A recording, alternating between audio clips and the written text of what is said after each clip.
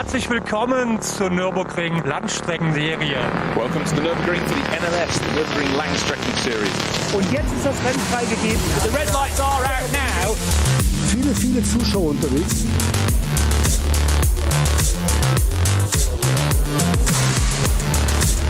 I would think that's very, very close. Jetzt kommt er ran, zieht sich ran.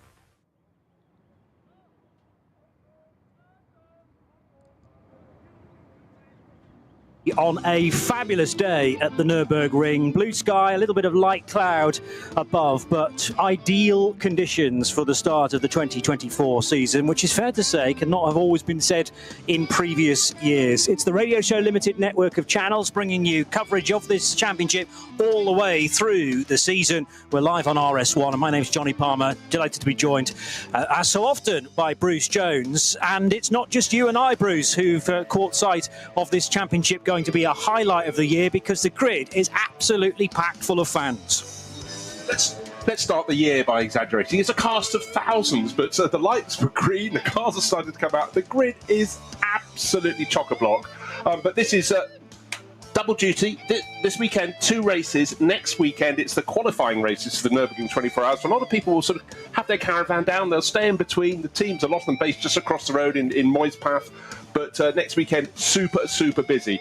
We'll come shortly to how people have... It's a different route now to get your ring permit, made more simple, but that's important because the Intercontinental GT Challenge, the Nürburgring 24 Hours for the first time, is a round of that. But we can talk about that through the course of the race. But it's onwards and upwards, and to start in spring sunshine, fabulous. Well, the good news is we've got just under 45 minutes of talking time before we get going at midday on the dot for a 4-hour race. And if you're in a GT3 car, of which we have plenty, then you're looking at probably a 27 or 28 lap race with, once we get going, 8 lap stints, although the first one awkwardly is 7 because, of course, the formation lap is so long around here. It's the 64th edition of the ADAC ACAS Cup, and also we should mention that normally these are Saturday races, have been predominantly in previous years, but this is a double weekend, so not only a 4-hour race today, but also, once again live on the Radio Show Limited network of channels, a 4-hour race to look forward to tomorrow, again beginning at midday all the way through till 4 o'clock. And it's a job just to get the cars away from their chevron formation on the pit lane apron out into the fast lane, because some of the cars struggling with the amount of turning circle they actually have to steer safely around the fans. Qualifying happening earlier on this morning as well, with hopefully 114 starters for this opening race. Tomorrow's event, by the way, is I've lost my bit of paper now for tomorrow's title of the race. What's that called? Oh yeah, the 63rd ADAC Rheinaldus Langstrecken-Rennen. Typically it was the sheet of paper I was holding, I just couldn't find the relevant bit. It's like people looking for their sunglasses are on top of their head. Precisely, but delighted that so many of the organising clubs are once again involved in the 2024 season, and you can't really afford to have a trying weekend this time around, because, you know, a technical problem or, heaven forbid, a crash today could obviously massively dent the potential for running well tomorrow, and indeed qualifying for the 24-hour race later on in the year. So as I said, qualifying for this race today happening earlier on. Great that we've got a Glickenhaus 004 in action this weekend as well in its baby blue. We'll delve into that and potential driver lineups for the N24 later on. The number 7 Lamborghini Huracan was out bright and early qualifying as well, with Danny Sufi and Torsten Kratz as its drivers for Conrad Motorsport. But Mercedes certainly having a strong showing as far as the HRT entry is concerned, with Danny Juncadella and his teammate Frank Bird. We've got a Grello Manthey Porsche in action as well for Laurence Vantor and Kevin Estre. So they've really turned out the big guns as far as that's concerned, and important for them to qualify well. And Falcon Motorsport here with a couple of cars, Alessio Picariello and Martin Ragginger.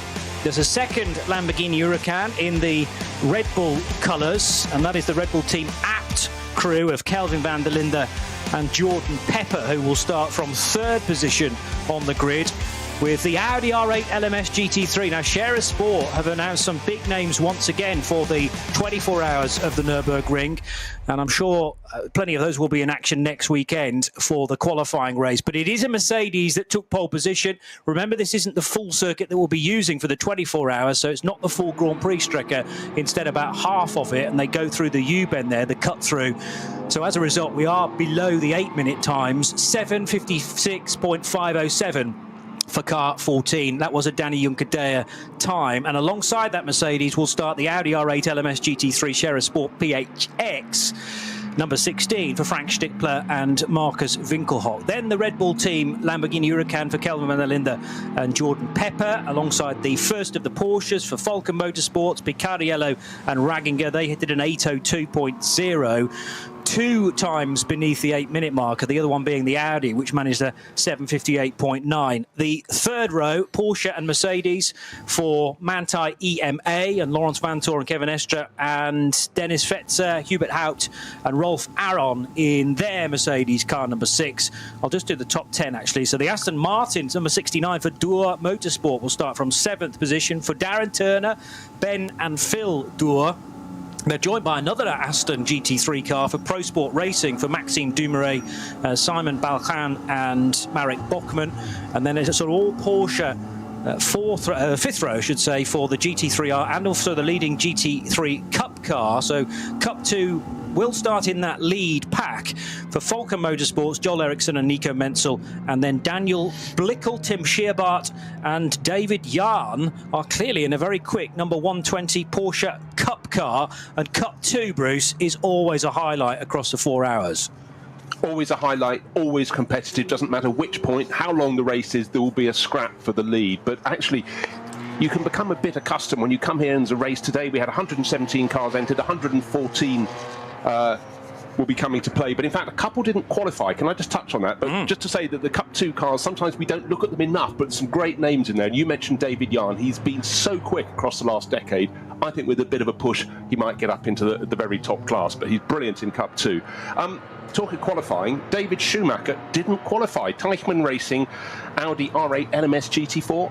Unfortunately, the reason he hasn't qualified that car, which is number 166, if you're looking at vln.de to check the entry list, too fast for his current ring permit. So he's transferred across to a BMW M240i racing class because he's desperate to get the mileage that he needs to get the permit.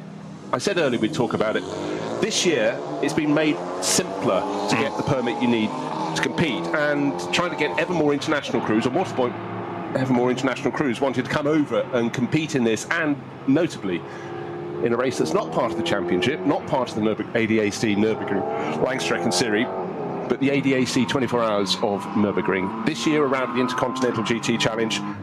Previously, drivers who didn't have a rig permit had to come and take part in several race weekends and behave in the correct fashion to get their ring permit. However, now they can come and do it all next weekend, get it done. There are 3 sessions and they need 2 good clean sessions and they will get the permit. Those are the qualifying races, and it really is qualifying to prove they're good enough to do it, and qualifying of course to go into the race in midsummer. But a much simpler system. It's just really reacting to the market forces, I suggest, but a good one.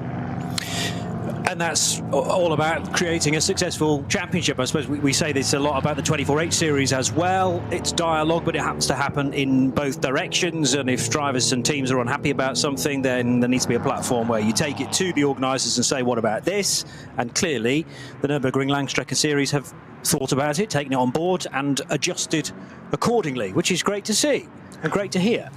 Well, you know, wind the clock back to in the early days of the pandemic and almost all motor racing was closing down. What the organising clubs involved with the NLS achieved was enormous, because they enabled us to go racing again by a very, very clever tweak. Because of social distancing, it seems like the dark ages, it was only a few years ago, but they decided, let's lengthen the pit lane so the crews can be further apart. So you'd drive into the pit lane, you'd have to turn sharp right under the pit building, and some of the sort of tyre change areas were out of the back, then you'd snake back through into the pit lane. Same number of cars, spread over a wider area. Very clever. So it's the club sitting down and talking about things, thinking about things and reacting. And that's what you need in all forms of life. Just caught a sight of the Glickenhaus racing car, which is making its way towards its starting position on the grid. Now, the drivers involved today, Thomas Much, Frank Meyer and Lance David Arnold, but a certain Combe Ledergar has grabbed headlines recently. This is an SPX entry, remember. It's not eligible in the GT3 category. It's never been a GT3 car because there isn't a road going, well, I say that. They haven't made quite enough cars for it to be eligible in the global GT3 category. So it's SPX. It definitely competes on the same sort of times though. And Combe Ledergar for the 24-hour race is a big signing, Bruce. Massive. You look at Combe's record over the years, and he's got that ability to do things called winning championships. You know, lots of drivers can be there or thereabouts, and particularly in GT3 racing around the world, it's so competitive, so many entries. But if somehow you can still work your way to the top and win titles in that, you're very good indeed. In fact, he was the Intercontinental GT Challenge champion back only in 2021. I think he was also the GT World Challenge Endurance champion and the Spa 24 winner. Not a bad year for him. So just look out for him. But bit by bit, the news will come in, the other names that are being added to the teams that are going to come out in the 24 hours. But here we are today for the first of 2 races this weekend. 114 cars going out to play. Cracking field of cars, but also the weather is good. It's been sunshine, it's bright blue sky at the moment. A little bit of shadow among the trees. Actually, it's a little less sunny than it was at early this morning when they went out qualifying, but a good dry surface. This is what all the teams and all the drivers need to get under their belt, get the season launched, get it launched well. One name that stands out for me because he loves this circuit, Alex Brundle. He'll be racing in Cup 2, and next weekend he'll be racing a gaggle of cars, including as a special race Ken Miles Cup for the Goodwood members meeting. So he'll be out with the other 60-year-old Ford Mustangs, hating every single second of it. Can I mention 2 other names that will certainly draw our attention over the next 4 hours, and probably for a number of them tomorrow as well? A certain Toyota FIA World Endurance Championship star and team principal of that initiative, Kamui Kobayashi, but not in a GT3 car. No, you'd automatically think that, but there are a couple of Toyota Gazoo Racing Super Evo GT4s in the GT4 class, and he's driving that with fellow Japanese racer Kazuto Kataka. It's car number 172, and Kataka's raced in that's Super GT in the GT300. That's the secondary category. He was the Super Formula Lights champion. You might go, Care? What's that? That's effectively their Formula 3 series back in 2022. And this year he's racing in Super Formula, the top single-seater series, and Super GT. So he's a person. But Japanese drivers have always had a fascination. And in fact, in the sister car is another driver who competes a lot over there, Seita Nonaka. He's in 173. I've watched him over the last year racing in GT World Challenge Asia, and he's a very impressive driver. So the lure of the Nürburgring Nordschleife is still massive. But I just love the fact, I mean, it's a really hard season for Kamui Kobayashi, team principal, and in one of the 2 lead cars. Yeah. There are 2 cars in the World Endurance Championship, and if you haven't been paying attention, it is phenomenal this year. So he'll be here this weekend and then going off to play at Imola coming up shortly. But I think it's fantastic. And Kamui is a driver who did a lot of his early racing in Germany. So, of course, you know, there's a certain tie there.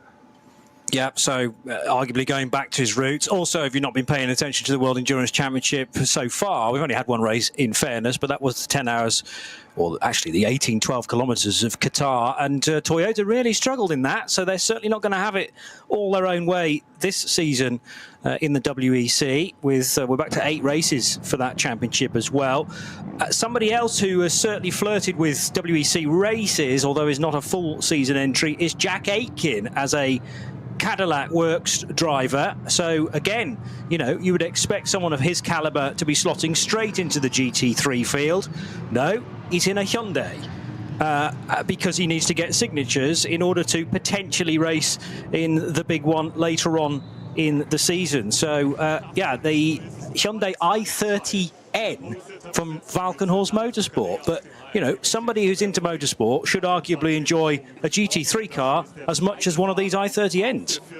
And it's on the best circuit in the world. So yes, exactly. Of course they should. But talking Hyundai, car number 831, just spotted it moving in past the pits. A couple of Canadian flags on the side windows there. and it's a Hyundai Elantra N. It's in TCR class, and it's Robert Wickens and sometime teammate Mark Wilkins. They've been doing fabulous things over the last few years. Not always together, but out of the same team. Brian Herter also sports in the IMSA Michelin Pilot Challenge, and Robert, of course, did a lot of his racing over in Germany, based 5 years in the DTM, superstar in that, one host of races.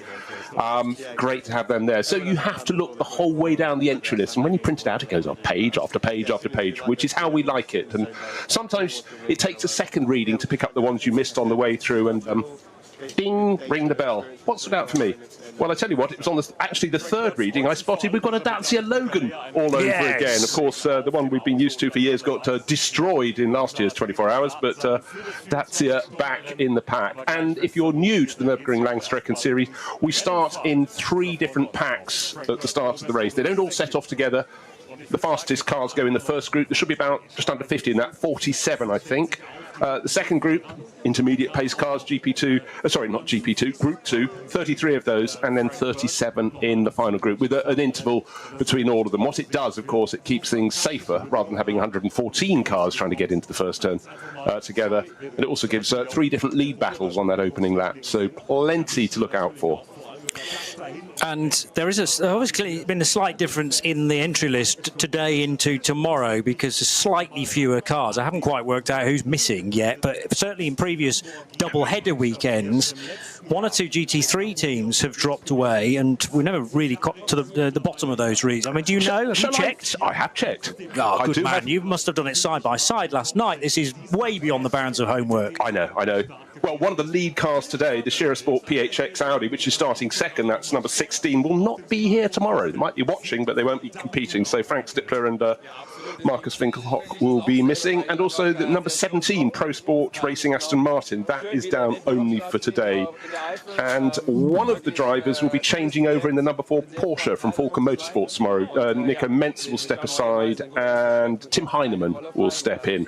You can then go on down through the field, and quite a few others. But about 6 or 7 are dropping out, and a couple are coming in. But it's still due to be, I think it's 107 on the entry list for tomorrow. It was 117 today. Looks so we'll get away with 114, because a few dropped in, dropped out. And as I was saying earlier, David Schumacher was intending to go qualifying in the 166 entry from the SP10 class, which is an Audi GT4, but that was classed as too quick a car for his current degree of permit certification. Oh, what a mouthful that was. But anyhow, he is not missing the race. He's going to be in an M240i BMW, which has its own class, and that is always one worth watching. That will go in the second group of cars at the start of the race.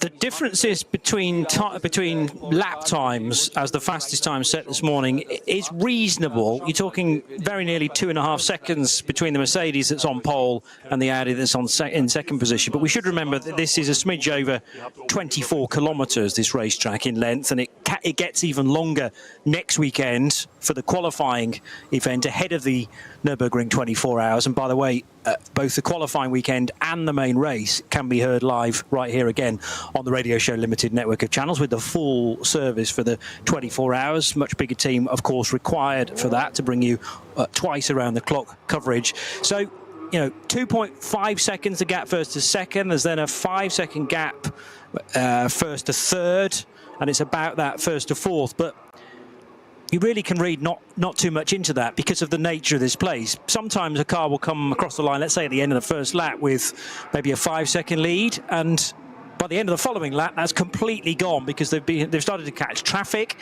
And also, if we get some of those yellow flag areas / code 120s, code 60s, that can be such an opportunity for the chasing car to gain back time. Yeah, Johnny, in many ways, qualifying is only important to a certain degree. You might get the advantage of pole position, but so many times across the course of the NLS season, the weather is going to be very mixed, and you could have a very wet track trying to dry out. You do not want to be the hero who then stussied into the barriers at Flugplatz or somewhere.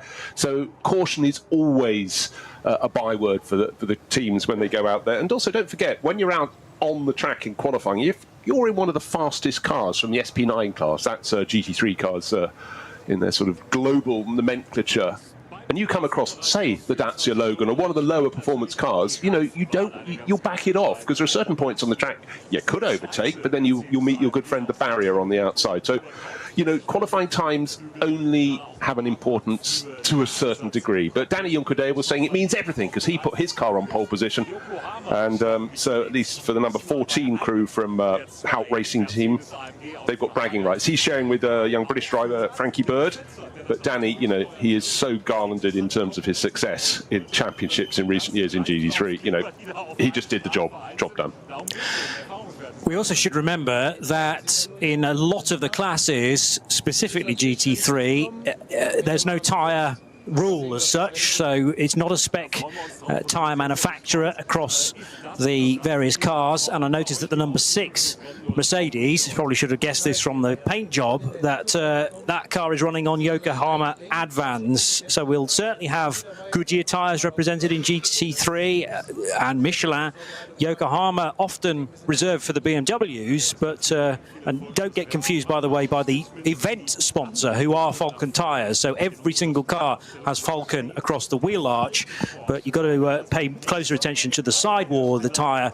And yeah, Yoko's on the number 6 car that will start from 6th position, and we'll try and detail other tyre manufacturers as we go. Falcon fairly obviously on their own tyres. I actually think when you've got a multi tyre format in a championship, you should force them to have their letters written large on the side of the car.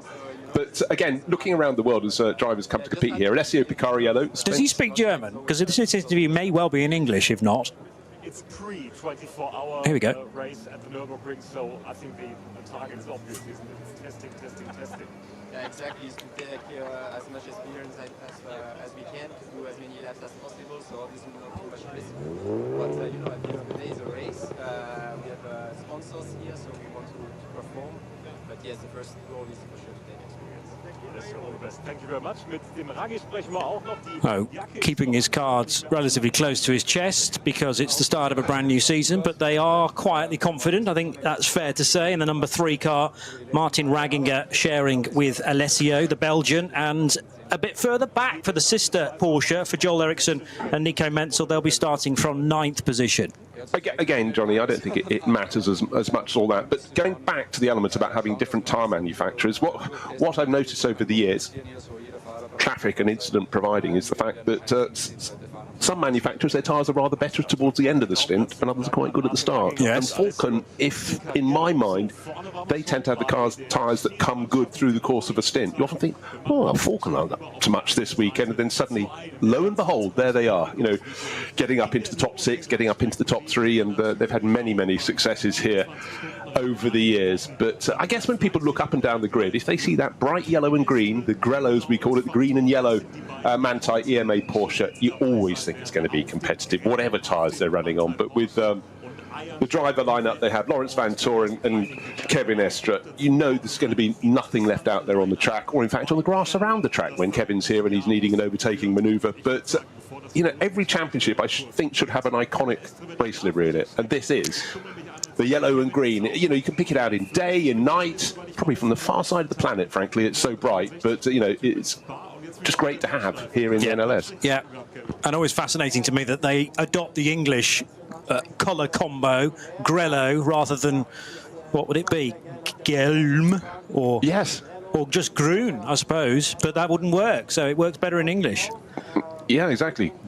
Groen-Gelb doesn't work. Groen-Gelb, yeah. No, you can't really combine them quite as well. Yeah. And I suppose globally, because there are global fans of this car, I'm sure there are tens of thousands, if not more, of the model version of this. I know that they sell them at the Tankstelle down at Moispat, not very far away from the start of the Dottinger Ruhr. It's a little petrol station, and for decades that's where you go to get your race accreditation, whether it's the German Grand Prix or the 24 hours. But you know, I have to literally keep my hands by my side to not come out with a load. I normally end up with a couple of books, you know, the book from the previous year. That's research. Some gratuitous books to add yet more books to my bookcases. But my policy now is to actually read them. Don't just buy them, read them. I had to rein myself in. But I think if I started going down the collecting model cars route, I don't know where it would end. No, I do, actually, divorce. It's that simple. I should have mentioned, by the way, Lucas Gajewski, our good friend, is doing the hard work on the grid, predominantly in German, so that's why we're not pausing for the interviews. Lucas just chatting to Kevin Estre, who's installed in the 911 car, and Kevin's German is as good as his English. He is French, bear in mind, but been racing German cars for a couple of decades now, so important to be fluent and multilingual. Looking further ahead of where Lucas is standing, though, the Lamborghini, I noticed, has qualified really well. Kelvin van der Linde and Jordan Pepper in the Red Bull team apt car, so 27 could go well in the opening stint. It'll be chasing the number 16 Audi R8 from Scherer Sport and the Mercedes number 14 of Daniel Juncadella and Frank Bird. We're unsure on some of the starting drivers at this stage, but that will be made much clearer by the end of the first racing lap. We've talked about tyres. Crucial, of course, as to how they adhere to the road surface, and you would expect it to be even better turning right at Arenberg and heading down into the Foxhole, because that's recently been resurfaced. Not short in speed, in fairness, most of the time, but could be even quicker now.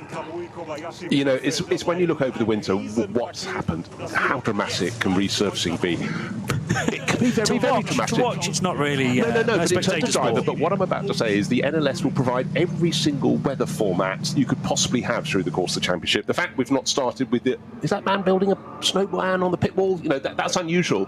But how do surfaces work with moisture on them? That will be the big question. And when you go to a circuit that has had a little bit of modification, you get the point where you go from, let's say, the old tarmac to the new, or the new to the old, and suddenly you've got either a lot more grip or a lot less. I do remember decades ago when Donington, they sort of stopped it just before the Craner curve, so you're coming down and didn't have much grip to start with all the aviation fuel from East Midlands Airport, and then suddenly you had a whole lot less. But again, these are pro drivers at the front of the field. People more likely to have a problem would be those at the back. But actually, the beauty, one of the many beauties about the NLS is the fact that drivers compete in it for not just years, for decades. Why not? They make their point of racing on the Nürburgring Nordschleife, best bit of racing tarmac, whether new or old, in the world. And they learn every time, because no time will the track be the same as the time before. And often it's those transitional bits which in the bad weather can really catch you out. But yeah, you do well to resurface all of this place in one afternoon. So that's the reason why you get different ages of asphalt, and the drivers need to weave that into their circuit knowledge as well, as if there wasn't enough going on in the first place. The green flag is waved on the dot with 19 minutes to go to race start time. And yes, folks, it really does take the best part of 20 minutes to do a formation lap around here. This is the sighter lap, much more crucial in those inclement weather conditions, but will be very useful nevertheless, because it might be that some drivers weren't actually sent out in the qualifying session, perhaps not for a quick lap at the very least. So Startgruppe 1, or the red group, Rot, it sets off now, and this is where we find the GT3s. So Mercedes and Audi leading Lamborghini and Porsche, but also in this group are the Porsche, no, not the Cup 2 cars, but the GT4 machinery is also as part of this. And Cup 2 is in there. Yeah, I thought I wasn't misthinking there. So Cup 2's a bit further back within this first start group. Yeah, they tuck in behind the SP class cars. So you've got the SPX class, which is the pale blue Glickenhaus, well, sky blue. And in fact, good grief, it's exactly the same Pantone colour as the sky above the Nürburgring. That would have been a very ambitious guess when they were getting that painted. But yeah, that's tucked in behind. And then the Cup 2s come a little bit further back in this lead group, which I would suggest, I think we were reckoning for 47 cars. That's not enough for us. We'll have a couple more groups, add another 70 cars to the mix.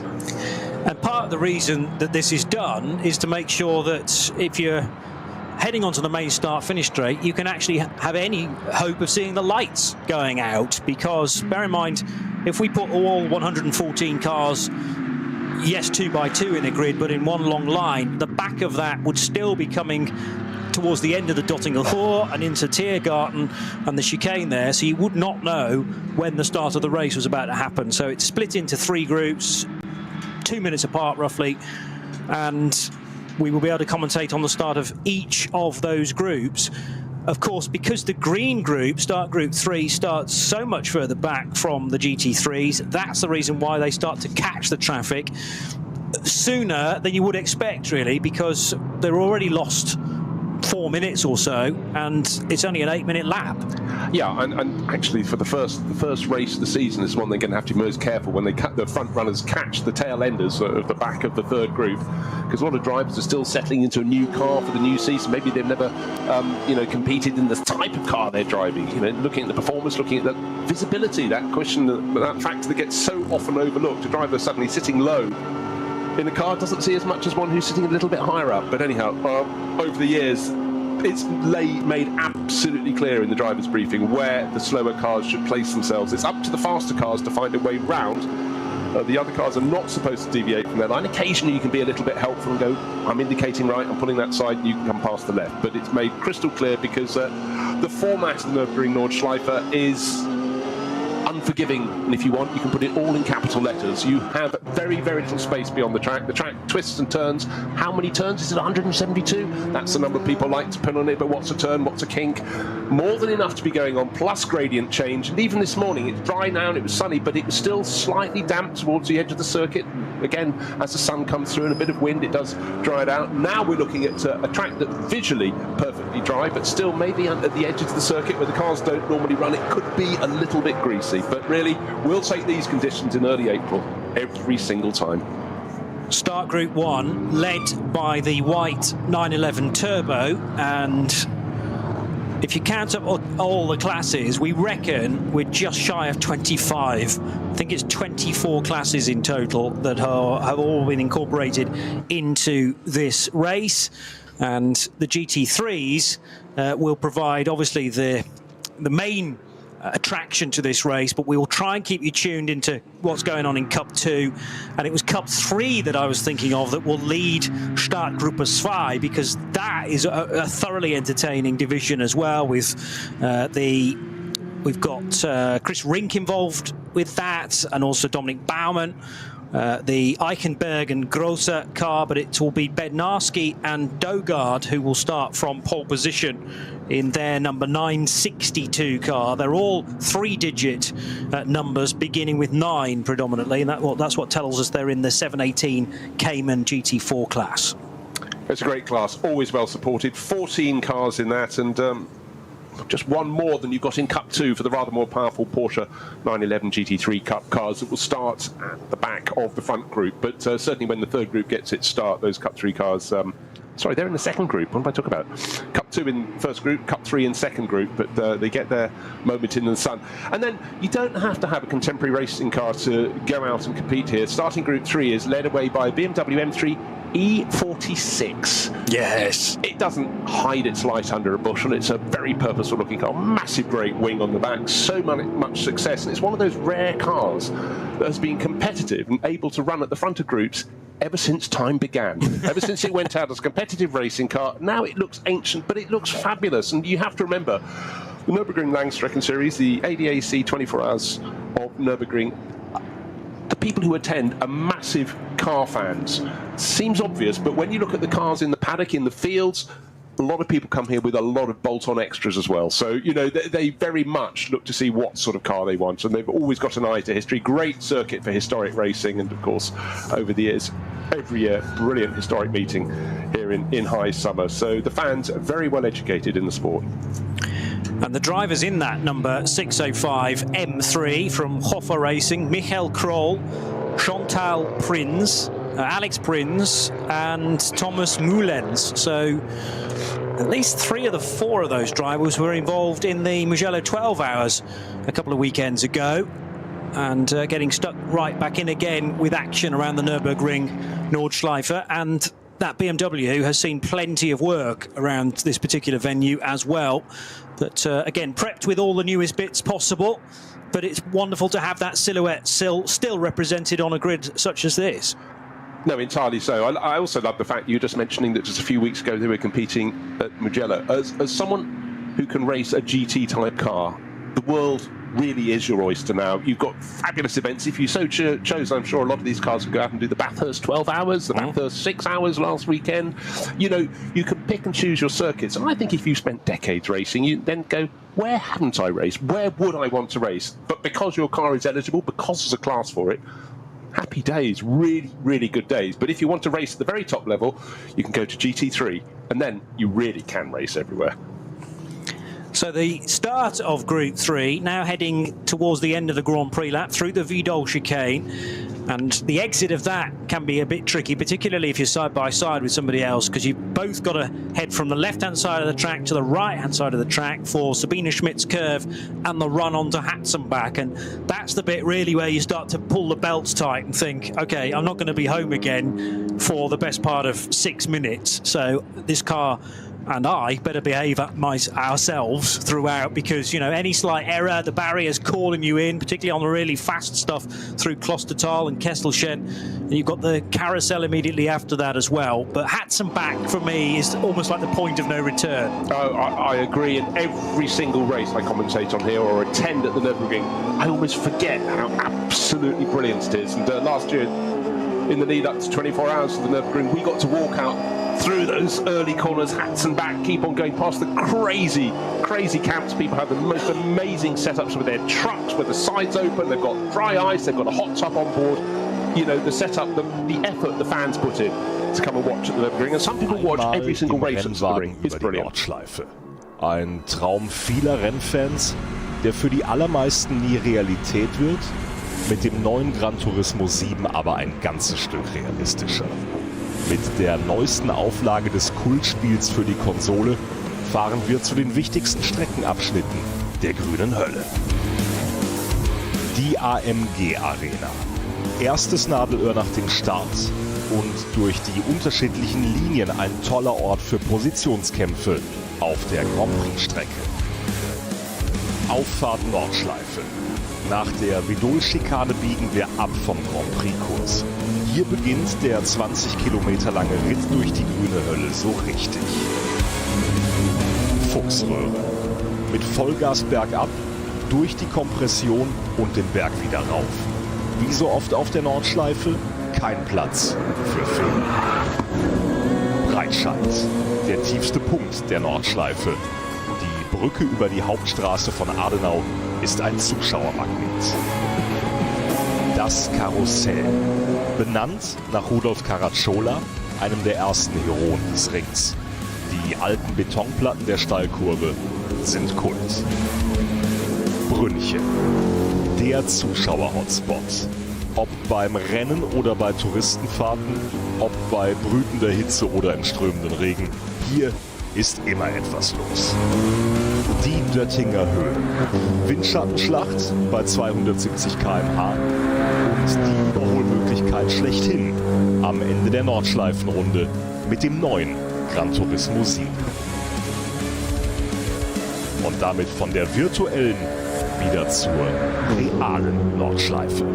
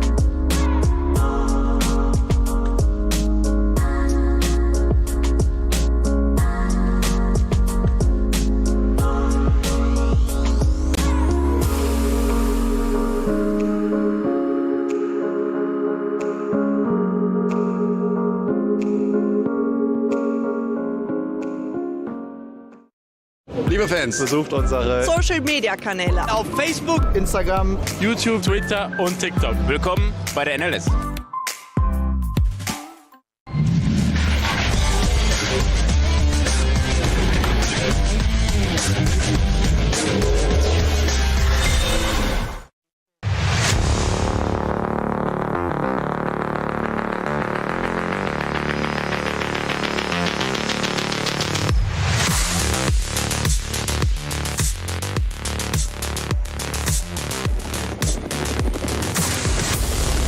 Excellent to see how many campsites are almost fit to bursting in places. Clearly people setting up for the weekend, and every more reason to do it at the start of the 2024 season because there are 2 races to take in across 2 days. So this is a nice rare treat.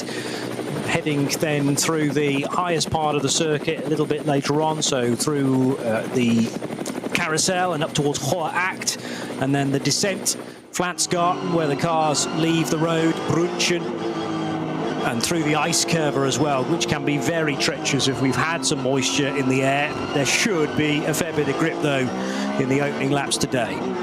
One thing that really differentiates the 24 hours from these NLS races, that these, particularly the early season one, you have slightly fewer fans, but a lot of them are very clever.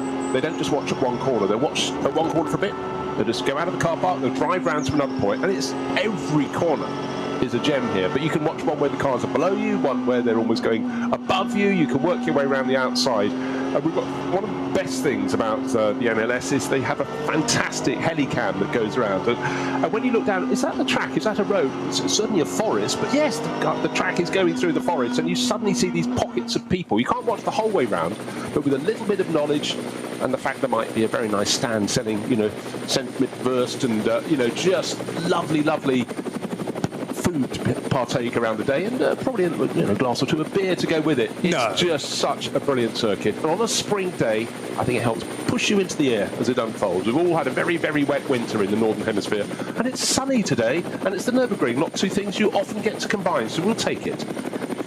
The other amazing thing is that if you were allowed to stand on the outside of the Swallow's Tail, the Schwabenschwanz, and look away from the track, you actually can't see the other bit of the circuit, the outgoing leg, because it's fields and fields away, and it's only then you get an idea of the footprint of this venue. Yes, there's elevation change, yes, there are many different corners, but it literally goes from town to village to town, then through Moispat, which has become its own sort of city, really, of car development, and then down the massively long straight to finish things off. But the sheer size of this place can often be forgotten about. It really has, and Johnny's timing, impeccable as ever. As he mentions Moispat, it comes into view from the helicam because the field of cars is coming on to that long, long run along Dottinger Höhe, then getting towards Tiergarten Bremskurve, end of the lap. But don't forget, this race will start not just the NLS season, but it will start in 3 start groups with the fastest cars at the very front, and the fastest in qualifying by 2.5 seconds was Danny Juncadella, the number 14 out racing team Mercedes. But the industry on the other side of the main road that runs alongside the Dottinger Höhe, the return leg to the pits, 20 years ago, it was farmland. Now it most certainly isn't. Manufacturers are embedded there. We have tyre companies and all the service industries that go with it. And bear in mind, the whole point of this circuit being built in the 1920s was to bring some employment to a very, very agricultural area. It's worked. Finally, it's worked, and it's a huge complex, and even now they're putting up other factories and other buildings alongside. So it's just permanent employment here for this region, and well deserved too. There is a significant Hyundai facility I've just noticed as well, which seems to have increased at least by a story since I last checked. And I think I've just spotted my own personal parking place at the Tankstelle, where I often leave the car for a bit just to go model shopping. And as you say, come back with several books. So that's always the first place to visit, not least because you need to sign on there for your media accreditation. So down the Dottinger Höhe and towards Antonius Bucher. It's, I think, by accident that this is the last part of the circuit, but it makes for an ideal finish to each and every lap because you've got this long, long straight where you can draft fellow cars that maybe you've been tracking for the best part of 18 or 19 kilometres. And to the line then, sometimes to the end of the race, your best overtaking opportunity is through this section. It most certainly is, and a bit like Monza in the early slipstreaming days before, 1971 and earlier, you actually don't want to make your move too soon, because you can draft past someone who will then tuck in behind you and draft past you as you get to the final twisters. And it's worth pointing out, the last 3 or 4 corners, it snaps, it goes into compression, it snaps to the left, it snaps to the right, and then left again. If you can get through all of those, and not all the drivers have over the years, you've got a chance. But it's a brilliant, brilliant circuit. We're about to start the season, 4 hours of racing up ahead. So many eyes then peering to the screens that are mounted in the roofs of the garages. They're hoping that they won't see their cars for the next 5 or 6 or certainly 7 laps. If they go beyond that, then there's been a problem. It's Mercedes on pole and a Lamborghini trying to sneak into second position. Now the green light is shown on the gantry, and the Mercedes does get away well, but was that the second of them threading its way through?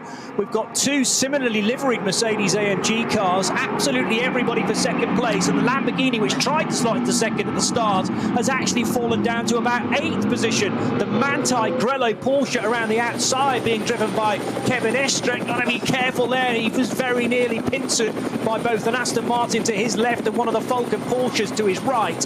And Kevin Estre just trying to box clever here as the Audi slips to 4th position. It's almost Mercedes first and third. In fact, it is. And it is the 14 car from pole position which has lost 2 places. So the next of the Mercedes, you have to look all the way back to 6th place. And it's been an absolutely killer start for either Dennis Vetzer, Hubert Haupt or Ralph Aron. We'll find out in a moment. Certainly has. I don't think I've ever seen 4, maybe 5 abreast into the first corner with 3 abreast right in behind them, but certainly a real scramble. But you know what? These are ultra-professional drives. They've kept it clean, kept it tidy, but certainly the Mercedes was escaping at the front of the field. What a brilliant job. But again, 2 black and red Mercedes heading down towards the camera at the first corner, trying to work out which is which, but the eye was just drawn to that racing action. But now we've got a clear lead of just about coming up a second as they go through chicane. They're soon going to be getting out towards, of course, the point where you say, Johnny, you draw your breath in. You're getting towards the Sabine Schmitz curves, and then Hatzenbag lies beyond. The track narrows. They're going over the 2 left-handers of the Sabine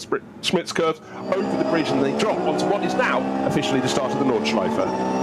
My only concern about the start for the number 6 Mercedes was, did it start to overtake cars before the red lights had been extinguished, or before they turned to a block of green on the starting gantry? That may well be looked at again by race control, but it is the Mercedes with the yellow rear wing, or certainly yellow writing on it, that is out front, and the pole sitting Merc of Danny Junkerdare or Frank Bird slipping from 1st back to 3rd position. Here comes the yellow group, Startgruppe 2, with Cup 3 at the front of it. So these are all Porsche Cayman Club Sports, the 718 Caymans, and again they're starting to spread their way across the road. 962 from pole position, Bednarski and Dalgaard versus Eichenberg and Grosser in their 959 car, and the first to make it, but not make the first corner, completely outbraking itself, is the 962, and then it gets a tap and a spin at the start of a 4-hour race.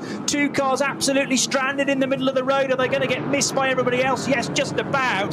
That started so well for 962 from pole position, leading into the first corner. Then it seemed like the car forgot to brake, and then it barely made turn 1, and after that got a biff which nerfed it into a spin, and only now will it limp away from the scene, stone last of start group 2. You know, sometimes when a driver makes a mistake into the first corner, it's because someone's right on their rear, but they had about a 3-car length advantage, but maybe they had that advantage and it was so big because they hadn't got around to the braking part. But anyhow, it's now snaking around the 962 Porsche after its off-track moment, coming back on, being clipped, but the car that clipped it, I think, has crept to the side of the track and may be out of the race already. What a dreadful way to start their season. Hopefully, I'm not right, hopefully they will get back to the pits and something can be repaired, but for 962, that was unfortunate. Believe it or not, though, you wouldn't necessarily say race over, because there's still 4 hours to go, and yes, Cup 3 is highly competitive, but if it takes a slightly earlier stop or a later stop compared to everybody else, then this may be the time to go off strategy and win the race that way, because 4 hours offers you much different opportunities, and you might well be forced into now slicing the cake in a slightly different way. Meanwhile, the runners in the start group 1 are heading now down towards the lowest part of the circuit at Brightside. and then up the other side. And in the meantime, start group 3 heading its way towards the start of the lap. This is the green group headed by the E46 BMW of the Krolls and Princes and Mühlner. But we've also got the Porsche Cayman S 981 starting alongside, which is car number 396. And then the first of the Hyundai i30Ns. Now that's not the Jack Aitken one, the Mertens and Hislop machine starting from 3rd position alongside Daniel Zils and Philip Lyson's BMW 330i. So the Hyundai's definitely there. In fact, there are 3 of them in this leading pack, but the BMW E46 rather, getting away well ahead of that white and purple. There's another spinner, and that's one of the BMWs, car number 64 or 04, might have been the 504 car for Bloom and Ulms. Everybody else, though, safely through that part of the circuit. I don't think it's particularly greasy at the first corner, but cold tyres, probably, even though they've had 24 kilometres to try and heat them up. There's nothing compared to pure race pace. Yeah, I think the tyres might have got a bit of heat, but I think maybe just a little bit of a cool brain at that point, unfortunately. But rejoined the circuit, looked like a 3.255. But again, looking at these groups of cars, I think the group with the most diversity is the final group of cars, Group 3. 37 of them took set off together with that incredible mixture of Porsches, BMWs, Hyundais, and much, much more. And in among them, the Toyota Supras look fantastic, and a couple of dark blue ones running in their Toyo tyres, and they've been big supporters of the ring over the years. Neat, tidy, one little rotation, no damage done. But waiting really now, probably 3/4 of the way around the lap, is our lead group, the SP9 cars, the GT3 runners, being followed by the cameras out around the circuit, and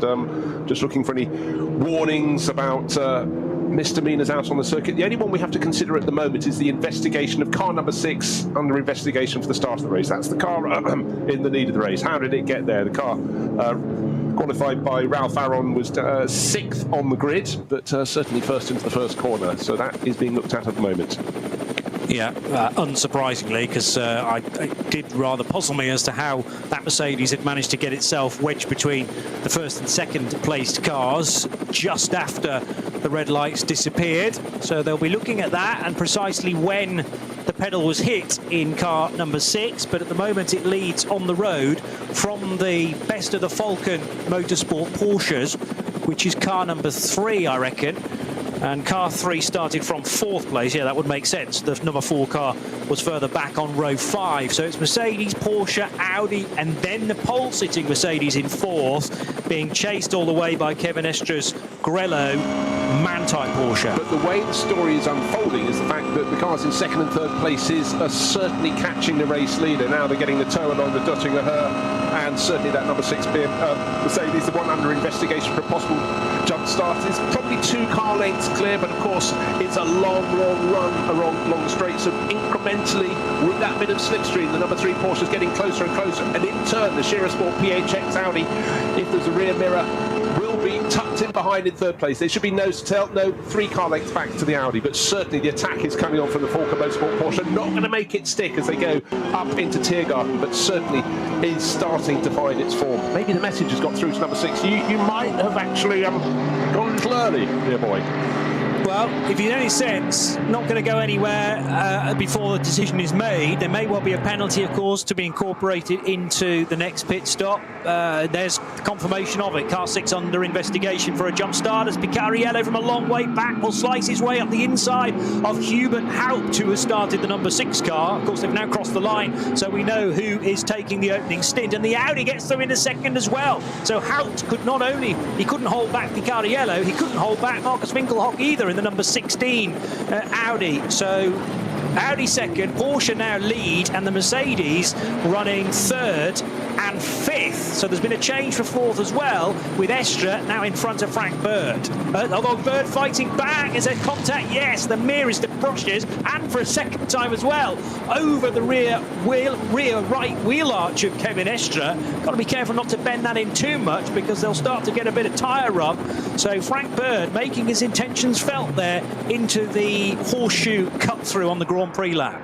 putting his beak in, one would say. Very good. A couple of times pecking away there, but certainly the Manthey Porsche, the one in the Grello livery, has been making up ground. Likewise, Winkelhock up into second place, but through the part of the Grand Prix circuit that they use, our race leader is pulling further clear, which is Alessio Picariello, just took the lead towards the start of this lap and is getting clear. Hubert Hout falling back, but at least he's the team chief. He's the one who's made the jump start. He's gone from leading this race back to second, back to third behind Winkelhock. Now he's got the Grello Porsche tucked in behind. Kevin Estre looking very busy indeed. Has now made just enough of an advantage over Frank Bird to sort of stem that attack, and in sixth place and seventh, they're very close indeed. It's Joel Eriksson in the second of the Orca Motorsport cars, and Jordan Pepper, South African racer, in the best of the Lamborghinis, down in seventh. But that was a car that went a good initial start and then got swamped by those, including the number 6 Mercedes, that maybe went a little bit early. It did go a little bit early because there has now been a decision made. It's going to be a drive-through penalty for Hubert Hout because of the start that he made. The Lamborghini very nearly went too early. Car 27 for Jordan Pepper. And then through goes Hubert Hout. The lights only just changing, and he was already on the second row and very nearly in between the first and second placed cars. So that wasn't the most difficult decision to make, I have to say. It wasn't really, but it also proved to me why the Lamborghini, the Abt Lamborghini in the Red Bull livery, lost ground, because he had to absolutely check. Everybody else had the momentum to come past, because it was Frank Bird who was in the car that was starting on pole, number 14. He hesitated. That held back the Lamborghini. Nothing held back Hubert Hout in the number 6 car, the sister car of the pole starting car, thus taking the lead. But I'd like to see that replay again, because I sort of fancied there were 2 sets of starting lights and one seems still to be red. I'll have to have a look at that. It might have been something red on the hoarding, but certainly there was a question, but the answer has been provided. A drive-through penalty for the number 6 Mercedes, and that will be falling back down the order one field. But they get to a slow zone just early on their second run through onto the Nordschleife. I'm trying to pick up exactly where that has been thrown. It is heading into Adenauer Forst, yes, I think, isn't it? So yep. This is the clearing at the base of the foxhole, recently resurfaced Fuchsrohre. So into Adenauer Forest, then you can start getting going. And Kevin Estre tried to draw alongside Hubert Hout there, but he was only shown the outside line. And Hout, who's presumably been told about his drive-through penalty now, did not want to relinquish any further position. So despite Kevin Estre's best efforts, and that's the key, yes, you've got to be aware where the code 60 starts, but where's the green flag? Because you've got to get the hammer down, ideally, ahead of those cars immediately in front of you. Praising the form of Marcus Winkelhock, working his way forward for Sport PHX in the Audi, but under investigation for pushing another car. We know Marcus is forceful, we know he's quick, but we'll keep an eye out on that one. But certainly it goes to show at the very front of the field, it's very, very busy indeed. Just want to point out that it's not just about the top class, it's not just about SP9, but running in the top 10, that's always a good sign. In Cup 2, in the Porsche Cup class for 911 GT3s, if you can do that. Tim Scheerbart is doing that very job, leading the class 9th overall. Next best in class is down in 12th, which is Jans, but Tim Scheerbart, Avia W&S Motorsport, leading that class. He's just ahead of American racer Danny Sufi, who's in the Conrad Motorsport Evo 1 Lamborghini, that is. The other ones are Evo 2s by and large, so the older Lamborghini for Conrad Motorsport completing the top 10. And then comes in 11th place the Glickenhaus. Yeah, we'll keep an eye on how the Glickenhaus gets on throughout the course of the race, of course. Just hearing that now the number 16 Audi is under investigation for potentially pushing another car. I'm not sure I remember that happening, but it may well have been out of our vision, of course. But that's Marcus Winkelhock who's potentially in the crosshair there for another penalty, maybe a drive-through. Yeah, it certainly could be plenty of provocation and opportunity around the opening lap, because as we said, they were very, very close indeed through the early stages of that opening lap, as they will be here. But right now, it's again just doubly checking out around the circuit how many stop-start periods we got. Not stop, but slow right down. We've had that slow zone. They negotiated it well. You do gain and others lose, but certainly at the head of the field, first couple of cars starting to make good their escape. Yeah, so Marshall Post 44, which is known as Jaguar, is now clear, and there was briefly a slow zone at Brunchen as well, but that's also now been withdrawn. So it looks like the track is clear everywhere, including at Arenberg. But as I say that, now Hoheichen has a yellow flag at it, and you'll get a flavour, if you've never experienced the Nürburgring Langstrecken-Serie before, you'll get a flavour of how rare a fully green track can be, because no sooner have the track staff and hard-working marshals cleared up an incident than the next one strikes, and possibly at the very next post. Well, indeed, and many a time the fastest lap of the race can be set on the first lap, but more likely the second or third lap, when you've got a little bit of a gap between the cars, but it's before.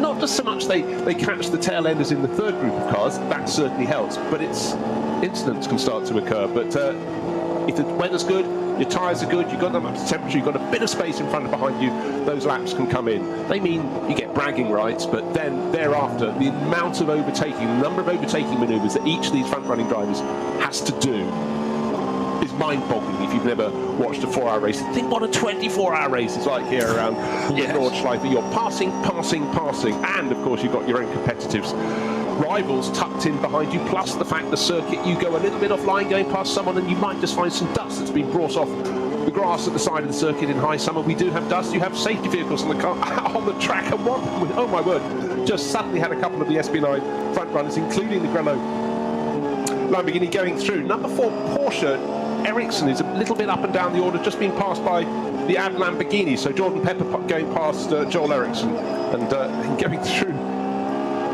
It's about jockeying for position. When you've got the front group of cars, you realise you can really work off your rivals, and it's the very best of them are doing that, and Jordan Pepper knows it very well. He just picked off one. He's got another one in his sights. I was just about to say that Joel Eriksson probably reasonably pleased with the start of his race, because he started in 9th and had been running in 6th, but as you say, Jordan Pepper slipping by for that position now, so Eriksson back a spot 2, but it's been a real snakes and ladders opening few laps for the Swede. Yeah, but meanwhile, nose to tail here, because the Pepper Huracan is being caught by the Porsche Bruce. Well, it's a double toe. They're right behind the Grello Porsche, which is absolutely taking the inside line, and well, actually that has slightly stymied. There's a Sirocco going around the outside the circuit rather slowly, so they all had to back off. But just as Eriksson had lost position to the Lamborghini of Jordan Pepper, he got right under its rear wing, but then got interrupted by what the Lamborghini was doing with the tow it was receiving from the Grello Porsche, and a couple of front runners coming into the pits. Looks like, is that both of the Hout Racing Mercedes? One's coming in because it's got a drive-through penalty, but it looks like number 14 came in as well. And that was the car that started on pole. Down the inside goes Jordan Pepper with an overtake attempt, at least, on Kevin Estre. That's at turn 1. So Lamborghini from Red Bull apt, battling with the Manthey EMA Porsche. Joel Eriksson, of course, in their shadow, but ready to pick up any pieces that might come his way. And again, Kevin Estre's going to feel like the main target man here, because it was Frank Bird having a nibble on his rear right only a couple of laps ago, and that time Jordan Pepper was very close to the rear left wheel arch of the Frenchman's car. Through the cut-through they will go. Aston Martin not very far away from being involved in this battle either. So it's for 3rd, 4th, 5th and 6th. That's Marek Bachmann in the green and white Aston Martin. It's an SP9 Pro-Am car, but there's nothing to stop that doing very, very well in the overall positions if they carry good consistency across the race. So it was not the best qualified Pro-Am car. That's actually the number 6, the Hubert Haupt machine, that had to come in for a drive-through penalty. So now that has put the Bachmann-driven Aston Martin into the lead of the subcategory. Yeah, so just to reiterate, it was both the Hout Racing team, the Yokohama livery black and red Mercedes AMGs that came in. One for the reason it had a drive-through penalty, the other because who knows? It just simply could, but that is very, very early. Beginning to wonder, has it picked up a slow puncture or something? Because, you know, normally you divide this race, it's 4 hours. It should be metronomically at the top of the hour, at the top of the hour, at the top of the hour. 3 pit stops. We talked before the race, Johnny, about how you can bring yours forward a little bit, which means the pit stops are timed according to when you come in. You would end up with a longer first pit stop, but a shorter final pit stop. It's how you want to do it. Now, one thing you don't want to do is go around. I thought that one of the cars just spotted a very strange angle. 1-2-1 in the heat of the battle in the Porsche Cup 2 class. It's K. Kramer Racing, always competitive. It's it's obviously had a little bit of front-end contact because some of its bodywork in front of the driver, at the front of the bonnet, if you will, has doubled back. So it's got an air brake. Very, very handy. Not at all. So the drive-through was indeed that for Hubert Haupt, timed at 16 seconds, which is, yeah, is that about right? I would have thought it'd be slightly longer than that, so okay, we'll take that with a pinch of salt, but it was a short stop. He won't have visited the team. Frank Bird clearly did in the number 14 car, but again, not for an extended period of time, so I might go with your theory that it was a slow puncture. Didn't want to spend too long in the pits, and yes, there is a minimum pit stop reference time, but when you're doing emergency service, as in repairing a damaged or punctured tyre, I'm sure the regulations allow for that, much like in the ACO rules type of racing as well. So in and relatively quickly out, but Frank Bird, of course, has lost his top 3 running order and instead slips down to what it's shown as 8th place at the moment, but will allow the rest of this lap to be completed, because it'll be worse than that, I reckon. The Conrad Motorsport Lamborghini will certainly have slipped by, and yes, he will be outside of the top 20 now, that number 14 Frank Bird car, only just now going through the first sector. And whereas most people, it took 1 minute and 6 seconds, Frank Bird took 2.5 minutes. So he stopped with the team for probably 1 minute and 20 odd seconds before rejoining. Hubert Haupt, that was much more like a 30-second delay in order to serve his drive-through and return to the racetrack. So Hubert Haupt also clearly dropping positions, but rightfully so, because he got a much too good a start at midday today when we got underway. Jordan Pepper giving Kevin Estre absolutely no peace whatsoever, and 2 wheels on the grass briefly there from the Red Bull apt Lamborghini Huracan. The Huracan for me looks the quicker car of these two. Kevin Estre is putting the car in the right positions on the road. It's not often you get to watch Kevin Estre having to be defensive. He's normally, you know, one of the arch-attacking drivers, but Jordan Pepper had a little look down the inside at the start of this lap into the first corner. No way, said Kevin Estre, but since then he's kept his car smooth and clean, but on the racing line a little bit to provide no option whatsoever. But certainly Jordan Pepper, you're right, Johnny, does appear to be a little bit quicker, works the slipstream very well, and it's also how they work the traffic. And as I say that, talk about thread in the eye of the needle. They go between a couple of Porsche Caymans from the 3rd starting group. It looks super easy. And when you look at the pace of the cars at the back, you think, God, they're going so slowly. They're not. If you look at them without the SP9 cars coming through, you think they're doing a fantastic job, really getting this fabulous flow and carrying their speed. At the bottom of the hill, they're going to come up towards the carousel. No problem at all for the SP9 class cars. But there is a problem for Audi number 311 being pushed back into the pit garage. So that clearly at this early stage in this 4-hour race is not what the doctor ordered. The bonnet's up. That's MSC Motorsport Club Sinzig. And for Wolfgang Haug, Rudi Speich and Roland Vaschgau, that's not what they want, but still time to get back out there all over again. That's true. Roland Vaschgau it was who's brought that car in, and the bonnet immediately lifted. That suggests the team have a rough idea as to which part of the car to attack first in an effort to repair it. But a shame that for the SP3T car to be out of the running or out of the reckoning so early on. SP3T, that is the only entry, but they will have picked other cars within other categories that they can race with, and unfortunately it's those competitors that are getting the firm advantage whilst that Audi sits in the garage.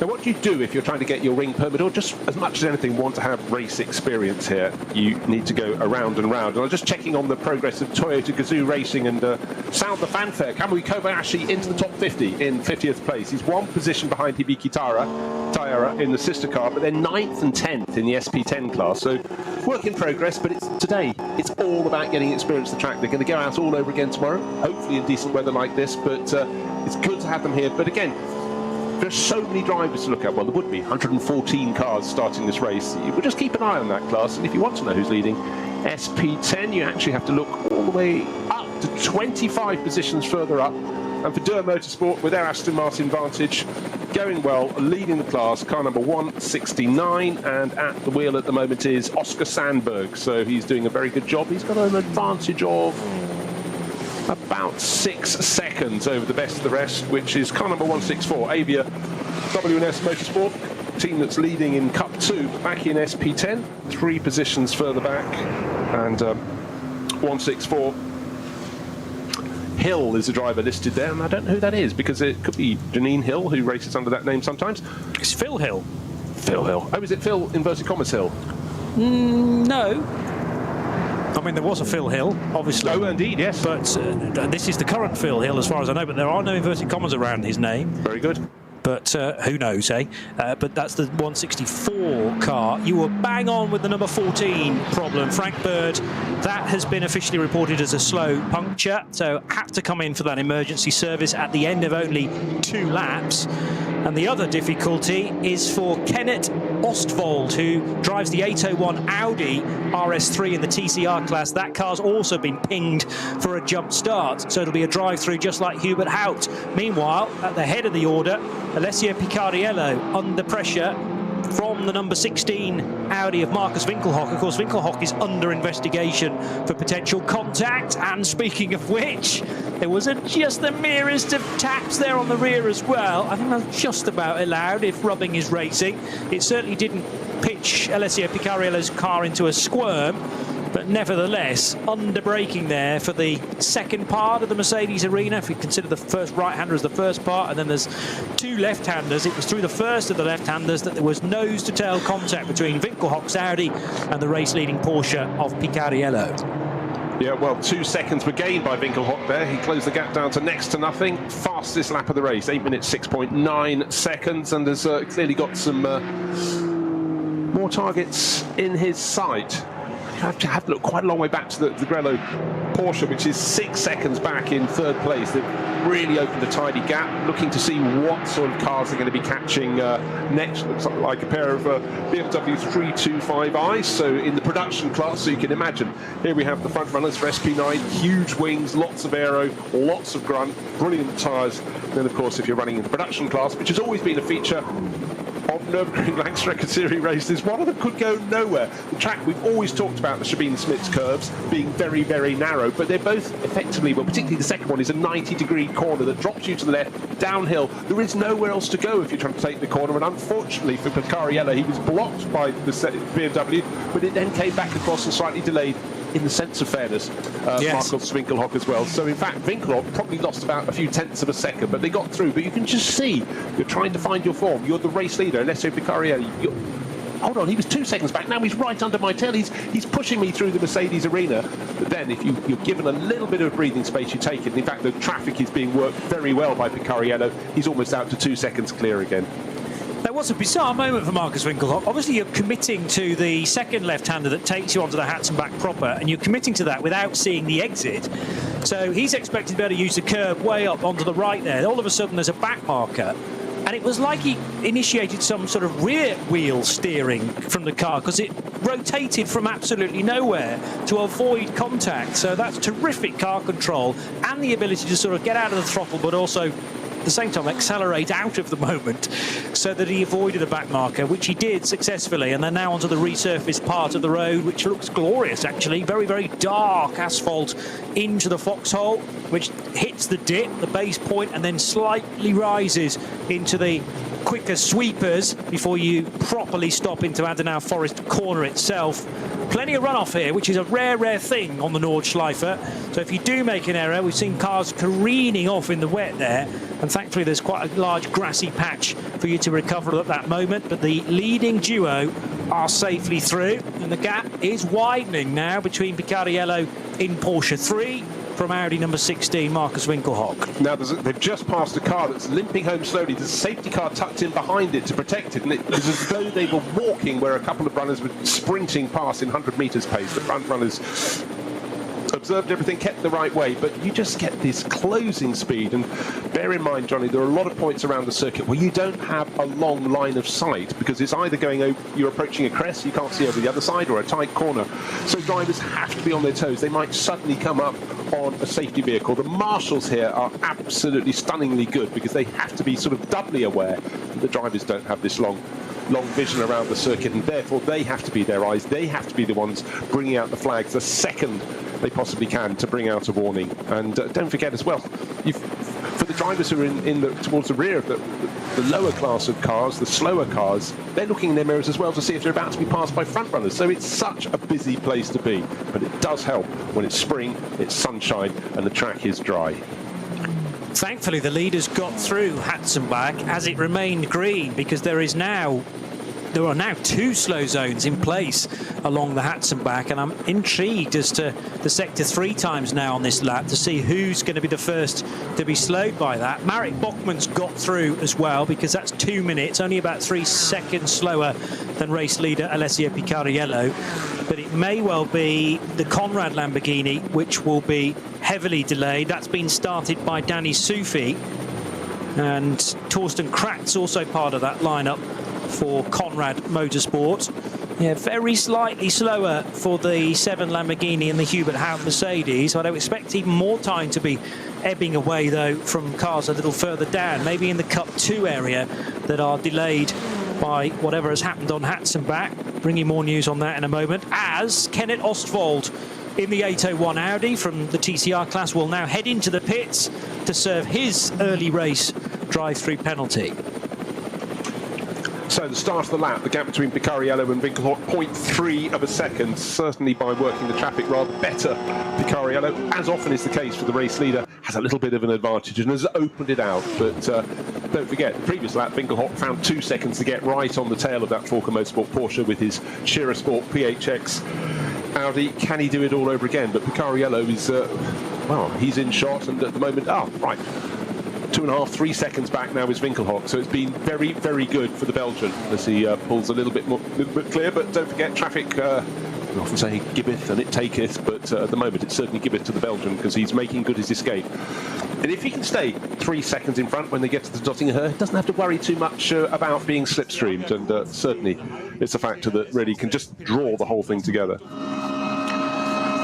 Now, what has happened to one of the K. Kramer Racing Porsches? Because it's Michele Di Martino who's not appeared at the end of Sector 3. So is Martino in the wall, or certainly in strife somewhere along the Hatzenbach? He was possibly a little slow through Sector 2, but now just has not appeared at the end of Sector 3. I'll keep my eyes peeled there. SP10 is led by the 169 car. 169... is the Aston Martin GT4 of Oscar Sandberg, as the 311 Audi looks like it's going to return to the racetrack. So that's been a fair delay, maybe losing about a lap because of that difficulty for the MSC Sinsig AV-TT, the Audi TT, but at least our only SP3T runner will return to competition now. Right, just want to fill you in on how much ground was lost by the number 14 Mercedes with that stop for a tyre change. It fell to 24th at the start of the last lap. It will pick off those in front of it, but really to be up among its class runners, it needs to be, well, run down to SP9 class cars, go down 5 Pro entries, then 3 Pro-Ams. That takes you down to number 6. That's the sister car. Don't forget, that was a drive-through penalty for them. That was Hubert Haupt, who jumped the start and then some.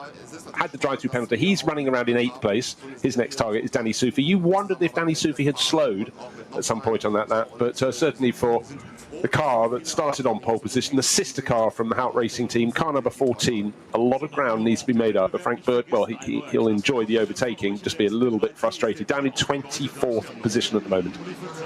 We're actually hearing that it's the 730 BMW 390L which is stuck on Hatzenbach, the entry from Plus Line Racing Team.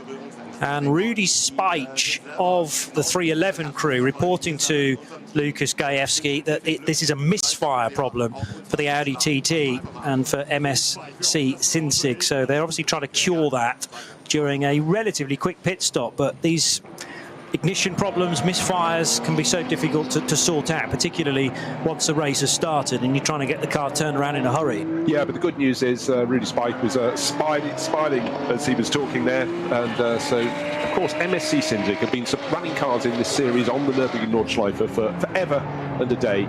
He'll have seen it all as the team chief. He'll have sort of had the frustration, but he was smiling, so I think that's a good thing. So they lost a lap and a bit more, but there's a race today, same again tomorrow, another 4 hours, and the weather conditions are very, very good. So these are really important moments for them at the start of the season. Get a decent start. Now 480 is the car that's being pushed back into the garage. This was travelling quite slowly, a white VW Sirocco in one of the production classes, and hazard lamps are flashing, but bonnet up, so maybe a similar problem for them as the Audi TT just suffered. But the 311 Audi back in the race, but for the VW number 480, it's in the garage, bonnet up. Early season frustrations, hopefully something that can be solved, and that's for Christian Koerger, Thomas Elpiger and Bastian Arend. If it is the 730 car which is causing those slow zones on Hatzenbach, then it's Dennis Surace, or Suracha, not entirely sure to be honest, but he competed in NLS last year for MSC Kempenich in the V4 category, and the number 730 car, which is also a V4 entry, the 390L BMW, causing a lot of cars. Oh yes, he's found the tyre wall on driver's left partway along Hatzenbach, and the tyres are deliberately put there because it's very easy to straight line the section of grass beforehand and pile straight into the tyres. Hopefully there's not been too much damage done to that car, because it's not pushed the tyres back by a great deal, but clearly too damaged for the car to continue. Yeah, I think we are probably talking a broken steering link or something from the clipping it. But so many times at Hatzenbach, you actually start your accident at one corner and you're several twisters later when it comes to an end. But it almost got through that sort of stricture, wonderful twisting section of the track. But for him, I think he went wrong about 2 corners before that, and the nose of that Porsche just in against the tyre wall. All the cars going past have to slow right down code 60 at that area, and that was including actually Joel Eriksson got quite close to the battling 3rd and 4th place runners of Kevin Estre and Jordan Pepper, the Grello Porsche ahead of the Lamborghini in the Red Bull race livery, and then the second of the 2 Forca Motorsports Porsches. Got very close, but the Swede managed to back out of it, so he's running 5th. But luckily for Forca Motorsports, their other car is running 1st, and that is, of course, Alessio Picariello, 3 and a bit seconds clear of Marcus Winkelhock. And the BMW that we mentioned remaining in the pit lane, unfortunately, so that car still being worked on. Meanwhile, Alessio Picariello has just set the fastest lap of the race, which is an 8 minutes .123. We'll call that 8 flat. Might as well, eh? Yeah. The 123 is quite easy to remember too. Scherer Sport Audi 3.1 seconds away then for Marcus Winkelhock. And even though Marcus was able to take the pace to Alessio Picariello in the early stages, Picariello now just finding his stride, possibly landing upon the code 60s at the right point as well. And that's forcing a bit more of a wedge between the top 2 cars. It's another Porsche in 3rd for Kevin Estre, Manthey EMA, and again he's weathered a storm. In the early phase of that stint, Jordan Pepper was all over him, and there's now a 3-second lead. Does this go to your point about certain tyre manufacturers making their tyres, or at least the cars being set up to be stronger in the second half of a stint? Pause. Possibly is the reply to that. But, only because it's 2 Porsches, but from different entry. You know, Falcon and Manthey are as competitive as Audi versus Porsche versus Mercedes. You know, yes, they both run the same type of car, but there are no ties between those 2 teams. No, I was being a bit obscure there, but I mean the hardest thing through the course of these 4-hour races, but think what it's like multiplied by 6, the 24 hours, is to gauge the actual pace of the car, because there are so many slower cars that can just you lose momentum, but it's not just into one corner. Often the next 3 corners you're affected. But certainly that lap of 8 minutes flat. Bear in mind the pole lap this morning, they go out and effectively do 2 laps. It was 7 minutes. Well, I've lost it now. 7 minutes 56.5 seconds. But you know, that's without too much traffic and stuff. But so few laps in the race are run without a code 60, a warning, a gaggle of traffic, that it's always very hard to tell exactly who is at what pace. But what I can tell you at the moment is Alessio Picariello has started this lap 3 seconds clear. I dare say if I flip through various timing screens, I'll see if he's extending it. But in fact, around this lap, quite the reverse. Marcus Winkelhock is closing in all over again in 2nd place. In the 1st sector, he took a 10th. The 2nd sector, he took, an entire second. The following sector, he took another 6-7 tenths of a second. So it looks as though 1st to 2nd is coming down. But what traffic lies ahead? That's the eternal question. Well, it's a relentless pace being run. I couldn't quite believe it when I looked at the clock just to discover we've had nearly 40 minutes of this, and we're well through our 5th lap of what should be a 7-lap stint, although it will be interesting to see whether anyone does peel off at the end of this circuit to pit road, because it's going to be quieter in the pit lane, theoretically, and you can take a shorter pit stop because you will have only done 5 laps as opposed to those that push it to the very edge of the envelope and to 7, 8 later, because the fuel mileage will allow 8 in total, and therefore once you add all the laps up, we should be around about the 28 lap marker at the end of 4 hours, depending of course how many code 60s, how many slow zones there are between now and then. Yeah, and just to sort of paraphrase, the earlier you make your first pit stop, that necessarily brings all your other pit stops forward in the sequence. Still 8 laps, but I know what you're saying. Yeah. The start point is earlier in the race. Exactly, but bear in mind, if you come in, say for example you pit at the end of this lap, your pit stop will have to be 306 seconds. What does that mean? Well, I'll tell you what, if you come in the next time round, it has to be another 22 seconds longer.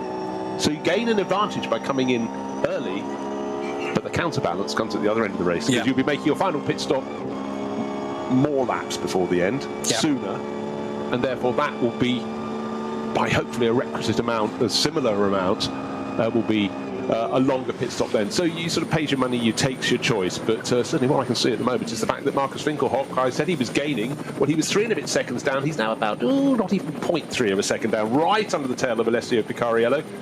So it's Porsche from Audi, Porsche in 3rd place, which is Kevin Estre, Matt Tailleme, Lamborghini from Red Bull Team Abt, Jordan Pepper, and in 4th and 5th, the last of the pro runners in the top 5 is Joel Eriksson in the 2nd of the Porsches from Falcon Motorsport. But down the Döttinger or along the Döttinger, when you say down, it always suggests it's running downhill. It does have a little dip and then it rises, but it's largely a flat stretch of tarmac.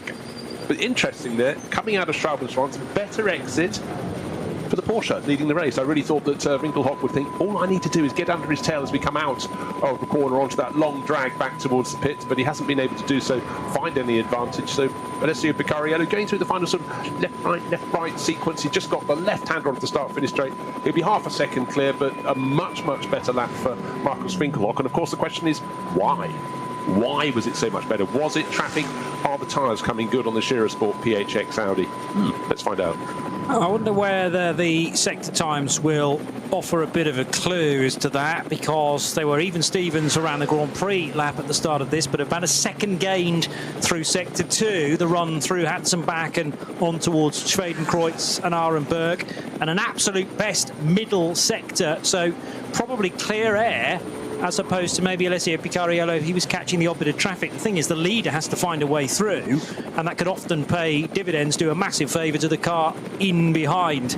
So second gained through sector 2 on the previous lap, about just over half a second gained through the middle sector, and then another full second in the very long sector, which takes just over 3 minutes. So it was nip and tuck here and there, but the accumulative result is that the 3 seconds gained by Marcus Winkelhock in the blue and white Scherer Sport Audi with the Dayglow door mirrors, Dayglow yellow door mirrors, and now heading through the kink and up towards the Vidal chicane, first and second absolutely together. And just to make things confusing, with that slow zone, their laps were about 20-21 seconds slower than the previous lap, but that's why it's always hard to judge unless you can look at every single split time. Now to the high side of BMW 651 goes the race leader as the lead battle continues.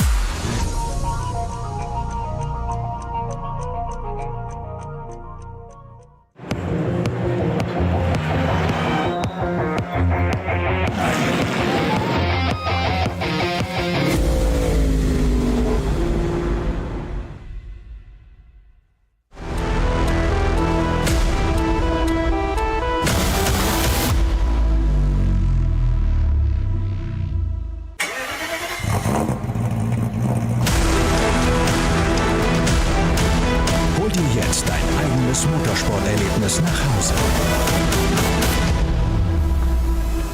Dein Online-Shop für Simracing-Hardware und Zubehör. www.simraceshop.de. Liebe Fans, besucht unsere Social-Media-Kanäle auf Facebook, Instagram, YouTube, Twitter und TikTok. Willkommen bei der NLS.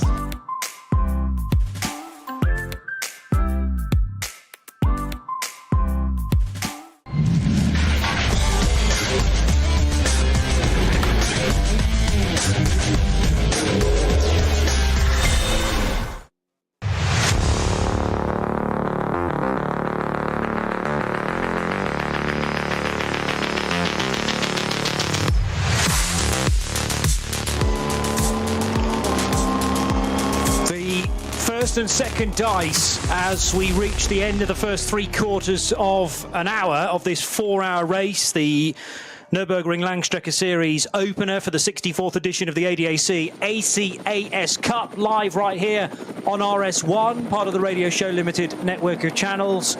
It's Lucas Gajewski bringing us occasional English interviews from the pit lane. Bruce Jones and Johnny Palmer in the Global Broadcast Centre, thoroughly enjoying Alessio Picariello up against Marcus Winkelhock.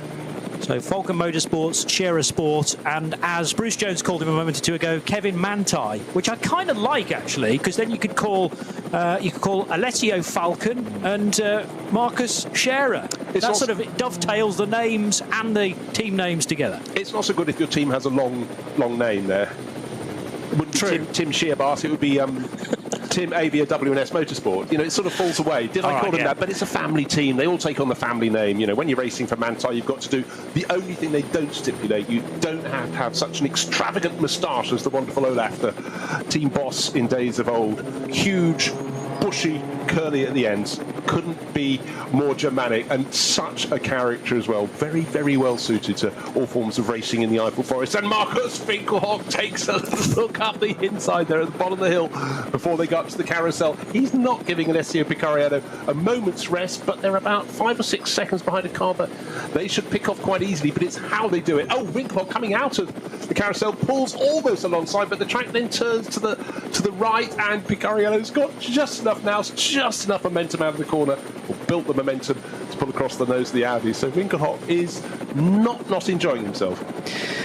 2 abreast up the hill out of the carousel and towards Hoher Act would certainly be breathe in and hold it for 2 minutes, really, because it could very easily have been side by side then all the way through the next sections as well at Wipperman and Eisbach, which they're just heading to now. Eschbach, in fact, there's side-by-side contact with the race leader, and here is Marcus Winkelhock's opportunity. Picariello trying to defend. He slapped the side of a back marker, did Picariello. That massively slowed him down, not only because of the tag, but also obviously Alessio Picariello getting out of the throttle to avoid any further contact, and Winkelhock didn't need another indication to say this is your chance. As at Brunchen now, Winkelhock pulls out of the draft of the Belgian, but there's no way through there, again blocked off by a back marker. But this is how close they are to absolute peril with every turn of this racetrack. I mean, that's the thing. This was supreme racing between two of the very, very top runners in SP9 in global GT3 racing, on their mettle, top of their craft. Winkelhock having a look at the bottom of the hill before they go up towards the carousel, doesn't make it work, nearly does on the exit, and Picariello had just done enough to move back across and think, it's okay, I've got the lead. The back marker's seen me. The back marker is rubbing the paint off the side of my car. I'm going to be over the edge of the curbing and into the barriers on the outside, but managed to get past. Couldn't see what it was. I thought it was white. I thought for a second it was a Hyundai. I worried for a second it might be the car we talked about earlier in the race, the Canadian duo, but of Wilkins and Vickens, but I don't think it was. But certainly that was a moment in which Alessio Picariello had been thinking, oh my God, at least it was fully, cleanly side on. I breathe in again because there was a car virtually stopped on the right-hander at Galgenkopf there, heading onto the Dottinger Hoor in its own drama, probably with a puncture, at least one, and what it was doing was limping down the curb, but on driver's right, and you head into Galgenkopf fully committed. First of all, let's try and identify the car then that Alessio Picariello slapped the side of a moment or two ago. It is a touring car-based machine. It's not one of the Hyundais, I'm fairly confident in saying. Is it an Astra? Might be an Opel Astra, black and white. difficult to tell from overhead, but nevertheless, that was Marcus Winkelhock's big opportunity. What do we think? Well, I did question whether it was... In comes Winkelhock. Sorry to cut right across you, but that's a key stop as well. So the end of lap 6, and Marcus Winkelhock deciding probably he's losing too much time behind Alessio Picariello, so get the pit stop done now and hope to jump him if he's fed back into clear air. Absolutely so. Now, we're just trying to work out which car it was. Well, I did question whether it might be the Canadian's car, the 831. The target entered Hyundai Elantra NTCR, and Tim Gray suggests it may well be. And that was the car with Rob Wickens and Mark Wilkins on board. Mind its own business, but it unfortunately left a bit of an inside line, and that's precisely where our race leader Alessio Picariello tried to go. And then it started moving across on the right-hander, but already our race leader was going there. So keep an eye on that, just try and work out exactly if that was the case, but we do think it possibly was 831. Yeah, getting that confirmed now. So my ability to identify Hyundai Elantras from their roofs. And it was Robert Wickens on board. Needs some work. And it was Robbie Wickens, not Robbie Williams, Robbie Wickens driving the car in 831. So here's the stop for Scherer Sport PHX as Marcus Winkelhock will get out and hand the car over to Frank Stippler. I think this is what they call, in the modern era, an undercut, Bruce. As in, you're deliberately stopping early to then go back into clear air and potentially leapfrog Alessio Picariello without him even being there by posting quicker laps. And then by the time Picariello pits, he'll rejoin behind you. That's the theory. Very modern. Let's hope it works. But so clearly Picariello stayed out. Must be going, gosh, it's quite nice now. No one on my tail. But Frank Stippler taking over from Marcus Winkelhock. And I've said this so many times, if anybody can make an Audi R8 LMS fly around the Nordschleife, it's your man Stippler. And so we'll see what he can do. And he's certainly, over the years, he's always competitive here. But he's been able to nurse some cars with problems. Not saying his car's got a problem at all. Towards very, very quick lap times and great positions. But just remember this one thing. Alessio Picariello had that side-by-side contact with Robert Wickens' Hyundai. And let's hope it's not feeling untoward. No potential slow punctures on there, but certainly Picariello has decided it's good enough for another lap. But we expected almost all of the top runners to come in after 7 laps, and then thereafter they should do 8-lap stints. But certainly the Belgian keeps on going, whereas the Audi that was giving chase, the Scherer Sport PHX, pale blue and white car, down on the deck now, about to rejoin the race with Marcus Winkelhock walking to the garage and Frank Stippler heading out on the track he knows oh so well. Tim Scherbart just crossed the line as the Cup 2 leader. Nico Otto not far away in the number 100 car. So the 100 machine is the Max Cruiser racing entry for Nico Otto and Benjamin Lauchter. So they are not far away from one another, and you would expect that in Cup 2 in these early stages. The car that was limping through Galgenkopf that I talked about at the time, that was very nearly cleaned up by the race leader, is the Black Falcon Cup 2 car, which would have been right with Tim Scherbart, I'm sure, before this problem hit. So this is Tobias Müller, and it's a rear left that's gone down, and this is just a horrible place to be on the Dottinger Höhe. Yes, there'll be white flags, but I have to say the race leader at the time coming through the right-hander onto the Dottinger Höhe a couple of minutes ago didn't show any signs of letting up. I suppose he couldn't afford to with Marcus Winkelhock so close to him, but that speed differential, a Porsche doing slightly more than walking pace versus 2 GT3 cars leading the race, going as fast as they can onto, well, one of the quickest corners of the circuit at Galgenkopf that leads onto the long straight. And with every fibre in his body, Tobias Müller would want to go faster in that gold Black Falcon Porsche, but knowing it's a long run back, where on the circuit, this 25-kilometre circuit, did that puncture start to come into effect? It's clearly wasn't just a slow puncture, it's a proper puncture. Do not want that to sort of delaminate, rip the bodywork off the car and cause far more damage. 2 corners to go, then he'll be into the pits, but he's tumbled down the order. And in fact, you have to keep scrolling your screen to find out he's 71st and falling, I think we can say. So instead of being in that Cup 2 battle that's normally just at the tail of the top 10, he has taken a drop. It's the cruelest of things. If you get a puncture, get it as you're coming into the pits, not just as you've gone past. As one of our directors refers to it, Oliver, thank you for this, flat tyre is probably a better description than a puncture. It is absolutely virtually off the rim and no air in it whatsoever. So he has done a good job in getting it back as quickly but as safely as possible so as not to further damage to Porsche number 103, resplendent in a gold livery for 2024.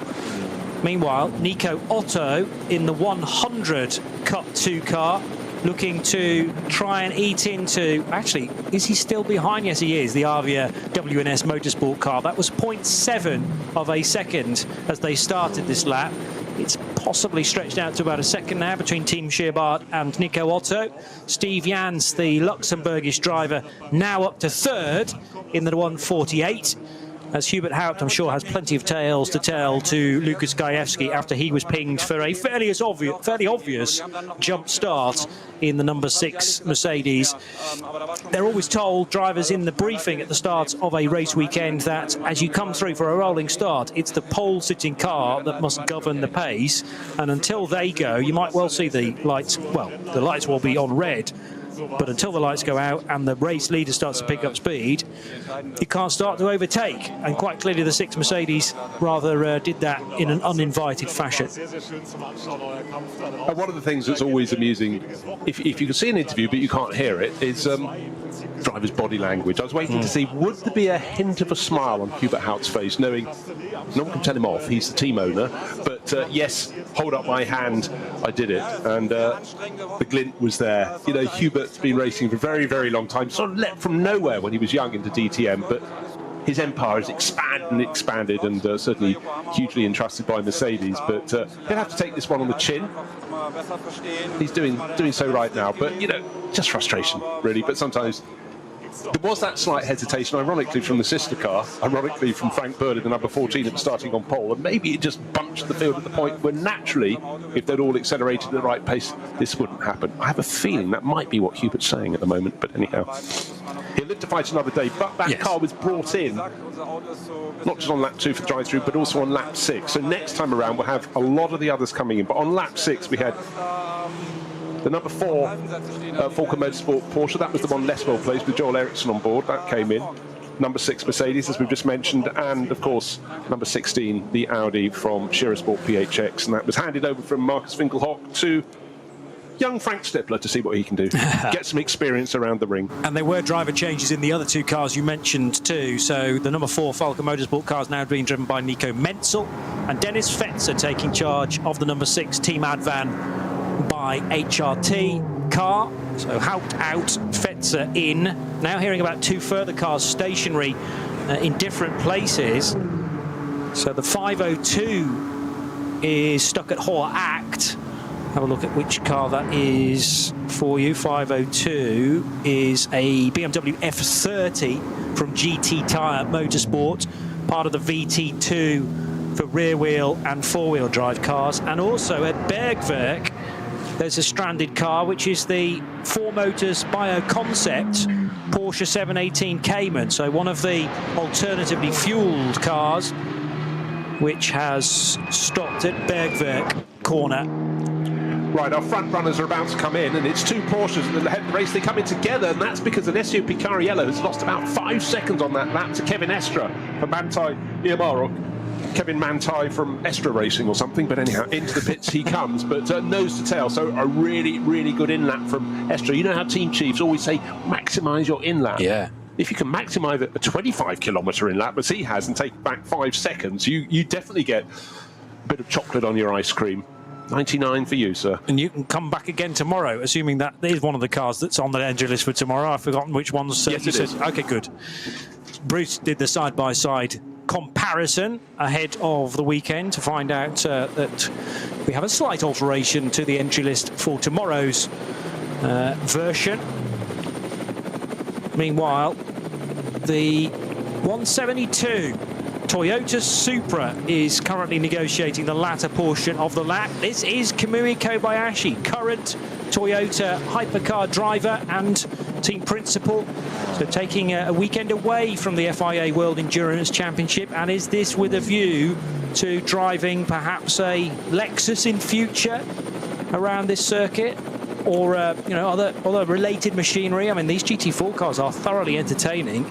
I'm sure he's done a bit of mileage behind the wheel of one of these Supras before, but whether he's ever done it on the Nordschleife, who knows? Yeah, but with Lexus really now pushing in the GT3 categories around the world, I'm sure he just wants to get experience. I know he's in a GT4 class car now. I think as the team principal of Toyota Gazoo Racing, he really just, he's a racing driver, wants to experience everything, see if he can pass on advice, but great to have him here. Up to 46th position. Remember last time he was in 50th position. In fact, he's vaulted a few positions while I've been waiting, because obviously we've had a couple of cars hitting trouble, so he's moved on up the charts a little bit, but it's all about experience. He's coming back again tomorrow to gain more time on this circuit. A lot of drivers, they're also planning things for their posterity as well, so Kamui Kobayashi, I'm sure, is just taking that opportunity. And he had to breathe in there coming through Galgenkopf, because absolutely whipping by on his right-hand side, both Tim Scheerbart and Nico Otto for the lead of Cup 2. They're up to 10th and 11th overall, but Nico Otto, having been trailing by the best part of a second earlier on in this lap, is now right with the Avia car. These two should be able to stay out for quite a few more laps. Sometimes Cup 2 cars can sneak into the top 6, let's say, at the end of the stint. In fact, we have had laps led by, going back far enough, Cup 7 cars, or sorry, SP7 cars, which have now subsequently become Cup 2. But yeah, they have slightly better fuel mileage. They cut through the air far more efficiently, so they're sometimes faster down the Dottinger Rohr than a GT3 car, which carries much more aero. These Cup 2 cars, basically based on a Carrera Cup 1 make machine, and extending the race distance significantly to 4, 6, and in the case of the 24-hour race later on in the year, twice around the clock. As the Audi of Frank Stippler arrives at turn 1, I was beginning to think, where on earth is the Falcon Porsche? But of course they've become split, because the Porsche didn't pit at the end of 6 laps, whereas the Audi has done, and Picariello is now in at the end of lap 7, so that's as far as they could push it. In fact, Martin Ragginger has already brought that car back out again, and he's being hunted down by an already truly warmed up Kevin Estre. So Estre did not get out and hand over to his teammate Laurens Vanthoor, whereas there's been a driver change in the number 3 Falcon Porsche. Yes, and don't get confused, how could they possibly put a driver in if it's just a tyre change, etc., etc.? But of course they have a mandatory minimum time, so that's normally generous enough for, because you don't have a lot of mechanics working on the cars here to keep the cost down, and so on and so forth. But within that timing, Ragginger took over. Kevin Estre stayed on board, so he came in right under the tail of the driver who started the Ragginger Porsche, the number 3 Porsche from Falcon Motorsports. That was, of course, Alessio Picariello. So it's no change there. It stayed exactly as the same. The Lamborghini is just not too far behind. That's still in the hands of Jordan Pepper. They've all served that first pit stop. And don't forget, of course, the number 6 Mercedes enjoyed it so much. It's now being driven by Dennis Fetzer, but it came in twice. Once for a drive-through penalty after 2 laps, and then pitting after 6, and that's fallen down to just outside the top 20. That will work its way up. It's SP9 class car, so of course it'll get past the Cup 2 cars in time. And we haven't talked too much about the car that came into pit from 5th position. It's the Glickenhaus, the fan favourite over the last decade or so here. Of course, competed in the World Endurance Championship until it was just decided as a private individual, a lone individual who's gone racing out of passion. Jim Glickenhaus could not continue to try and take on the manufacturer teams. He did a valiant job for several years in the World Endurance Championship.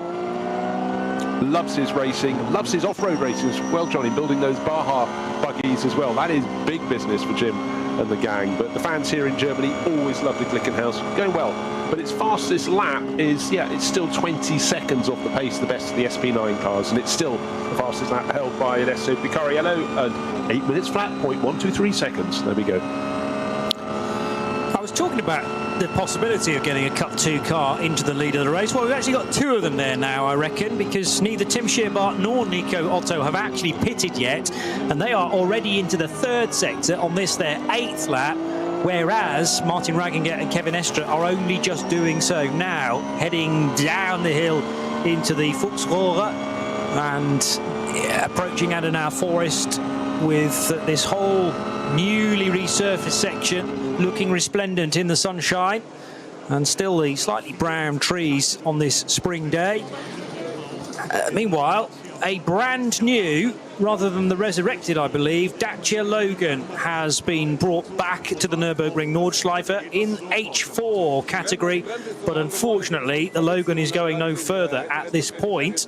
It's in the garage, and by the looks of things going to be there for a little while yet. Let's hope it's not an official retirement so far, but brought in a few moments ago. Lukas Gajewski just catching up now with one or two of its drivers, and I would assume, yes, it was Oliver Krieser who brought the car in after it qualified in 112th position this morning. Janit Lachmeier is the other driver. They'll just be hoping that they can get the car to the finish line. The brakes are too hot on the car, we're hearing from Oliver Krieser, so they are actually just changing the pads. Hopefully not the rotors as well, but just the brake pads changing, and then hopefully it can be sent back out again. Yeah, and Oliver was saying that if you really squint, it looks like a TCR class car, but it doesn't. It's really. true. It looks as standard as you can imagine, running on its own in the H4 class. And the good news is, a little bit of push and shove. It's not the lightest car in the world. It will be going back out to the pit garage, across that sort of squeaky garage floor paint they have, and into the pit lane again. So always popular. This time is the sedan, the saloon model. That's going out to race. Let's hope they can carry on going. But the interview is still going on because Olivia Kreis is obviously having a really good time. Glad to be back out, and it always gets acknowledged. Racing something unusual catches the eyes of these fans. Of course, they appreciate the Porsches, the Mercedes, the Lamborghinis, the Aston Martins at the front of the field, and the Audis as well. But always something different catches their eye, makes them smile. Here goes Nico Otto for the race leading Cup 2. He got the hammer down slightly earlier than Tim Shearbart, and all over the grass. That's not going to get you any traction whatsoever. He had the road position, but the problem is he was driving on turf and weeds. And Tim Shearbart, in the more conventional racetrack, is able to retain the lead and actually open up about half a second gap now. Yes, accelerating on grass isn't always a given, but it was grass and dust. It was pulling away under his, think about this, left-hand tyres. Just couldn't get the traction, but it wasn't for want of trying. But of course, only a third of the way around the full Nordschleife, you know that there's not much width for the rest of it until you get to the Dottinger Hurt. So you really want to try and make your move. At the restart, didn't work, but it's very, very entertaining at the front of the field because the number 4 Porsche is now pushing very hard indeed. That's the Joel Eriksson car. Is it in the hands of Menzel now? I'm just trying to work out. Of course it is, because they changed over. But when you get the cars coming on out of sequence with the others, you suddenly get these scenarios. You think they're fighting for position. Yes, they are, but one of them knows their final pit stop, the one that pitted earlier, is going to be a longer final pit stop. So yes, they might be on the tail. They might even be 10 seconds ahead. But if their final pit stop is 20 seconds slower or longer, mandatory pit stop time for them. If you come in earlier, further before the end of the race, then you've got to get in front. You've got to pull away. But right now, it's looking quite good, must be said, for the Audi. But Winkelhock did such a good deal. Then, of course, it's now in the hands of Frank Stippler, who's not exactly going to let the side down. But you get these little moments where the field looks really close, but it may not be as close as you think, because it's a seesawing race in terms of the pit stop time. You go in early for your first pit stop, you gain position. You go in early for your final pit stop, you'll lose position. I think it's about as simple as that, really. Well explained. One of the Cup 2 cars with a very snazzy livery may well be the Klick Versicherung team for Czersanowski. And the 119 car has just been overtaken by Frank Stippler and Nico Menzel. That's for position, remember, because none of the Cup 2 cars, none of the meaningful Cup 2 cars, have actually stopped yet. They don't need to stop for fuel until probably the end of lap 8, which will actually be their 9th lap, with the formation lap included. So I'm expecting Tim Shearbart and Nico Otto probably to arrive side by side in the pit lane, such has been the extent of their opening stint. They're also running ahead of the Equipe Vitesse Audi from SP9 AM, and it is that car that leads a fellow Audi R8, the Utah Racing SP9 AM entry, so number 50 ahead of number 8 in that subcategory within GT3. Still the order untangling itself on the timing screen, but Martin Raginger is in the longest sector now of the 5 timed. Sometimes we get as many as 9 sectors timed around the Nordschleife. It appears to be only 5 this weekend, though, for a sort of standard NLS race, as they're now heading for Galgenkopf, and as the road will straighten up in front of Nico Menzel. He hits the Dottinger Hör now, still with very much company, because around the outside, I think Kevin Estre has just gone on Martin Ragginger. So this is not actually for the race lead as we speak, but it will become the race lead just as soon as the Cup 2 cars pit in front. And a key overtaking manoeuvre, I only caught the back end of that. That looked to be Kevin Estre going right around the outside of Martin Ragginger.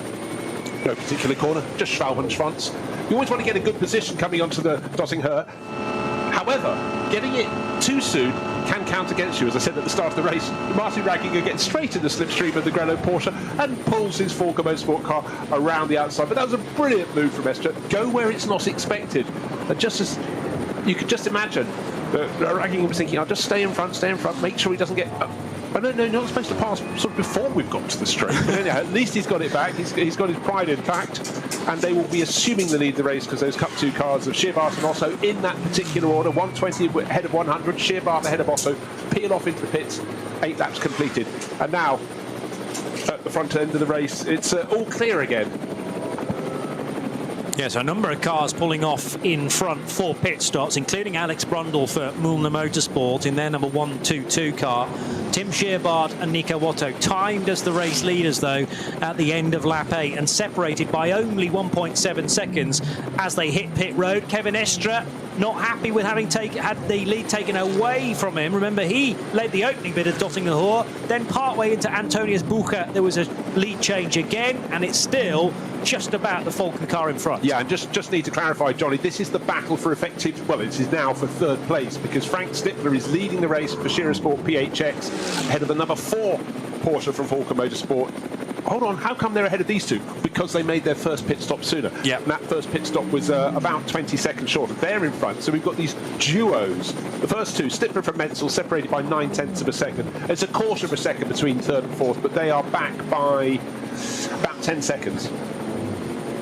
In fact, let's do the maths a bit better. About 10.5 seconds. 3rd and 4th, 10.5 seconds down on the first two. Oh, which side of that was always going to be a big question mark as to which side they were going to go of the GT Motorsport BMW, and it was Ragginger who decided the left-hand side, but the back marker went precisely that side of the racetrack, and because Estre had a few extra seconds to make his decision, he said thank you very much, round the outside or the inside of the exit of the Vidal chicane, and takes 3rd position. We don't joke about traffic giveth and taking awayeth. It's quite hard to say, isn't it? But it really, really does. Because at that point, you can just imagine Martin Ragginger running in 3rd position was thinking, I just need to get onto the Nordschleife, get off the Grand Prix loop, onto the Nordschleife in front, and then Kevin Estre will have to work. And unfortunately, it was then presented to Estre on a plate. Meanwhile, as I say, at the front of the race, it's the other Falken Motorsport Porsche that's doing the attacking this time. Instead of being the hunted, it's the hunter. And this one with Nico Menzel is right on the tail of Frank Stippler. Fairly clear line of sight. The Audi's still leading the race, but it's down from 9/10 of a second to next to nothing. Maybe half a second, maybe slightly less. How will they work the traffic up ahead? Looks as though drawing breath, an Audi TCR car stays out of the way of the outside of the circuit, so that was good. It let the first two through, but wonderful battle. Spring, sunshine, dry circuit. But as we know, just around any corner, pretty much anything can happen. And don't forget, of course, we had the sister car with the side-by-side contact, Alessio Picariello being having a brush with Robert Wickens and Hyundai Elantra. Don't think there was any damage done because Picariello stayed out for a further lap, so clearly no concern about punctures. Of course, that's had its pit stop since then and is continuing on its way. But these moments, they can just happen. Markus Winkelhock brought his Audi in to hand over to Frank Stippler after 5 laps, and Joel Eriksson likewise to Nico Menzel in his number 4 Falken Motorsport Porsche. So that enabled these two cars to be slightly quicker in the pits, and they are first and second. Therefore, it was 6 lap stints for the number 3 Falken Motorsport car. So interestingly, in one garage of the Falken crew, they've gone in one direction, 5 laps as an opening stint. The other car, 6 laps. Nobody's gone 7 though to be out front in the GT3 category. I think I'm right in saying, yeah, no, none of the key runners deciding to go as far as they potentially could to the 7-lap marker. I also looked up a moment or two ago to see a relatively small hatchback type car tucked into the grass on the right hand side and didn't seem to be going anywhere fast. So there are still some slow zones out on the racetrack. In fact, a total of 9 code 60s currently, including at Exmüller and at Bergwerk. But Steilstrecke, which is the approach to the carousel, is still affected by something too. So lots for engineers, team managers to be on the radio to their drivers to say, look out for these corners because you could be caught out. Now, under investigation, just before the pit stops, they went up into first and second place. Cup 2 cars right at the front of the field. But Nico Otto, car number 100, who was in second, remember on the restart, he got on the grass, under investigation for a dangerous manoeuvre. But it's moved on. It's black and white flag for dangerous manoeuvre. There's the warning. Any more of that from you? And all will not be good. But entertained us, but clearly adjudged to be a little too feisty taking. He was on the restart from a slow zone coming out of Hatzenbach, where trying to be ambitious, trying to get the jump on Tim Scherbart. Didn't quite happen, but anyhow, no punishment except the black and white flag. That's the warning, and they've got plenty of time to think about behaving very well indeed through to the end of this 4-hour race. It is an absolute game of patience now for Kevin Est and the chasing Martin Ragginger, restricted to 60 kilometers per hour, as is the Audi up ahead as well from one of the lower categories. Still 60 kilometers per hour in the Kallenhardt area, Kesselchen, Klostertal. This is normally such a fast part of the circuit. Now they get to the greens and they're able to lap the car in front of them, which is the 801 Audi that's already been pinged for a jump start. That's one of the cars that had to take a drive-through penalty. And all of a sudden, you're heading uphill through a part of the racetrack which normally you would be at much greater speed. So how late do you leave your braking into Steilstrecke now? Because all of a sudden you're arriving at a slower pace. You should be able to hit the brakes slightly later. That is the thing. Once you get into the race, you've gone through your mental preparation or your mental procedures for going through a slow zone. Now you know you've got a car up ahead, right, we're released, we're green, and then they come 3 corners later, around the corner, into another slow zone, and you've got to be on your mettle. You cannot just close the brain off and just think about your task in this stint. Your task will include many, many moments you hadn't predicted, but you've got to be able to react to them, and the very top drivers can do that with equanimity. Now, car stopped at stationary at Klostertal. This might be the one you were talking about, yeah. Johnny. 949. It's the SRS Team Sorg Rennsport Porsche 718 Cayman. This is in the Porsche Cup 3 class. Well, it could have been that car. I honestly thought it was more of a sort of hatchback style of car, but again, at speed, it is tricky to tell some of the various manufacturers apart. As now into pit road will come the Cup 3 race leader, which is the SRS Team Sorg Rennsport 718 Cayman. So a good opening stint, as it's turned out, for 959. And into pit lane will come Fabio Grossa, sharing with Heiko Eichenberg and Patrick Grüter in their Sorg Rennsport run car. So 3 drivers getting plenty of track time ahead of the longer and arguably more key races as far as the trophies are concerned. But everyone loves to win the opening Nürburgring Langstrecken-Series race, of course. And if you perform well today, then you could back it up with a double tomorrow as well.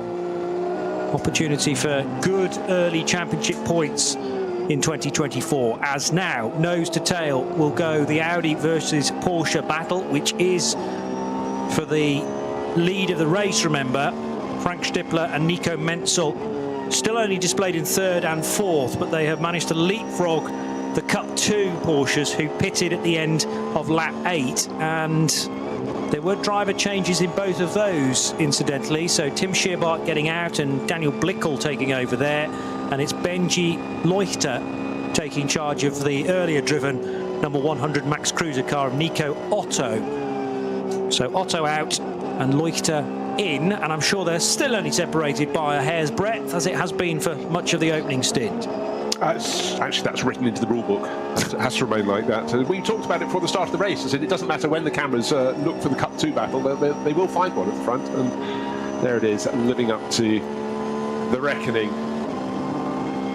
the Nürburgring Nordschleife, I think it looks magnificent in any weather. I prefer it if it's not thick fog and rain, but it still has a certain majesty. But to be spring sunshine here, leaves not yet on all the trees, in fact possibly far from it. Don't forget that the Eiffel Forest is up high, so it's going to take a little longer for all the foliage to come out to make the wonderful setting, but it's still a wonderful setting as the cars go along the Döttinger Höhe, and certainly it's so super close, and Nico Menzel is making a push, going side by side around the outside through the left hand king. Has he made it stick? Yes, he has, around the Scherer Sport PHX Audi. The job is done.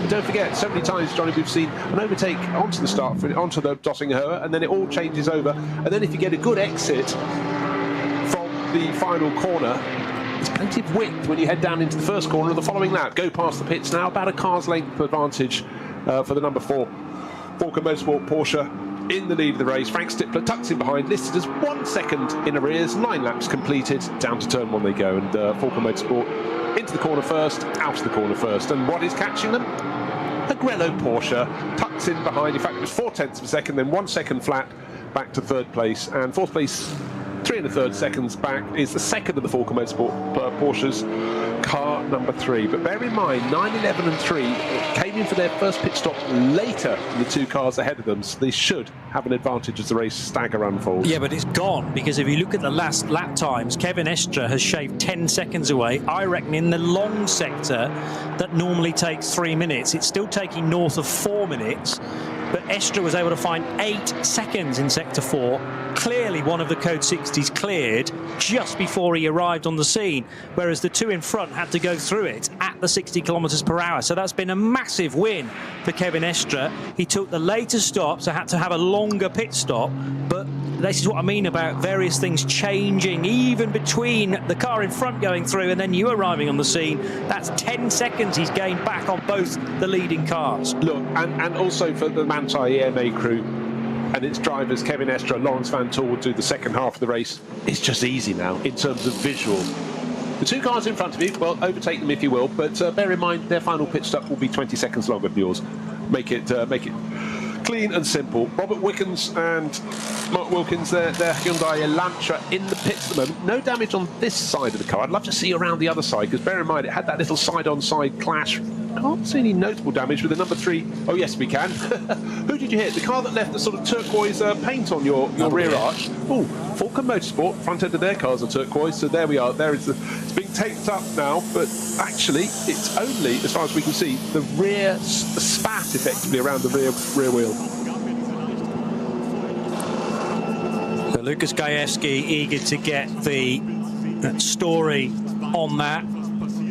Robert Wickens and Mark Wilkins driving together, and this car clearly having to be adapted for Robert and the hand controls that he requires. And meanwhile there'll be a change of driver, I think, between the 2 Canadians. Looks as though actually Robert's still staying on board. Okay. You know that moment where you say with great confidence when you can just about see an eyebrow, an eye, and the side of a nose. Yeah. Driver sitting on board, looking through the netting. I'm making enough excuses here, but I do think it is still Robert Wickens on board. I tend to agree with you there. So, and they would have got the driver change done as early as possible. Well, also they wouldn't do 2 driver changes. They'll just do 1 halfway through the race, because obviously Robert getting in and out will necessarily be slower.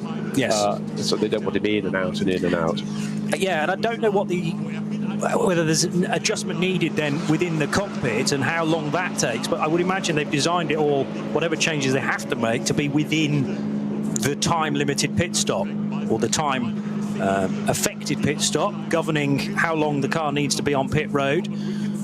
It's done this way because a few years ago now, and even to this point, the officials, the organisers of the race, can't necessarily guarantee that the fuel flow in each of the fairly bog standard pumps is the same up and down the pit lane. So rather than regulate the fuel flow and then that potentially becoming an argument from the teams, if you just say to them, right, well, there's a minimum pit stop requirement according to how many laps you've just completed, that's time from pit in to pit out, then it takes any arguing away. So nice and simplified. I know we talk about Nürburgring Nordschleife racing as being rather complicated, but that is a rule that I understand to make it fair for all.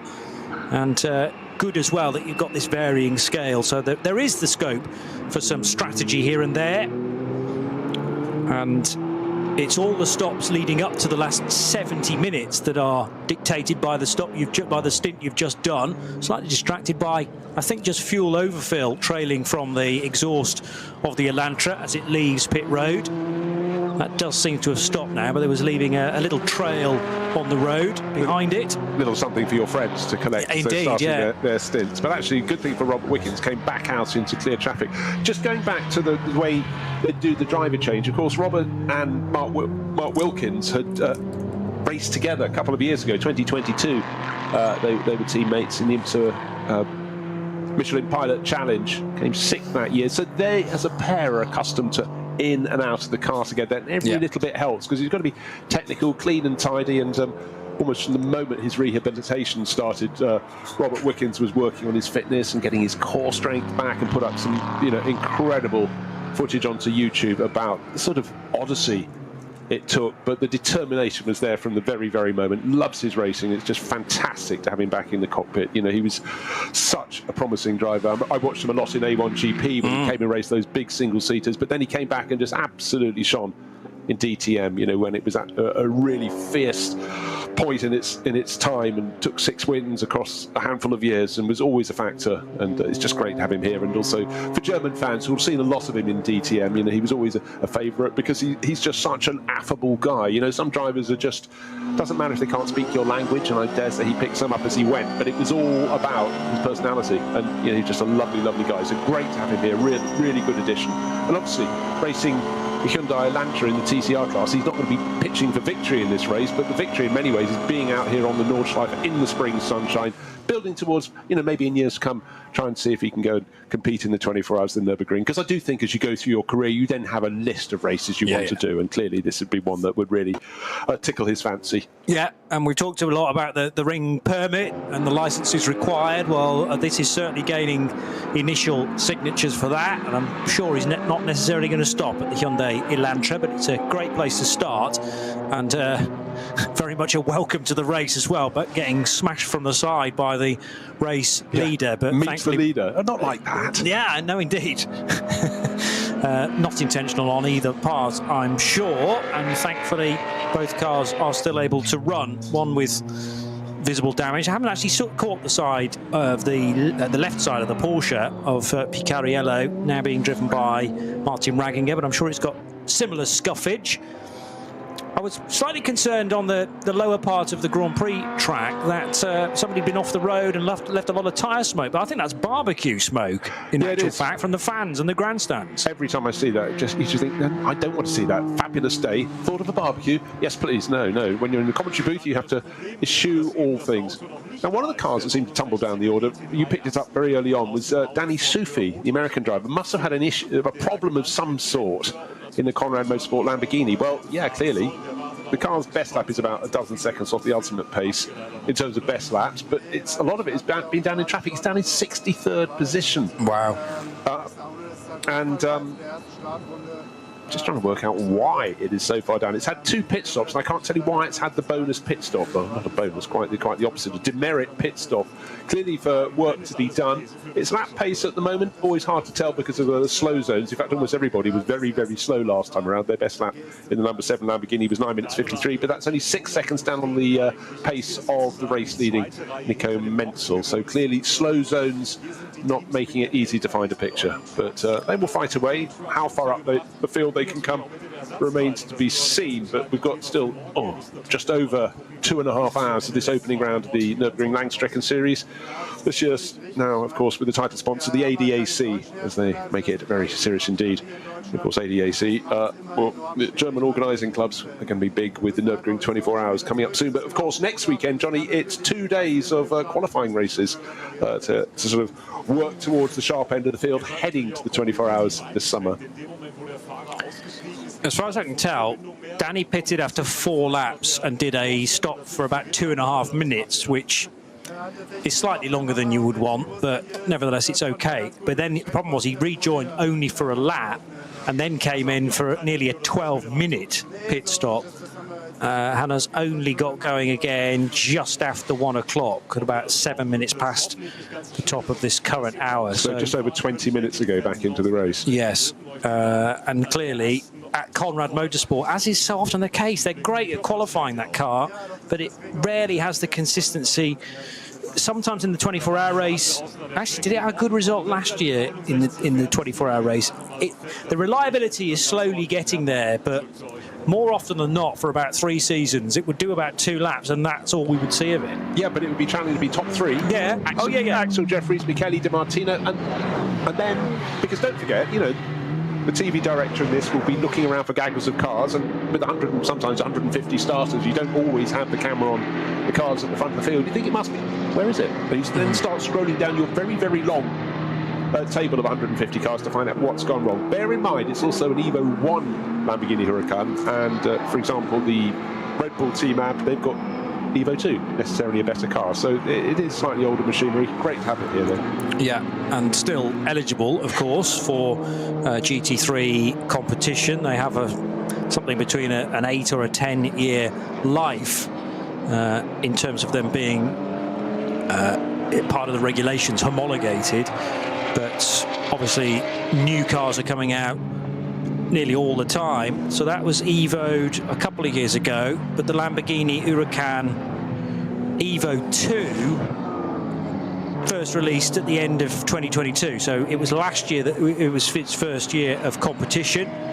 The previous iteration of the Huracan still eligible till the, well, I make it to the end of last year actually. So I'm not sure whether you can run an an initial Evo'd car in any of the big global categories, probably still just about within the rules on the Nürburgring Nordschleife for NLS races. As to whether that still runs in the Nürburgring 24 hours is another thing, because of course that's now part of a bigger championship. It is indeed part of the Intercontinental GT Challenge. Now, no one likes making mistakes. They happen in life, but I fell for this one last year. I seem to recall talking about barbecue smoke. You mentioned it there, so I went along with sort of Pavlovian dog tactic. Sorry.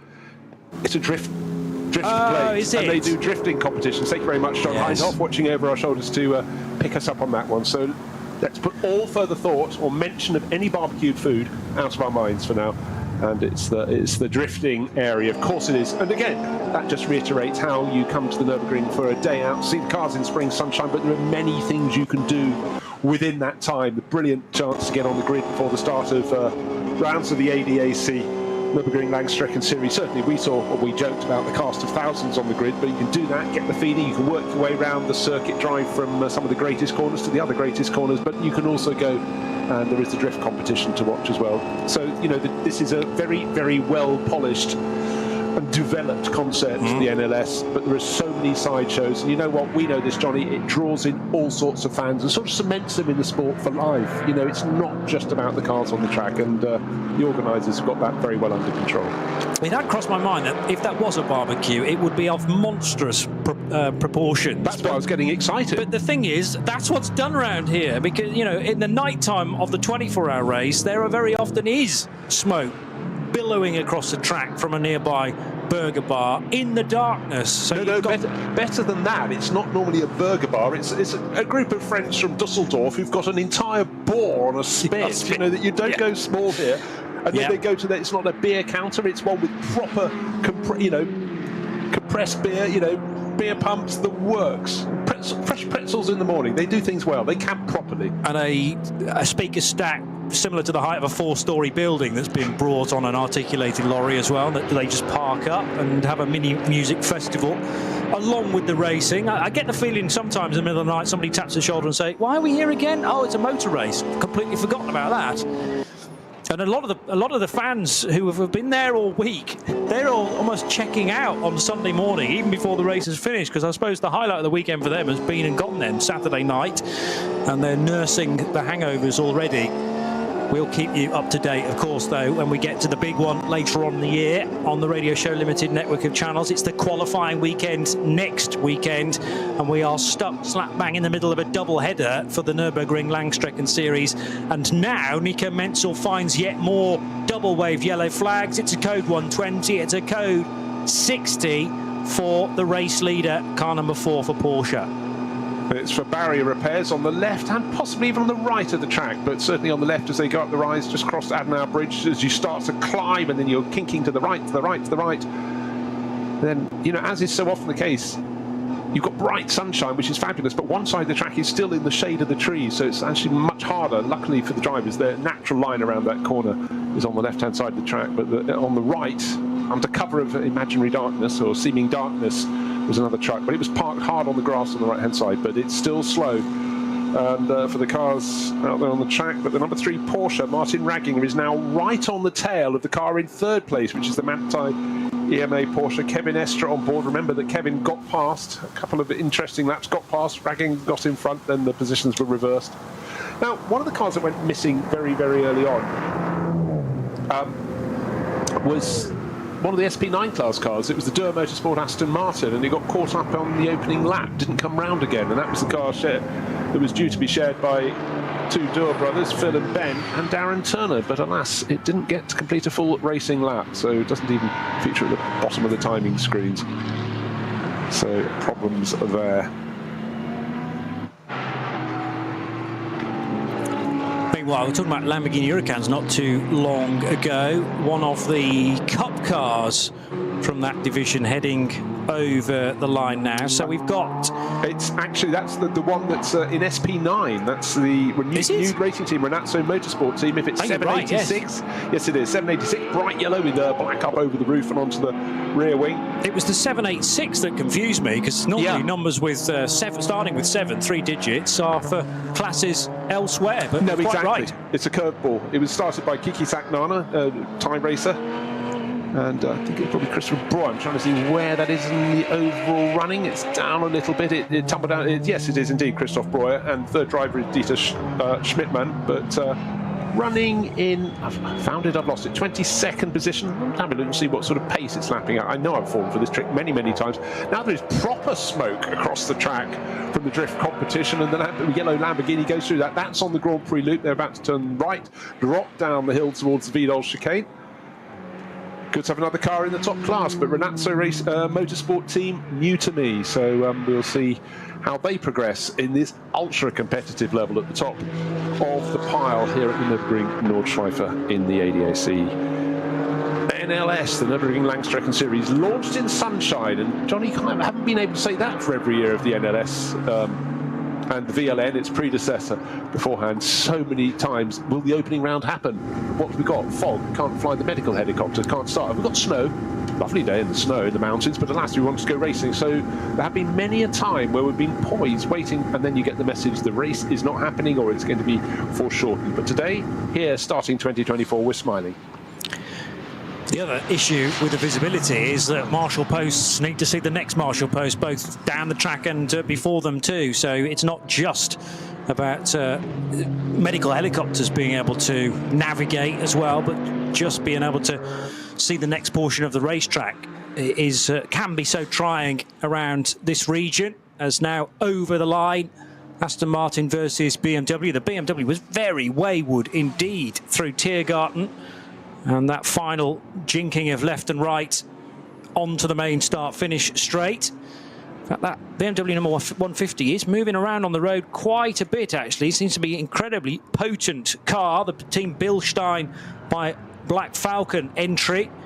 And this is for Steve Brown, for the man known simply by his social media handle, it would seem. So, at MG Charudin.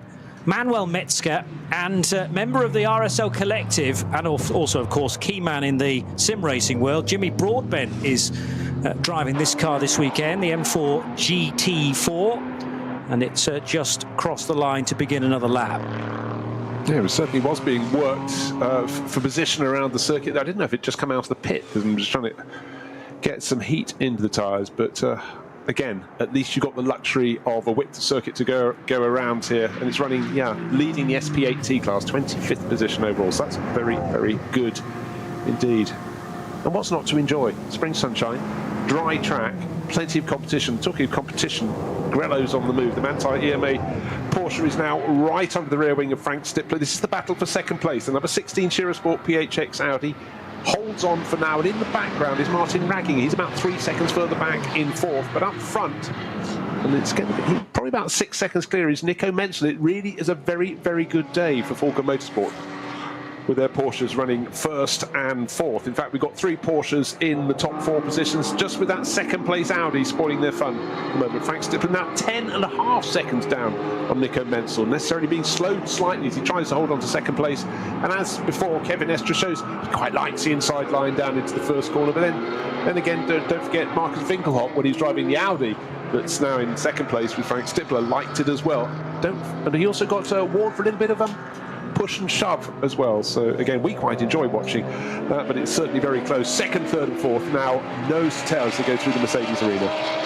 Got to make sure you get the wheels on the right way round on that Audi R8. Yellow on the front, red on the rear, on the rims, and possibly on the hubs as well. As now Estre tries to the left, tries to the right on the cut-through U-bend, but there's no opportunity to get by there. And as these two squabble, they're obviously not going through the Grand Prix track as fast as they might have done in qualifying this morning. So Martin Ragginger is latching himself onto the back of this and might well be, well, the car that neither of them spot to potentially gain 1 or even 2 positions, as Estre is almost pushing Frank Stippler through the right-hand kink that leads into the Vidal chicane.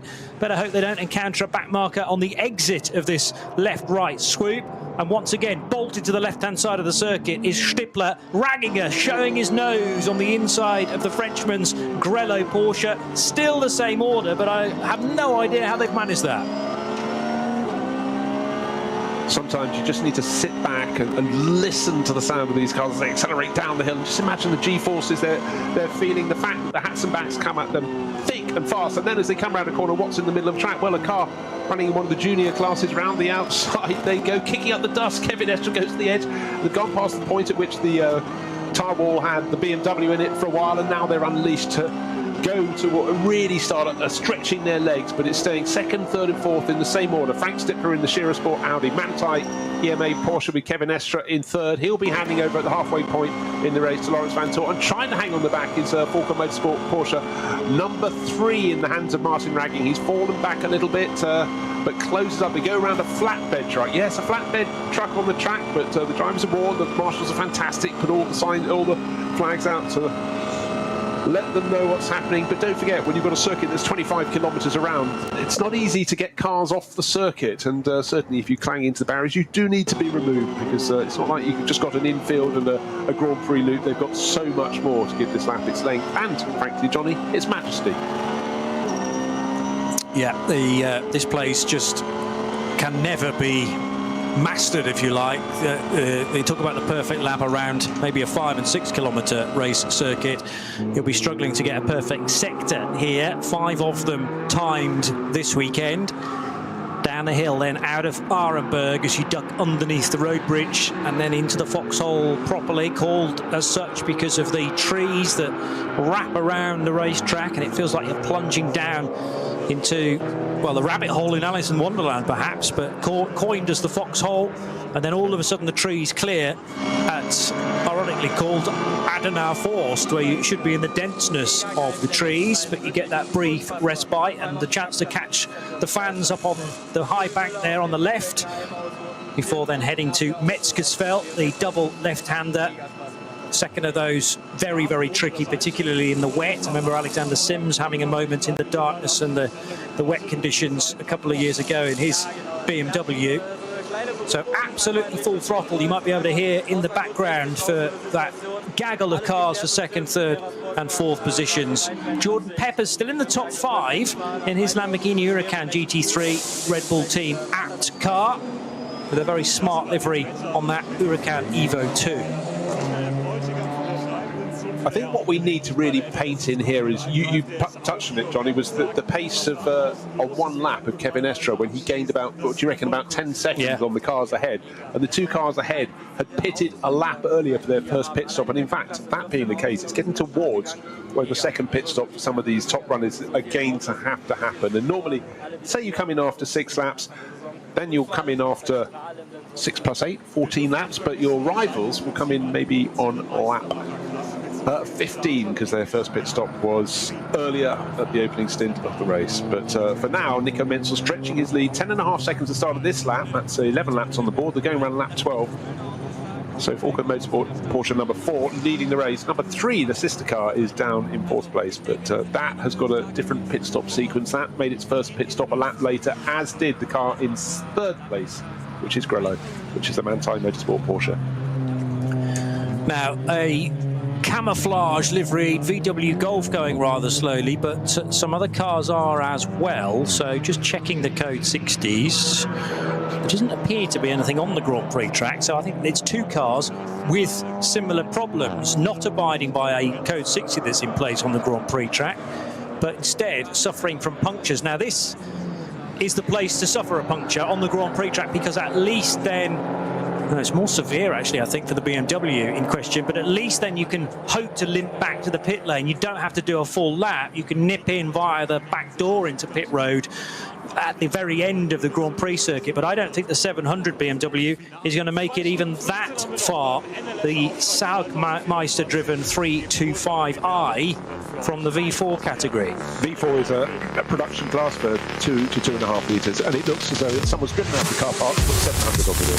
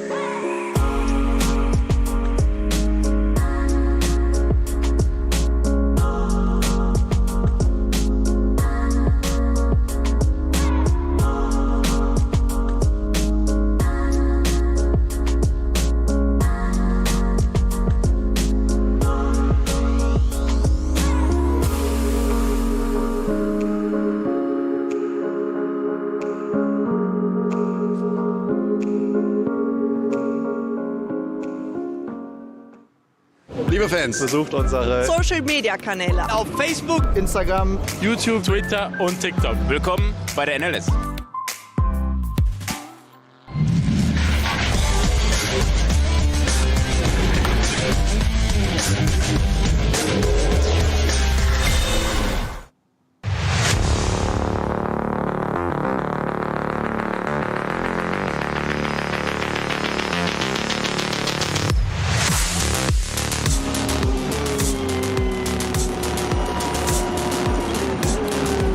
Number 3 car of Martin Ragginger still trying to hunt down Kevin Est in the 3rd position, and he is much closer to Frank Stippler for Scherer Sports and the Audi.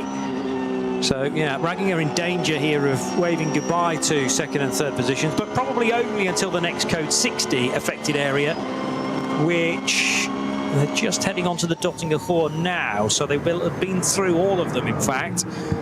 The next hope for Ragginger is that some of these cars up front get slowed by back markers, but because the Dottinger Hohe section is so wide, as long as there are no yellow flags being displayed, which there aren't currently, there might be the odd white flag here and there, but that doesn't prevent you from overtaking and indeed from going at top speed. Lights flashing from Frank Stippler to warn some of this slower moving traffic that they want to slice their way through, probably between Antonius Bucher and Tiergott, which is where they are now.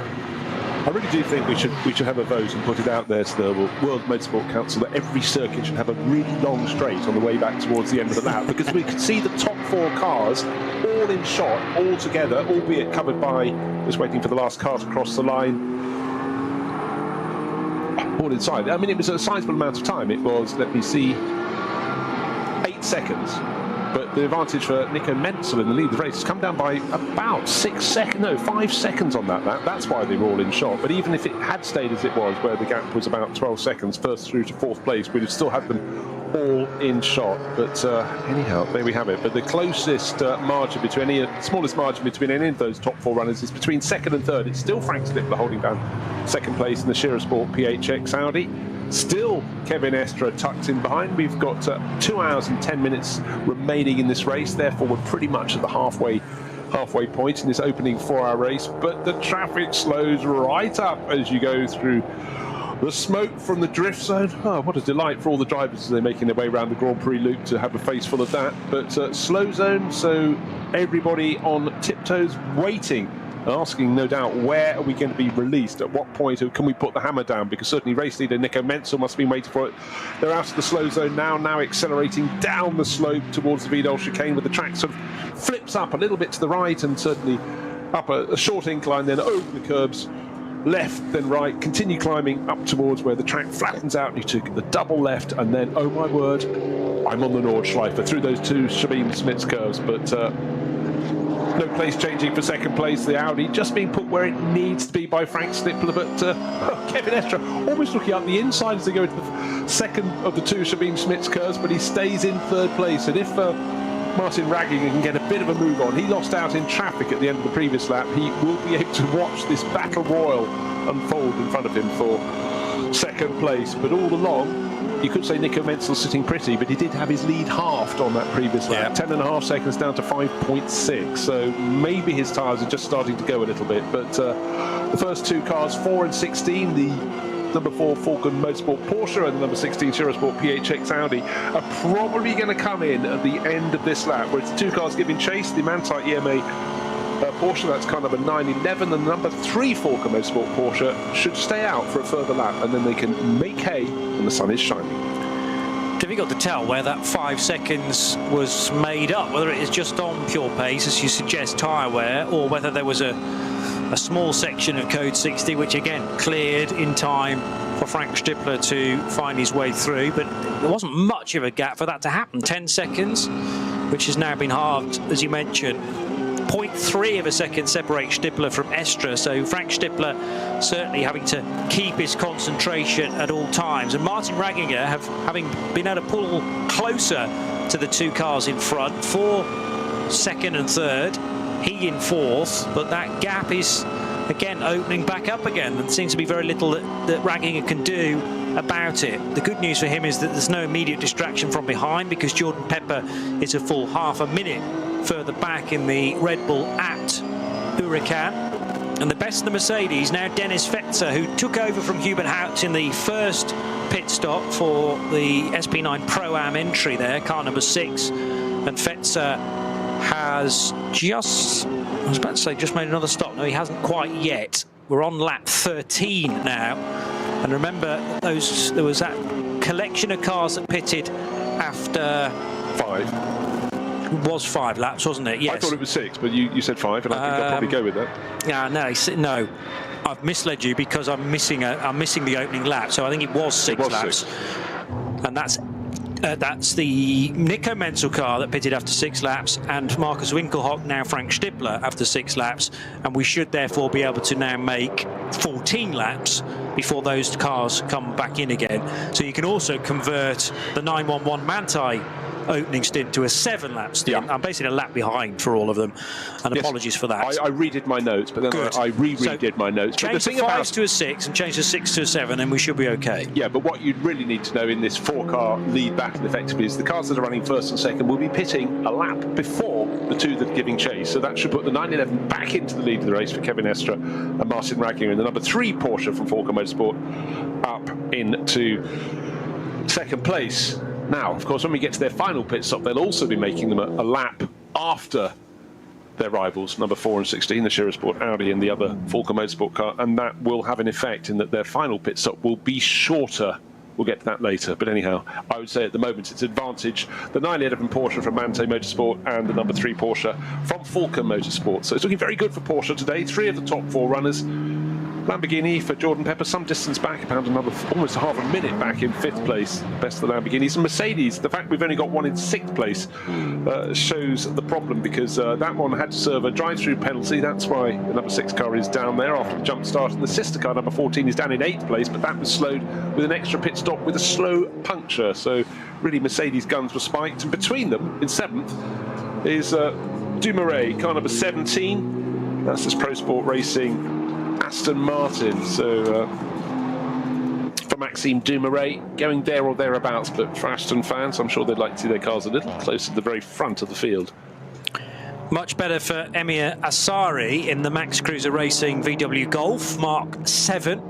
Very easy to lose this car in the landscape because it's painted in or wrapped in that traditional camouflage livery where new cars are turned out, and you know, the designers don't want viewers to see their lines as such. I think I know a Golf Mark 7 fairly well these days, but nevertheless they want it to be under wraps, if you pardon the pun. And that car, which not too long ago was suffering from a puncture, is back to full speed now, car 10. But in a sort of funny way, that's now a traditional Nürburgring livery, because yes, so many prototypes are driven around, or cars about to be launched are driven around this circuit endlessly as the manufacturers test their capabilities. It's hard to overestimate just how many cars are driven around here as the manufacturers try and sort them out. You know, not so long ago, only a handful were, but now it's just de rigueur. And certainly the Japanese manufacturers aren't shy coming over here as well. They've got plenty of brilliant circuits over there, but nothing provides the challenge of the Nordschleife. And it is also the fact the weather can be challenging too, so that's definitely part of the mix when you're trying to develop a car to the very, very highest level. Right, we're waiting to see who's going to twitch, who's going to come in next time around and start that second run of pit stops. Sven Market in his number 650 BMW 240i, just heading through the Mercedes arena and down towards the cut-through section, leading 240i's indeed, so 42nd overall, but this is the best of those. And it's normally a very well subscribed category. We reckon 24 classes in action this weekend, and of the 240i's, I reckon there's 12 cars, and they've had differing amounts of luck so far. But this is the best of them, just shy of half distance. But Nico Menzel leading on lap 13 now by 5.6 seconds over Frank Stippler, and we would expect therefore that, well, actually Menzel and Stippler are working lap 7, aren't they, of their current stint. They'll be in then, not the end of this one, but the one after that, we would expect, for again a dice on pit road. Top 2 pitting on the same lap, then the next 3 cars, i.e. Manthey, Falcon, the other car, number 3, and the Red Bull Lamborghini, all pitting after 7 laps, so they can go another 2 and a bit. The Nürburgring Nordschleife just provides every challenge imaginable. So imagine you're the team chief. Your driver survived everything out on the circuit, behaved beautifully. As a crew, they've done a great job. Then they get done for speeding in the pit lane. Makes you furious. One thing that makes you even more furious, perhaps, is if you fall below your minimum pit stop time. And unfortunately, car 117 has done just that. That's Halder Motorsport running the Porsche Cup 2 class, so they will get a stop and go penalty. You just think about all that work. In fact, it's a stop and go plus 19 seconds. Stop and stand. Oh, dearie me. Anyhow, the sun is shining. Try and look on the positive side. You can do it all over again, apart from the problem with the pit stop. Don't do that again. Yeah, do all the fast bits again, carbon copy those, and then remove the mistake or the error that caused the penalty.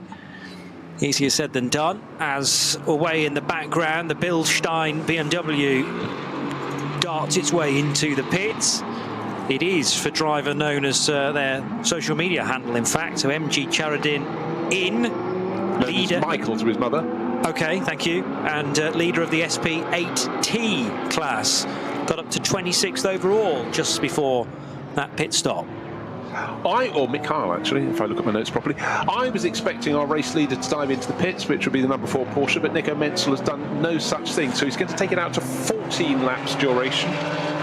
So a 6-lap stint followed by an 8-lap stint, which is what we commented on a short while ago. I just didn't know if they're going to do a 7, but obviously on a day like this, on dry track conditions, you should be getting 8 laps out of each of the stints. But they did that short first stint of 6 laps, as did the Shearer Sport PHX Audi, car number 16.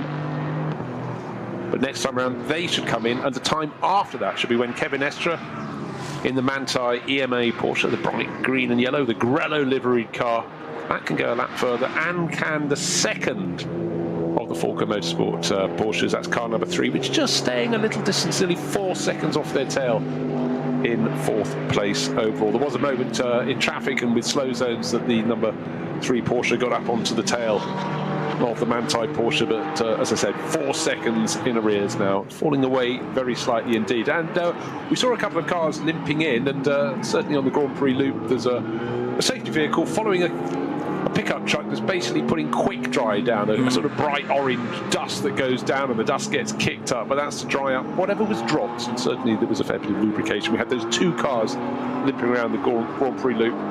And so better safe than sorry, so that's being tidied up as that goes through the Mercedes arena. So still got a fair bit of the Grand Prix loop to tuck it up and clear up the track.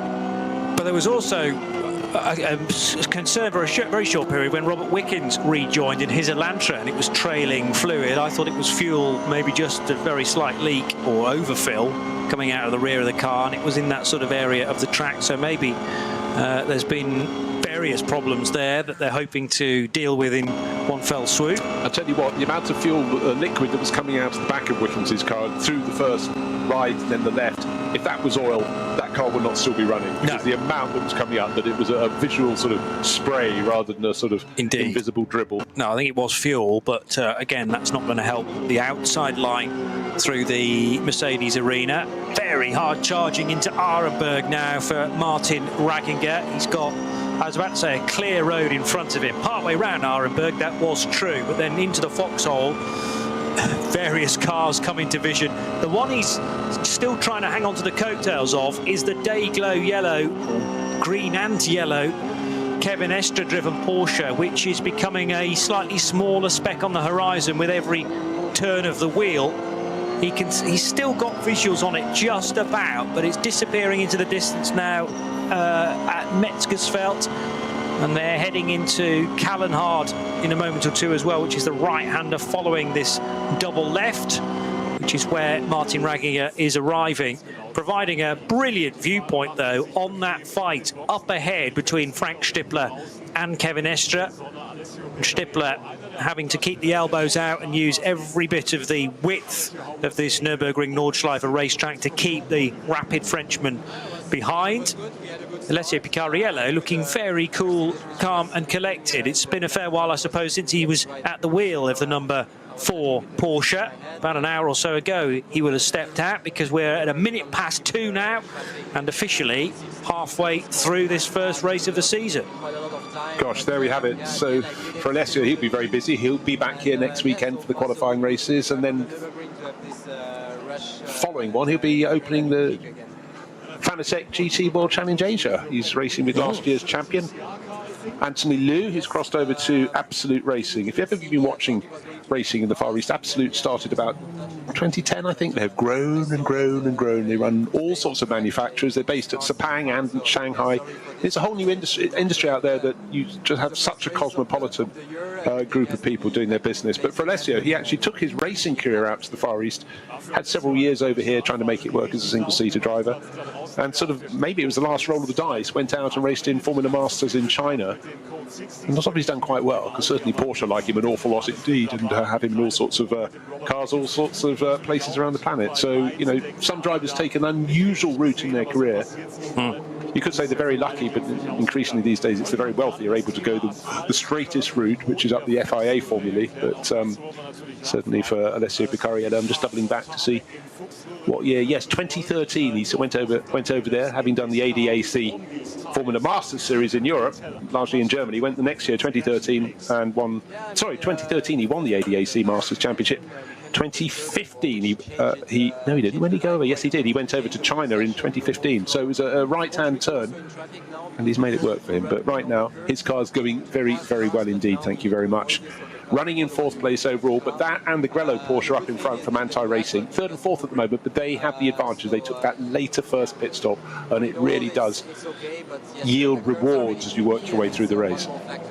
Yeah, they may not be immediate because, of course, you head away from the first pit stop if you've pitted later with not necessarily the race lead, but it's a game of patience because that will pay back, assuming everything remains equal in the meantime, but that will pay back, as you've said, in the final stint, because that final stint is mapped to the end of the race in that final 70 minutes, and how many minutes you've got to go, Bruce has got the official table, governs how long you've got to spend in the pits. Just to give you an idea, it might seem there are myriad rules, but this one is quite simple, except it takes an entirety of a page of A4 for all the figures. If you stop with 1 minute remaining in the race, which is probably fairly unlikely if your final pit stop, it'll only have to be just under 3 minutes, 178 seconds, but let's be more realistic. Say you stop with 50 minutes to go before the end of the race, so you've made 3 hours and 10 minutes from the start of the race, a 4-hour race, your pit stop will be 307 seconds. If you come in, let's say, a lap earlier than that, laps at 8 minutes, so you're going to come in at 42, 286, so it's a time advantage of 21 seconds. Effectively, a lap later, and your final pit stop will be about 21 seconds shorter. So that's done on every minute, Every minute from 1 minute from the end of the 4 hours, or end of the race, to, in fact, my chart gives me to 69 minutes. 69 minutes, yeah, so it's before the end. So the closing 70 final minutes hour, there or the final thereabouts. hour, effectively. And the difference between minute to minute is about 3 seconds by and large. Okay. Not always, but no, some are 2, some are 3. I think it's on average. It sort of rotates around there. But what you need to know, with a good clean lap at just over 8 minutes, 8 minutes 10, it's about 21 seconds difference. Yeah. Advantage if you've made that first pit stop later. Slow intervention vehicle, well, obviously, because they don't go that fast, funnily enough, down the Dottinger Ruhr, trying to stay as far to the right as possible. I think already having dealt with an incident and now trying to get back to where that vehicle is normally parked during the race, as both the second and the third place cars will come in together. The race leader, I reckon, is pitted on this lap as well. So we possibly were not expecting them all in. Wasn't expecting the Manti car. I was expecting the first two, 4 and 16. So they've come in after another eight laps, which will make it 14 laps on the board. But also to have the number 911 in as well. That means into the lead of the race will go Martin Ragginger in the number 3 Porsche. Now, I don't know if he's going to do 2 stints in a row, because not long ago we saw his teammate sitting there looking cool and calm, but doing an interview, which was an Alessio Picariello, so he could have time, because don't forget he's got 8 minutes, or 8 minutes and change, or if there's a slow zone, 9 minutes around the lap. Let's see, the last laps were 8:12, 8:13. Yeah, so he's got plenty of time, but I think they might keep ragging him in for 2 stints, 2 and 3. Picariello to lead the first stint and the final one.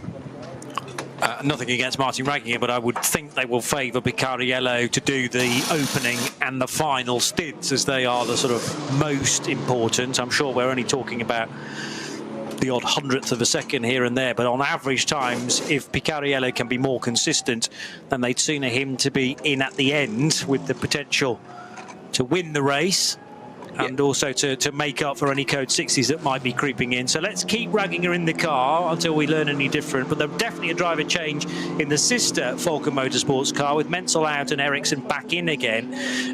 The way Manti seem to be running it then is that they're just going to do 7 laps throughout, which is another way of, we've seen that done from teams previously too. If it's a 28-lap race, then that's fine, 4 lots of 7. Yeah, well, look at Manti's record across the year, and they clearly know what they're doing quite well around here. But for Falken Motorsport, it made absolute sense. The cars were separated by a lap for the first round of pit stops, and will be again this time around. Jordan Pepper, did we mention, is also coming on this lap. I hadn't quite got him into my little notebook of pit stops. And the third pit stop for the number 6 Mercedes as well. Don't forget, they had to come in for a drive-through after lap 2. Then they did 4 laps to their first proper pit stop, then 8 laps to the second one. But the outrider in that is the number 3 Falcon Motorsport Porsche moved into the lead of the race. It was fourth in the hands of Martin Ragging. It will go into the lead, but next time around, that will be calling to what will maybe be quite a quiet pit lane. New set of Falcon tyres on board, and just to increase the challenge as the Falcon tyre brand uses the races in the NLS to develop their rubber towards their road range as well, also making performance tyres, but to make it difficult for themselves, or in fact more of a challenge. A couple of years ago they ran a Porsche and a BMW M6 as well. That's true. In the SP9 class, so they could develop for two different manufacturers. And right now, Grello back onto the track. I presume it'll flip over from Kevin Estrick. He's been very kind. He's letting his teammate Lawrence Vantor have a go in the second half of the race. And certainly Kevin was busy every single lap of that, but they've got the jump on some of those around them, as it should be, because Joel Eriksson back out onto the track. He came in, remember, it was about just under 6 seconds clear of the best of the rest. The Shira Sport Audi back in the hands of Marcus Winkelhock, and then tucked in behind is Lawrence Vantor. They're still in the top 4, but the order's been shuffled because that number 3 Falcon Motorsport Porsche did not pit, but it should be next time around. And we wait to see whether there is a driver change. I suppose Picariello has had all of this time to get the race suit back on again, and Ragging not yet through the third sector of this, his 15th lap. Frank Meyer has just gone on a very quick one for the Glickenhaus. That's its best lap of the race so far. Remember, not running as a GT3 car, but instead SPX. So rather than SP9, where the GT3s slot in, and in 3 different subcategories, Pro, Pro-Am and Am, then SPX is where that one can be found, and that is the only SPX car in today's race. The Glickenhaus SCG 004C, to give it its full name. And Frank Meyer's just done an 8:16.1, which is decent considering we've still got yellow flags at Hohenrhein right at the end of the lap, but otherwise the code 60s have all been lifted now. And around the outside of one of the slower hatchback cars goes former race leader Joel Eriksson. Remember, it's Ragginger who should now lead the race, and depending on how they slotted in, it does appear that the Lamborghini got the best stop there. Now, of course, the Porsche of Estra could spend less time in the pits because it only did a 7-lap stint, and of course Pepper as well. So Jordan Pepper, Kevin Estra doing 7 laps can spend less time on the pit lane than Nico Menzel / Joel Eriksson and Frank Stippler, now Marcus Winkelhock, did. So that will swing the pendulum again back in the direction of those cars that have just completed 7 laps. Okay, I think really Manti Racing we're bottled up behind the Shira Sport Audi. We could stay out and hope we don't have a slow zone on the lap. We're due to come in a lap later, but you got sort of basically free middle pit stops, no strictures on them, and so yeah, less fuel goes into that car because it didn't require it. Had an extra laps worth in, and I think that would be a big difference. Right, I sometimes set little challenges. See what happens when someone takes over a car down in 13th place. The car that started on pole position, Frank Bird has been running it. Danny Juncadella has taken over, and the best lap for that car so far is 8 minutes 11. I just want to see how low the Flying Spaniard can get that down to, because I think that car is capable of getting down, given a clear lap, to the pace of the very quickest cars. Why not in his hands? So let's see if he can shave a mere 10 seconds off that and get to a competitive time. In fact, the fastest lap is still 8 minutes 0.123 seconds, still set by the number 3 Porsche from Falcon Motorsport. That was Alessio Picariello on about, what, lap 3, lap 2? Lap 3, I think it was, this time around.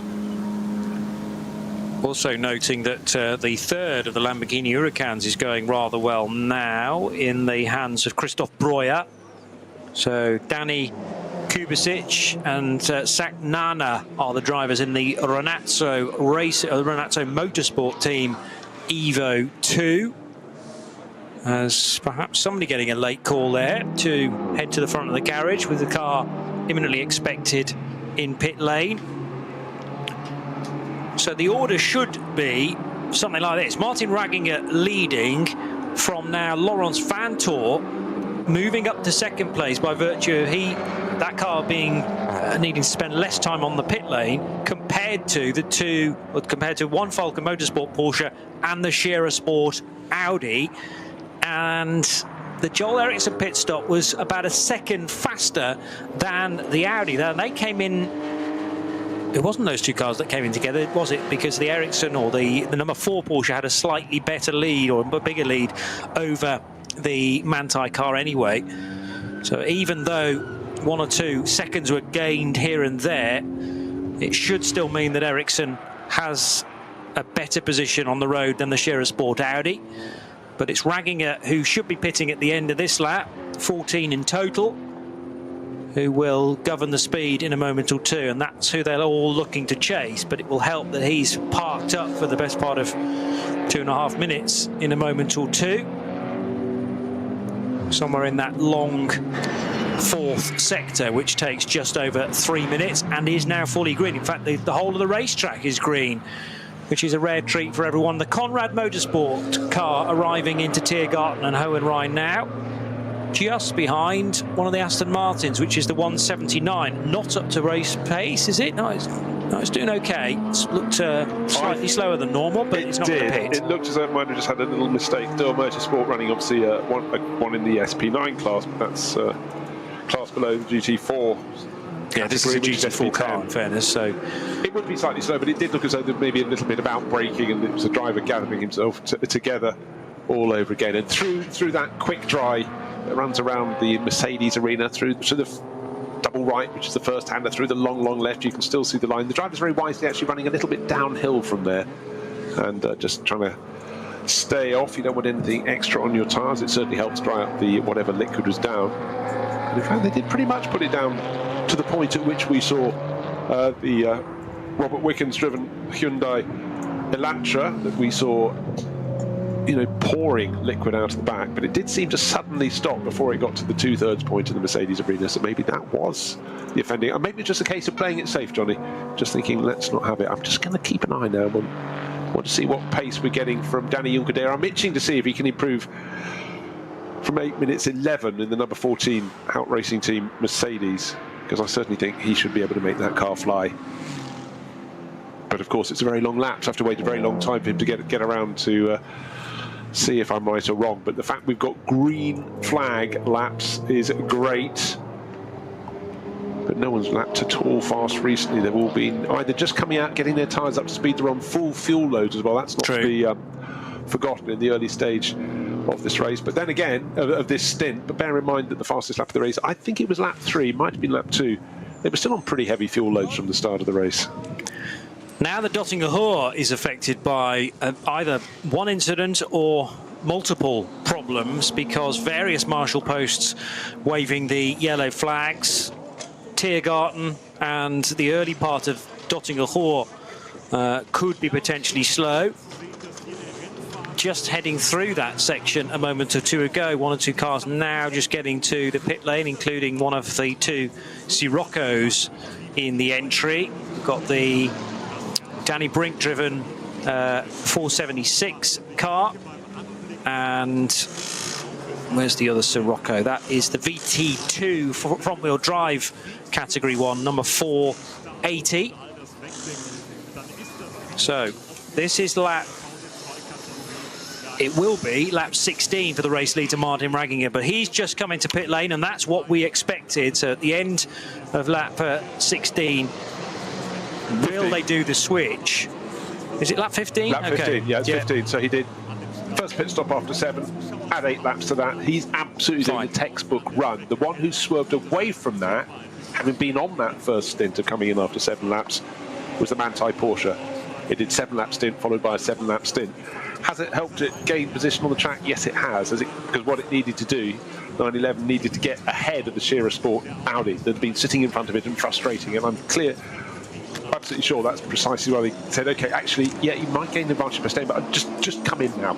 Yeah. We'll have a shorter pit stop, and it's then a done deal, and it was.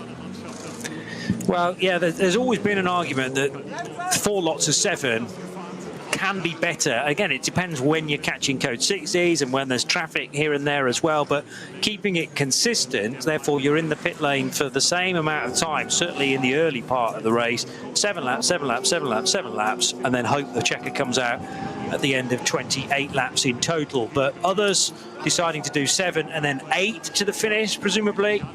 And then we've had the scenario for John Ericsson, Nico Menzel doing 6 laps in the opener, and then they'll do 8 to the finish. So I like this. There's sort of 3 different routes to the checkered flag, and one of them is going to be the winner, but we don't quite know which yet. And there was a driver change in the number 3 Porsche because Raginger's got out and Picariello, fleet of foot, was able to get suited and booted after his interview with Lucas Gajewski, and Picariello, Alessio Picariello, now in the number 3 car.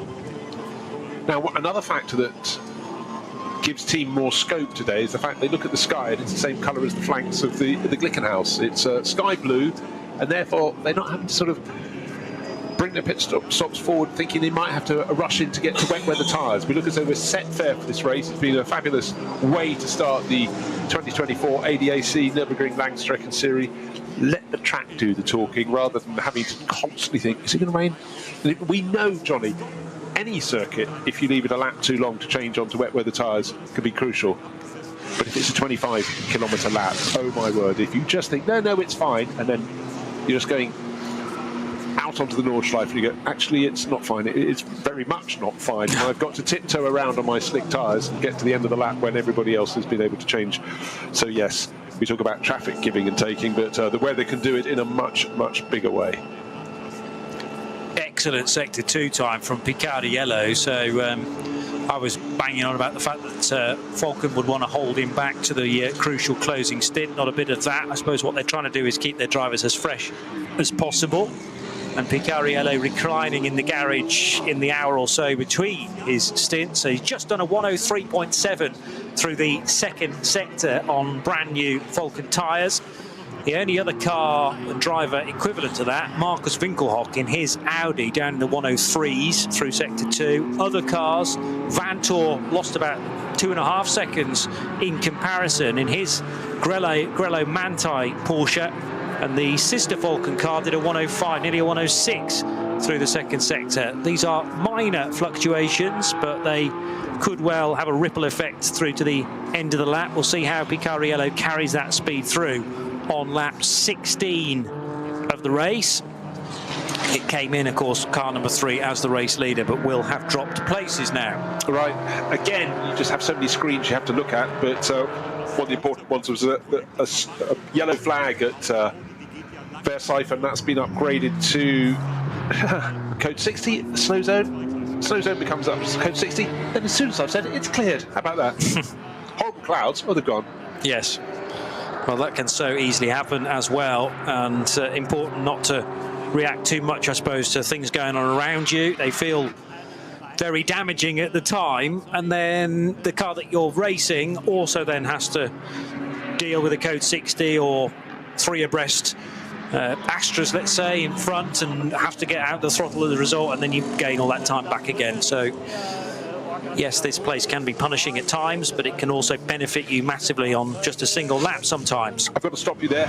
It's gone back to code 60 at the Versailles. There you go. So as soon as they get the message across, they go, either there's something more we need to clear up, or someone else has a moment there. But the officials running these races, they just have to be so supremely on their toes, and it's a formula they've worked on for years, and it really works. But it is, come what may, even after a 4-hour round, you can imagine the race director goes, oh, thank you, I'll sit down for a bit now, I will just unwind, because, you know, in a regular circuit, a 4-hour race with 100 and something cars, they wouldn't fit, but I mean, you know, you're going to be on your toes, but this is far from a regular circuit.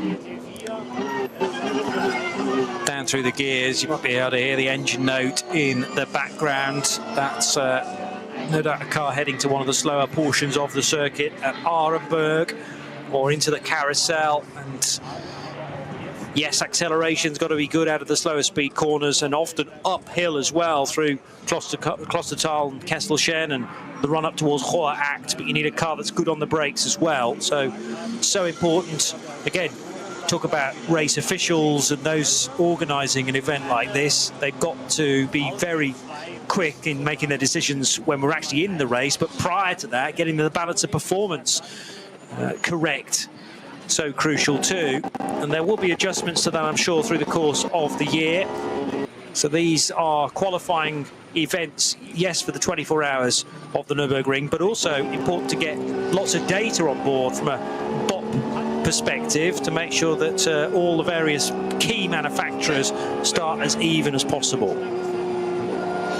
Just been taking a look, Johnny, at how the SPX class is going, because there's only one car in it, but it's the Glickenhaus racing car, and Lance David Arnold's taken over because the car kicked off the race started by Thomas Much, then it went in the hands of Frank Meyer, two drivers who know that Glickenhaus really well, but Lance David Arnold does not. It's great to have him on board, huge success here at the Nürburgring over the years, but his career recently has sort of fallen back a little bit, but it's good to have the German racer here, and don't forget, he's had good results, came second in the Nürburgring 24 hours back in 2014 in the Black Falcon Porsche with Jeroen Blekemolen, Christian Menzel and Andreas Simonsen, and he was third the following year, so really successful round here. But you know, sometimes you back the wrong horse or whatever, but you know, if I was running Glickenhaus Racing, he's exactly the sort of driver I'd get on board. As we said earlier in the race, that Cohn Ledergar is going to come over and join them to make a quartet for the Nürburgring 24 hours, so maybe we'll have Comet here next weekend, because it's the qualifying races for this year's 24 hours of the Nürburgring, and all going to be covered, as you said, live on Radio Show limited network of channels, and we'll see who slots in. But I'm particularly pleased because I've always been a big fan of Lance Davids, because I think he's done a fantastic job over the years. But you know, sometimes you just aren't in the top teams anymore. But it's good to see Glickenhaus Racing and got him on board, see what he can do.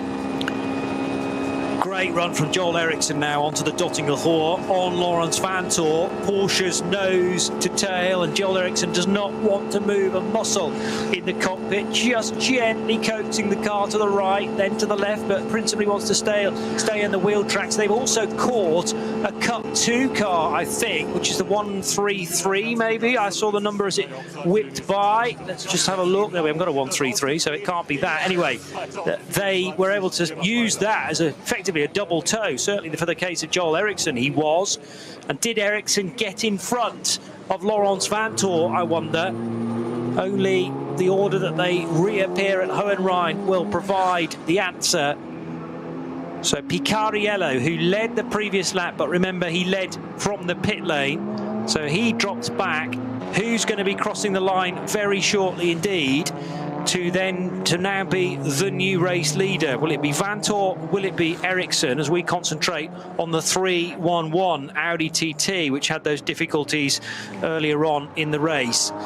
And yellow flags back at Tiergarten and the end of the Dottinger Hoor. Now, did that happen after the race leaders got through? Yes, it did, because it is still Vanthoor just ahead of Joel Eriksson, but they're only separated by 0.351 of a second. And Eriksson, I'm sure, all over the back of Vanthoor as they break for the first corner.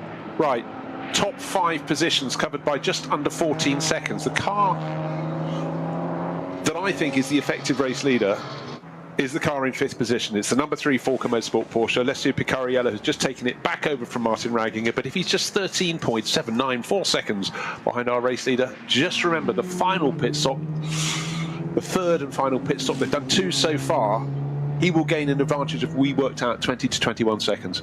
Yes, there's a clear lap, but if we have a slow zone, that will actually stretch his advantage even more. So certainly looking good for Falco Motorsports on the one hand, and their sister car is running 2nd at the moment, but that is effective 3rd place for Joel Eriksson. So it's like there's a little trump card in the hand of the number 3 Falco Motorsport Porsche, because it was the last of the front runners to make the 2nd of its 3 planned pit stops, and that has bought it an advantage.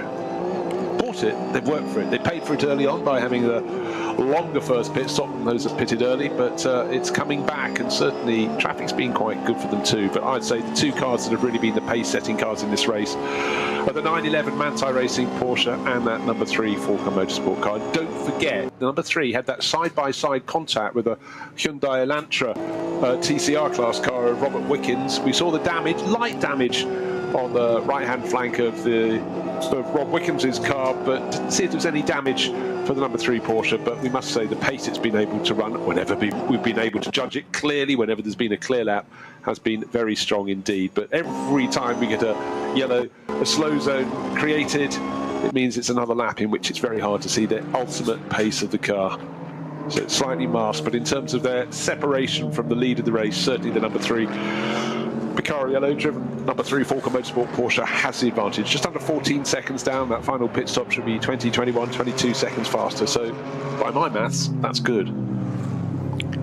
And as Vantor and Ericsson now head along the Hatson back for the 17th time, really, again, nothing separating them. They were nose to tail heading through Sabine Schmidt's curve as the number 150 Bilstein sponsored SP8T BMW M4 heads around the Grand Prix circuit and ticks off another lap within SP8. Still leading the class. It's Steve Brown who's driving right now, yes. So I'm not sure whether Jimmy Broadbent's done a stint yet. They're into a code 60 on the Grand Prix track. I'm sure I saw a message earlier saying he had a bit of a bad back, so maybe he wanted a bit more of the day to go past. So Jimmy, you mean? Jimmy, yeah, so he could recover, get himself comfortable. We've got a BMW being towed around the Grand Prix loop, and we'll go the back way into the pits. It's just on the ascent towards Vidal chicane, so of course you can sort of slightly go around the outside of that without too much obstruction, but clear line of sight for those giving chase. But good to see that number 150 BMW being backed off sufficiently by Steve Brown, just acknowledging the flags, not overtaking the course vehicle. Yeah, and anticipating things well there. So yeah, there is a yellow flag at the Vidal chicane. It's yet to be uprated to a code 60. Tiergarten affected by a speed limited section, as is Hohenrhein immediately after it. Versifen has a code 60 as well, and the Advan Arch restricted too. So there are various different places and spots where the marshals are dealing at the moment.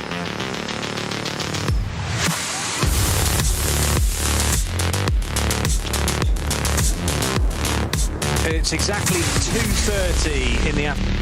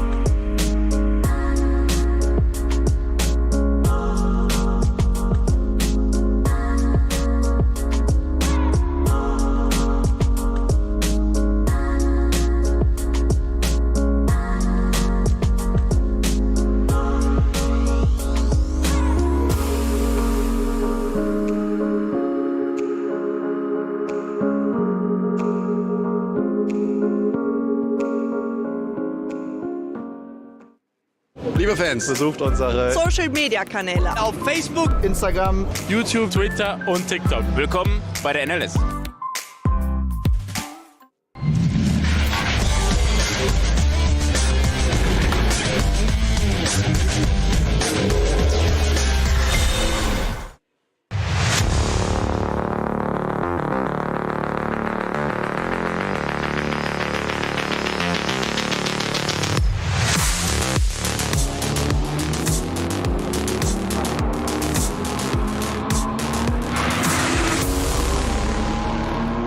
To the last hour and a half now of the first Nürburgring Langstrecken-Series race of the year. It's all live here on the Radio Show Limited network of channels.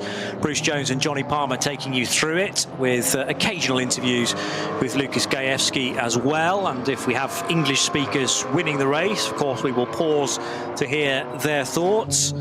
Manthey EMA in the Grello Racing Porsche. Now shown as the race leaders, they were able to take that lead because of a pit stop that was done slightly out of sequence from the Manthey and one of the Falcon Motorsport Porsches.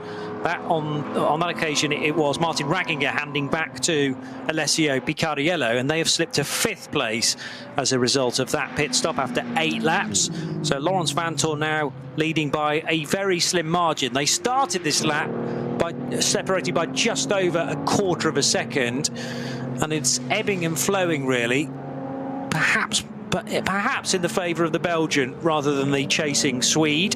But it's nip and tuck on this lap, and actually the Swede gains back about 0.3 of a second through the long sector 4. So we will get a true value at the end of lap 17. In fact, we don't really need the stopwatch, because here comes Joel Eriksson in the slipstream. But now is he going to get out of the gas because of the Sirocco not really showing its intentions? That's because we're going into double waved yellows and then the code 60 at the end of the lap. So thankfully Eriksson saw that happening. It would have been brave anyway to stay on the right hand side of Laurens Vanthoor and try and thread the needle between a much slower Volkswagen Sirocco, and in the end that was the better decision for me. Joel Eriksson deciding, I'm just going to get out of this and stay right in behind Vanthoor. Could have been a whole heap of penalties, couldn't it? He could have gone 1, 2, 3 penalties there. In fact, I tell you what, sir, take your helmet off. You're over for the day. But, right thing tucked in behind. So Vanthoor lives with a 9.11 from Manthey EMA to fight another day, leading 16 laps about to go on 17 laps about to go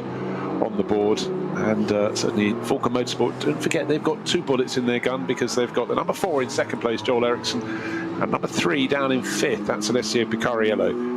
And bear in mind that the Picariello car, number 3, will be making its final pit stop a lap later, so it's got about a 20+ second advantage in its pocket at the moment. And in terms of the time on the clock, it's only 4.5 seconds down in 4th.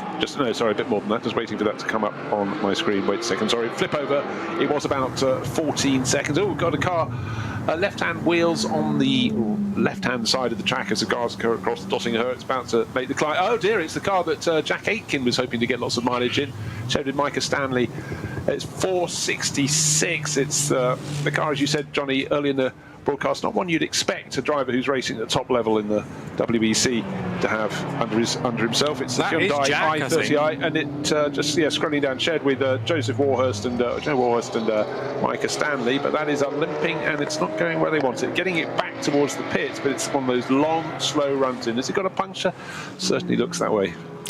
Yeah, Jack Aitken shown at the wheel in the 466, 70th position in the overall standings, and 2nd place for the front-wheel drive VT2 cars. So competitive, because there were 12 starters in that class. Yeah. So, it was going well and he'd been gaining experience, but alas, this bit of experience isn't the bit he particularly wanted to gain, it must be said. And have we also now got another problem for the Max Cruiser Racing VW Golf, the alternatively fueled car, which is shown in the final sector, and in fact it did that penultimate sector in a much slower time than you would expect. So this is the 2nd puncture, I reckon, for the number 10 camouflage liveried VW Golf. And it's going to be a long, long run home from there. It's already, of course, been delayed, as I say, in the previous sector too. So a game of patience for the Max Cruiser car. The other Max Cruiser Racing entered machine, which is a Porsche for Benny Leuchter, has just entered the pits as the Cup 2 race leader, though. So car 100, much better placed in its relevant class. And bear in mind, that's the one that Nico Otto was fighting with Tim Scheerbart to take the lead in the class on a restart, and was given a "we're watching you for your slightly robust tactics and strange lines across the grass" manoeuvres. So they've got that warning, sort of Damocles hanging over them, but obviously it's been driven very well since then in terms of not upsetting the race officials. But let's take a look at the front of the field. 0.35 of a second, or 0.349 between the race leader, which is Laurens Vanthoor, Manthey EMA Porsche, car number 911, and Joel Eriksson giving chase in the number 4 Porsche from Falcon Motorsports, keeping the Porsches away from having a top 3. The entire top 3 is Sport PHX, the Audi of Marcus Winkelhock. He's sharing with Frank Stippler, who'll come back to take the final stint of the race in about 20 20 plus minutes. We've got an hour and 22 remains in this opening 4-hour race. And again, just waiting for the track to be green the whole way round, waiting to see what sort of ultimate pace can be set. So far in the race, we know it's just 8 minutes, 0 seconds, 0.123, and that's Alessio Picariello early in the race. He's back into that number 3 Porsche, and he's now moved up ahead of Kelvin van der Linde's Red Bull team, Lamborghini. So he's moved up to 4th overall, effective race leader, because we know his final pit stop will be shorter than that of his rivals. So he's going the right way, 14 seconds down, and I'd say that gives him an effective lead of about 7 seconds when it comes to the final pit stops being completed.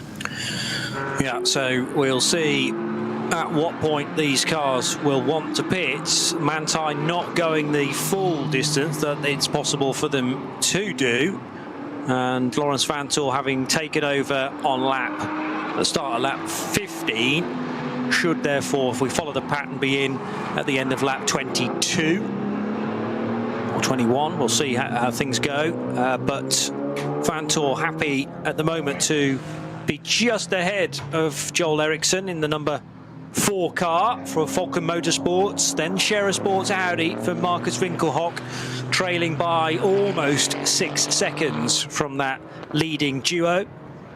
And Benny Loiter did really well actually in the Cup 2 race leading car to get up back into the top 6 overall. That car's now pitted, as has the 148 Cup 2 car, and that's Noah Nagelsdijk, is it not? I seem to remember that's his first name. It's a very familiar surname. But he's just pitted in the 148 car for that car's second pit stop of the race. So 148 working its way back into contention for a good result. So Noah Nagelsdijk, Tobias Muller, Steve Jans are the lineup in the Black Falcon Team 48 Losch entered car. That's a full pro lineup. And the Aston Martin number 169 turning left now from the Grand Prix track. The Dua Motorsport car for Oscar Sandberg, Aaron Venisch and Nick Wustenhagen, which qualified in the SP10 category, 28th overall a little earlier on today. 169 at the moment is the second place car in SP10 for Wustenhagen. Right, the latest car to pick up recognition, but that means punishment in this case. Car number 470, unfortunately, that has stop and go penalty plus 30 seconds for speeding in the pit lane. That was the Auto Thomas by Young Motorsport Cupra. I haven't seen too much of that, but unfortunately for them, the race officials did. And as I say that, someone else has got a bigger penalty. Stop and go with a 60 seconds at a standstill. And we've got a car that has rather made a mess of things. They're trying to put it on a flatbed at the moment. It's car number, is that 431 or is it 831? If it's 831, oh my word, that's the Elantra, Hyundai Elantra, which Mark Wilkins and Rob Wickens were sharing. Just trying to scroll down. It's at the side of the track, but it's looking a little bit battered there. So Rob Wickens is still listed in that. The car's still listed as running. Is it 831? I don't want to... But it's had a clatter against the barriers. So it's left the circuit. It's gone over the top. It's hit the tyres that hard that it's actually flipped it over the track, and it's right at the end of the lap. It's the final corner of the circuit. It's effectively where the barriers suddenly seem as though they're going completely across the front of the car. The tyres have slowed it, but it seems to have gone over the top and is sitting four-wheel square on the ground, albeit on a bank.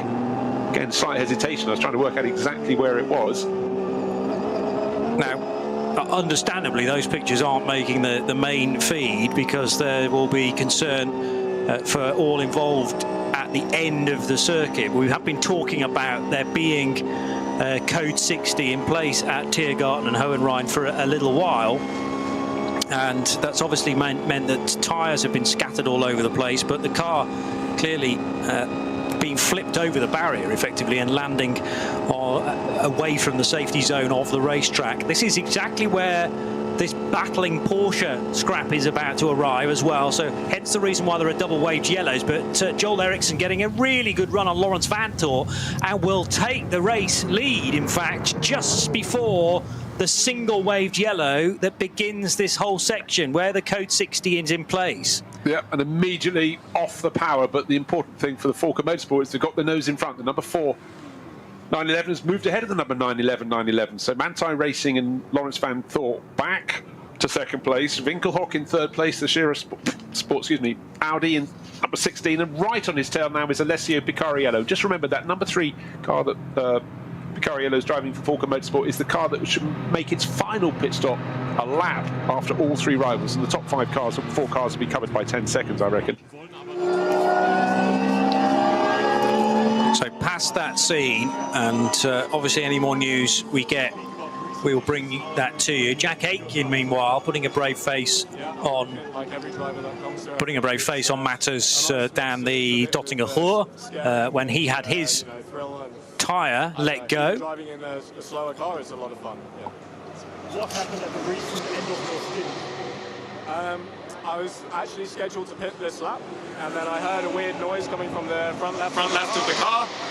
Everything felt fine, so I was like, okay, I'm not sure what's happening. They slowed down a little bit, and I thought maybe that the tyre started to delaminate because it was making a noise like that, and I reduced the speed a bit, but then coming through the last corner, the wheel deflated completely, and it actually came off the rim also, so then I had no steering anymore. Luckily, the car seems fine, and I just came back very, very slowly on the grass to try to keep everything okay. So hopefully everything's okay. We saw another TCR car limping back to the pits as well recently after, but there was no touch, no contact, nothing. No, I didn't touch any other car. I think it was 2 separate accidents. There's a lot going on. Also viel ist los draußen auf der Strecke, sagt Jack Aitken. Es war keine Berührung, hatte einfach das Gefühl, dass der Reifen Luft verliert. Und deswegen hat er das Auto schön langsam an die Box zurückgebracht. Ansonsten viel Spaß. So Jack Aitken there talking to Lucas Grajewski, and the first word I heard as we flipped over was him saying scary, but then he was saying and fun.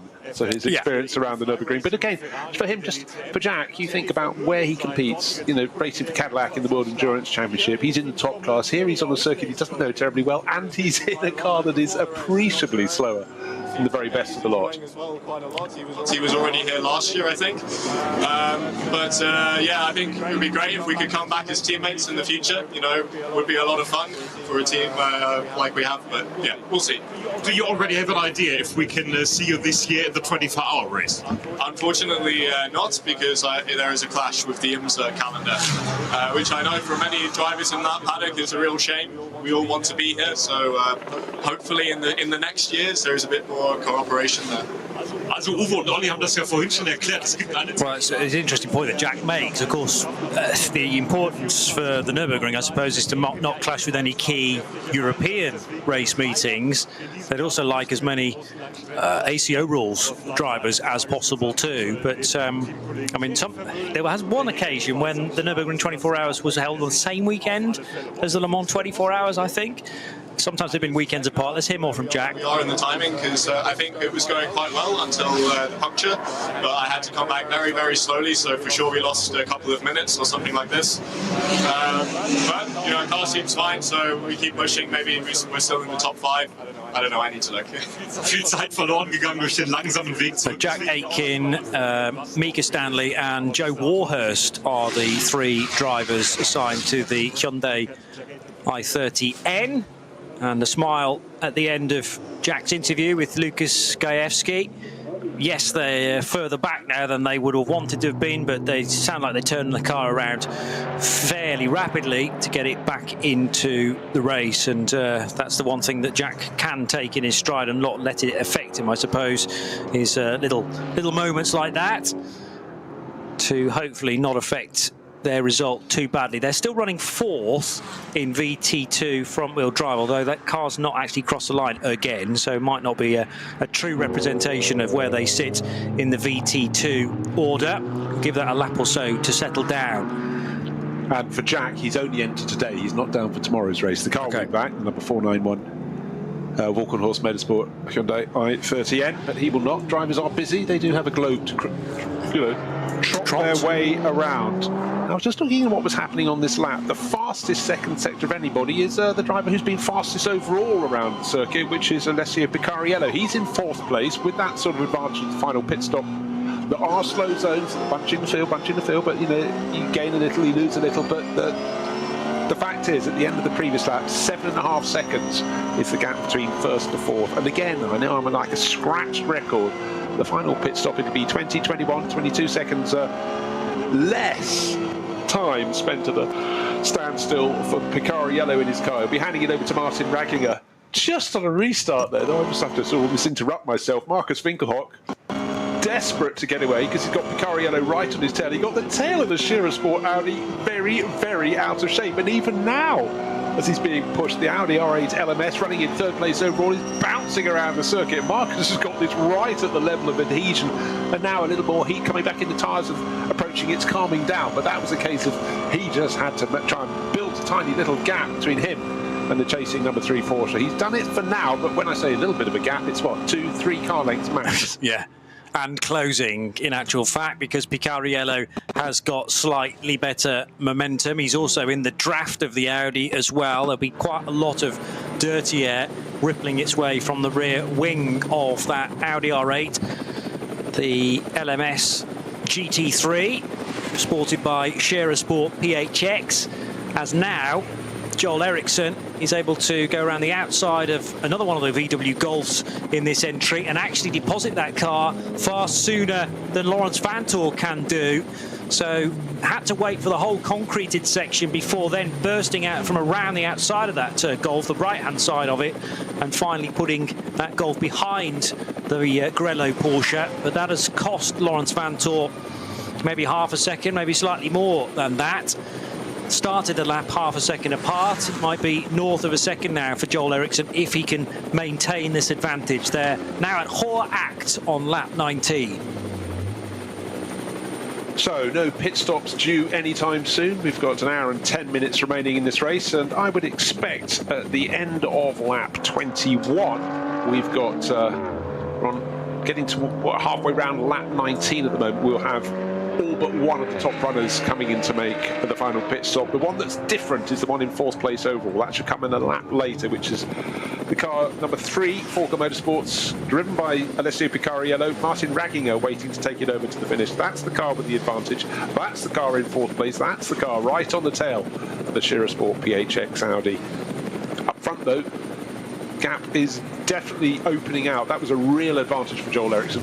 Of almost all the places on the circuit where you put a car between you and someone's chasing you, the carousel's quite useful, because going on the very, very high line, it's a longer way round, it's a tougher way round, and I think he found almost a second in that little run past the one of the white Golfs. Might be car number 10, couldn't quite tell. Heli shot up high. But the big question is, where is the next slow zone? Because certainly between the carousel and what lies ahead, Lawrence Vantor is closing in all over again for Manthey EMA, but I think there's a slow zone up in front of him.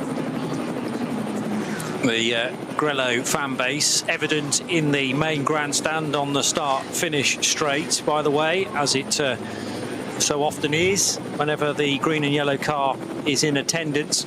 By the way, if you're wanting the dates for your diary for the 24 hours of the Nürburgring this year, it's around the Corpus Christi bank holiday, which is Thursday the 30th of May.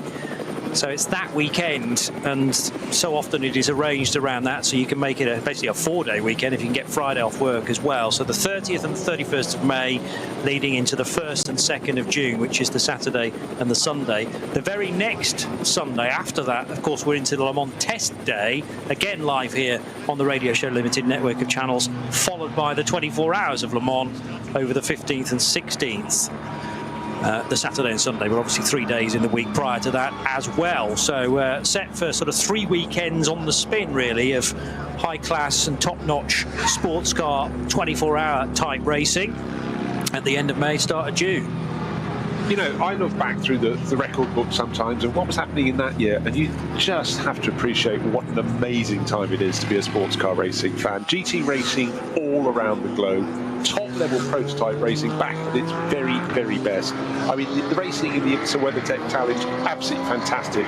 Winded up by a factor of 2 at least for the World Endurance Championship, with more interest to come. You know, Aston Martin coming to play next year. It's and I just think it's brilliant, and I just think you have to grasp these days and enjoy them as much as you can. We know motor racing is cyclical. We've been down, we had the pandemic, we're definitely back up. But the point is, looking back over history, you think, oh, how did they manage to finish, you know, 6th in the Daytona 24 Hours? And you realise that was at a time when the racing was really, really thin in that championship.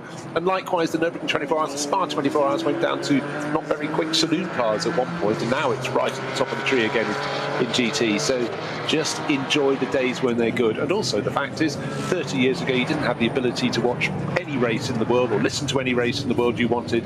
With streaming and so many other things, you can really get onto it. But also, when you look at something like this, you can go to the vln.de and you get the timing screens. There is so much information to be had, and I just think they're magical times. Too right, and it's set to get even better potentially in the next few years as well. Surfing on the crest of the wave, and more manufacturers being attracted to this type of motor racing. Kamui Kobayashi in a Supra GT4 car and Jack Aitken in an i30 Hyundai is not by accident. Surely that is planning for the future, when GM and when manufacturers within the Toyota family are thinking about coming here with a meaningful GT3 effort. That has to be the case. It can't just be sort of a weekend off and where can we go racing, because signatures are always tricky to get. As now, let's just go back to the matter in hand. Joel Eriksson had a decision to make there again on a BMW. Do I go left or do I go right? And it cost him time. Hasn't cost him the lead quite yet, but Lawrence Fantor getting sucked back into this battle. They started the 20th lap, separated by 2.3 seconds. It's now back to that 3 car lengths you mentioned. Right, and that's it. It's absolutely... You guess, do I go left or I go right? I'll go down the middle. Oh dear, the BMW's gone down the middle. Now, I talk the car that's moved into 3rd place. The Audi's been dropped to 4th. Alessio Picariello's gone into 3rd place. And as that happened, incident between car 3, that's the car of which we speak, and car 633 under investigation. Car 633, that's 653, let's go to 633, might be much more informative, is the Ford Motors Bioconcept car. It's a Porsche Cayman running the alternative technology, alternative fuels class. We don't know what the incident was, but there is suddenly, on a day of blue sky, a grey cloud coming in for the car that was sitting pretty with an hour and 5 minutes to go, potentially with this race in its hand by small margins, but margin of potentially 7 or 8 seconds is plenty around here. Not around a lap, around the course of the 4 hours, but we'll keep an eye on the screen to see if there's any punishment issued from that moment. At the moment, did it have contact? I do not know, but anyhow, certainly the officials are looking at it.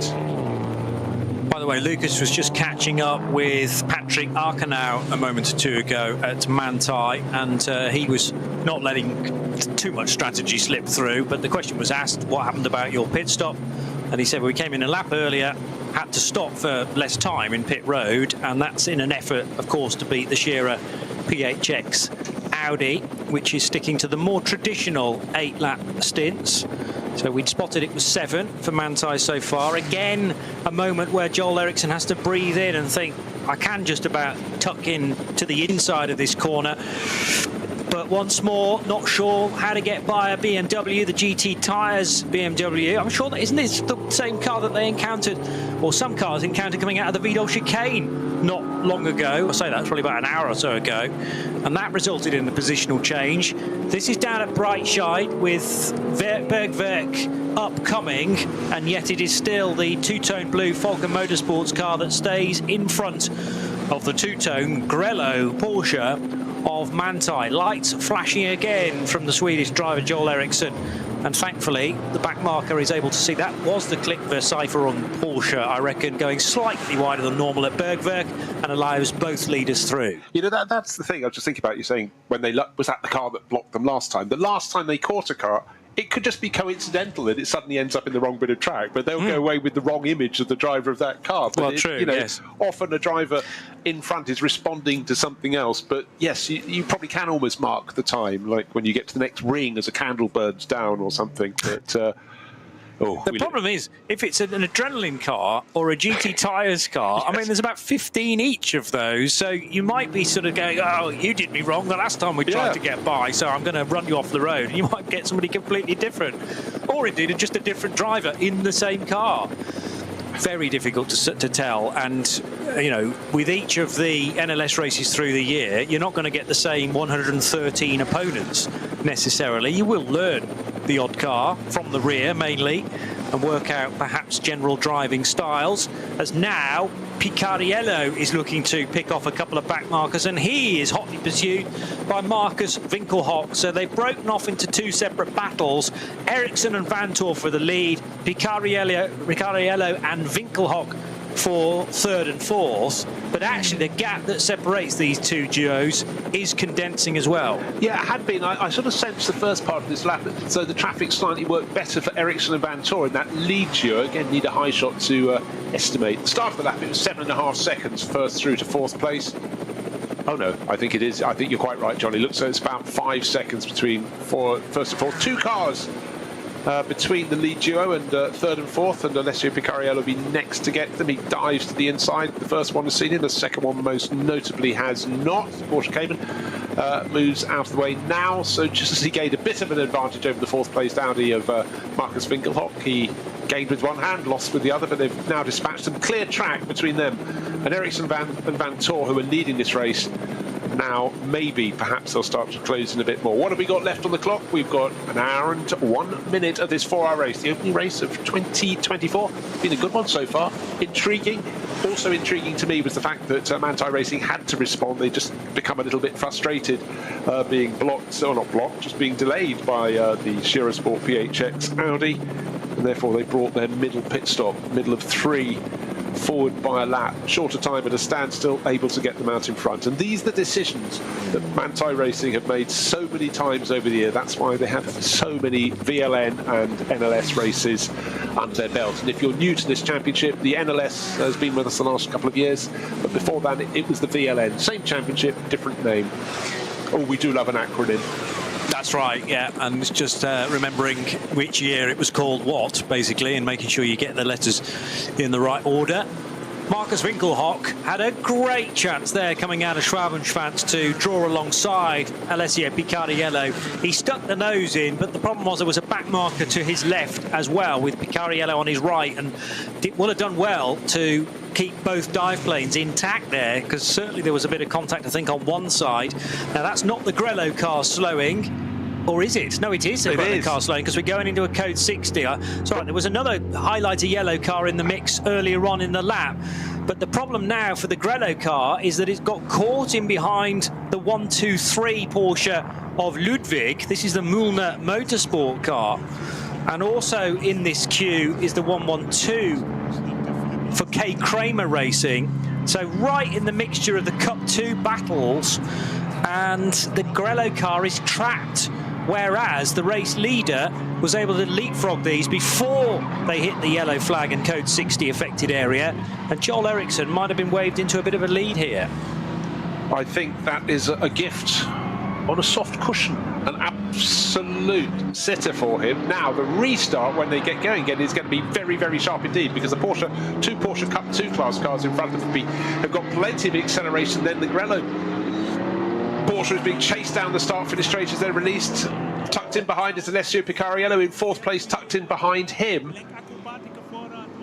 is the Audi, Marcus Winkelhock, but that has suddenly given an advantage of about 7.8 seconds between the race leader, Joel Eriksson, and Lawrence Vantor. Lawrence was going to be about half a second down, so he's lost 7 seconds in the final 16th of the lap. And now at least he's managed to get away on the restart. He could easily have been jumped by Alessio Picariello. I'm still keeping my eye on the reports from the stewards to see if there's any punishment coming the way of number 3, which is Picariello's car, because there was some incident with 633, one of the slower class cars in this race, so if there is any penalty coming his way, you can be sure Picariello is going to want to get clear and really put in some quick laps to try and gain a bit of time that he can at least have as a buffer.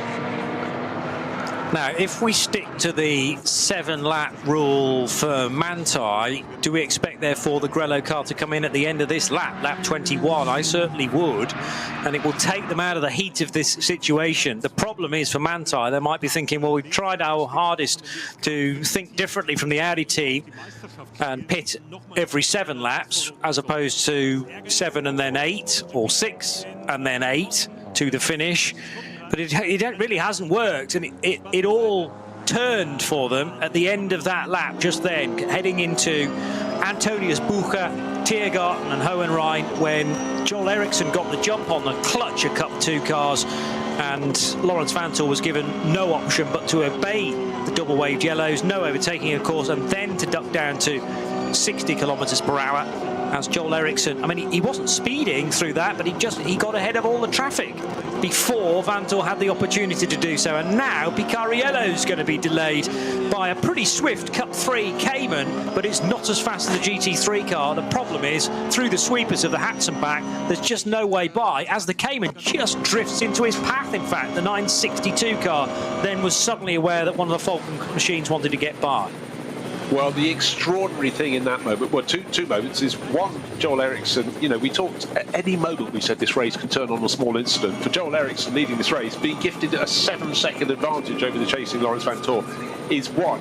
But there, with the Porsche Cayman running in front of Alessio Picariello's 3rd place car, he couldn't afford. There's already a question mark about whether he's got a punishment coming his way. He couldn't be robust, but it is just so unbelievably narrow there. There was absolutely nothing he could do about putting another lap on that Porsche Cayman, so he's had to back off, and that's got him off the tail of the Manthey Porsche. He may be able to get back there again. In fact, we're getting towards the time those final pit stops will be coming our way. Probably the end of this lap for the 3 of the first 4 cars, not Picariello cars, so maybe he'll then get the clear track that he seeks. But that was a moment he had to have caution and pop back a little bit.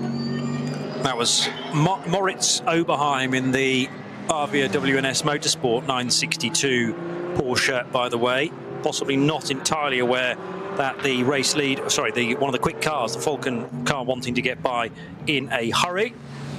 But in the end, Picariello was able to pick off Oberheim on the open section down towards Flugplatz. Yeah, it's not as though Oberheim is short of experience around here. I think it really just focuses the fact that at certain points on this track, and particularly, probably almost most notably, through the Hatzenbach sweepers, it's corner after corner after corner. Go slightly wide on one. And the fact is, on the left-hand side of the track, there's no runoff. No. It's just a barrier. It's a tyre wall and a barrier. So you don't necessarily get quite as close to that edge as you would otherwise. So I just think it's one of those unfortunate things. Unfortunate for Alessio Picariello, not so unfortunate for Lawrence Vanthoor. It bought him a little bit of breathing space in second. Green flags back at Exmüller and at Bergwerk as well, as the various marshal posts that have been affected. 123, 124, marshal post 126 as well, all now clear. I would expect the slow zone or the double waved yellows to be in place at Tiergarten probably till the finish of the race now. 55 minutes still to go. But a couple of seconds ago, Markus Winkelhock, who was chasing down Picariello, and Picariello, as I say, wanting to slice by Moritz Oberheim, and couldn't do it on his right-hand side. And then, there was a side-by-side moment, which we didn't see in the first opportunity to witness that, with Markus Winkelhock. So Picariello got a side swipe. That's the side that he collided with the Elantra early on in the race. And Winkelhock was right there to get 3rd position away. And he actually gave Oberheim a bit of a shoulder barge as he finally squirreled by the 962. It's amazing, isn't it? That must have been just after the director cut to another angle. They then managed to get it on replay and bring it back, but we didn't see that contact. And it definitely was once, if not twice, that Picariello was given a bit of a kiss by Marcus Winkelhock. Well, didn't realise Marcus had got so far alongside. It was because, as I was describing that to you live, I was witnessing the onboard camera from Picariello looking out front. Of course. Had no clue that Winkelhock was over the left shoulder of Picariello and actually making pretty stern contact with him on that left-hand side. And that's how much of a delay Picariello suffered, because Moritz Oberheim was taking the racing line. And you might argue, well, that's perfectly within his rights to do so. Shouldn't be making space for Picariello. It's the job of the faster car to find a way by. But Winkelhock wasn't going to relax at all and rest on his haunches, because he was stabbing that Audi down the inside as now Picariello runs very, very wide coming out of, well, it's towards Ice Curver. Flansgarten up next. So they're now at, after Brunchen. The cars, no, this is Brunchen now, the right-hander, and Flansgarten just prior to that. So 3 cars absolutely together: Vantor, Picariello and Winkelhock. And you wonder whether they've now kissed goodbye to any scope of winning this race. 7, nearly 8 seconds the gap to the race leader, at least at the start of the race. Could the key be the fact that Manthey are probably planning to pit at the end of this lap, whereas the Porsche and the Audi behind should be staying out? Or no, they not be? Go on. No, because the Audi is on the same pit sequence as the Manthey Porsche. The Manthey, remember, adjusted its sequence. The only one that should be staying a lap beyond this lap on the track is Picariello's Porsche in third. The race leader, the sister car to Picariello, should be coming in at the end of this lap. That's Winkelhock's not doing 7 laps, though, is he? He should be doing, well, it depends how they want to do it, but Winkelhock can do an 8th lap. He pitted at the end of lap 14. Yeah. So this will be the end of lap 7 on this stint. He could do 8. Whereas I don't think Vantor will do, because Manthey have decided to do 7s all the way through. We haven't yet seen a 7-lap stint from the Audi. This might be it. So they may do 6 and 8 and now 7, but that'll be a peculiar pattern. Well, Alessio Picariello, to avoid many doubts, is trying to put himself past the Manthey Porsche. He's got alongside, he's now got his nose in front and his tail in front as they go along the dotting her. And in fact, the Audi is closing as well. In fact, is he going to make a move? No, of course, we've got the waved yellows. They get towards the end of the lap, effectively where it stops being straight, and we've got the slight climb. There's still the instant up at the final corner, or the penultimate corner, because it's the right and left combo. So on the brakes they go. I would expect 3 of the top 4 cars to dive in the pits. The leader, number 4, is only now still at a bated pace, going through that final sequence of corners. His teammate, Alessio Picariello, has made it a Falcon Motorsport 1st and 2nd, and then right on the tail, almost pushing the Grello Manthey Porsche, is Marcus Winkelhock. Is always game for a laugh. He's about to push it into the pit lane. They come into the final right, and there's now still an Audi safety car on the edge of the circuit, but on driver's left, so they duck past that. Expect race leader surely Joel Eriksson to come into the pits, but who's going to go on past the Manthey racing car? None of them. None of them at all, of course. Take your notes, Jones, throw them in the bin. Well, that's that takes them to 21 laps. Yes, okay. Yeah, but that's the end of the pattern for Manthey. Yep. They are not doing the 7 laps all the way to the finish. They've decided to stick with 8 for this one. Yeah, but don't forget, a 7-lap opening stint with that formation lap is the equivalent of an 8-lap stint, whereas some of the rivals came in after 6 laps. They came in a lap later than most of their rivals, other than the number 3 Porsche on that opening run in the race. So they're staying out for a further lap. And of course, every lap they get closer to the finish of this race, every minute they get closer to the finish of this race, their pit stop time will be shorter. But still, in this group, that number 3 Porsche that's just moved up into 2nd place for Falcon Motorsport to make it a Falcon 1-2 has 1 lap more in the bag beyond this one. Will it use it? Well, yeah. I mean, there was never a doubt in my mind that Vantor could do 8, but I thought Manthey had just committed to doing 7s to get to the 28-lap marker, unless they've worked out, of course, that it may be a 29-lap race, as now Winkelhock is fully off the road on the Grand Prix circuit. So coming out of the Ravenel sequence of corners and now on towards the Vidal chicane. There's gravel on the exit of that relatively high speed left and right, and he overcooked it a tad, so the tyres will not have been at their grippiest, and that Audi again is moving around all over the road between Vidal chicane and the Sabine Schmitz curve. So, for avoidance of doubt, Joel Eriksson did not pit then either, because that is 7 laps on his stint. So Eriksson's just completed 7 and now will go on to an 8-lap stint. Picariello's done 6, could go a lap further then and would pit at the end of lap 23, potentially. Yeah. Because they did 7 and then 8, and now I reckon 8 again for Picariello before handing back to Ragginger. 2 rivals of Blink, though, in 5th and 6th place. They've dived for the pits at the end of 20... Should be 22 laps, shouldn't it? Kelvin van der Linde brings the Red Bull team Abt Lamborghini in, and Danny Juncadea, who's been closing in bit by bit in the car that started on pole, but was effectively denied pole on the run to the first corner by its own teammate, the sister car from HRT, the Mercedes team, with an ambitious start from the team boss Hubert Haupt. But since then they've worked their way back up the order. But up front, well, I reckon 3 of the top 4 will pit at the end of this lap and 1 the lap afterwards, and the 1 is car number 3. It's the Falco Motorsport car driven by Alessio Picariello, Martin Ragginger to finish off the race. Yeah, so in the case of Danny Juncadea, this is his first stint in the race, and that's the first time the number 14 Mercedes has actually done 8 laps on a stint, because Frank Bird was in and out with the various problems. He had a slow puncture very early on in the race, you may remember, then came in after only 5 laps, did a 6-lap stint, and then eventually handed over to Spanish driver Daniel Juncadea, who's just on 8 and could go no further, so the 14 car is in. Red Bull Team Abt are doing what I expected Manthey to have done. So it's been 7 across the board. 7 as the first stint, and then Jordan Pepper did a second 7-lap stint before handing over to Kelvin van der Linde. And I'm assuming, I was going to say van der Linde will stay on board, but he's not. He's only going to do 1 stint in this race, because it's back to Jordan Pepper now to close things out. Are they entered in tomorrow's race, the 27 Lamborghini? Let me look at my annotations. Yes, they are. Yes, they are. So maybe they'll flip it around and give van der Linde 3 stints and Jordan Pepper just the 1 tomorrow, in an effort to balance things out. Time will tell. Well, keep them on their toes. Still no further news about the investigation of whatever happened between number 3, which is the Falco Motorsport car in the hands now of Alessio Picariello, and one of the cars from the alternative fuel class, what we say, number 633. It was a Ford Motors bio-concept car.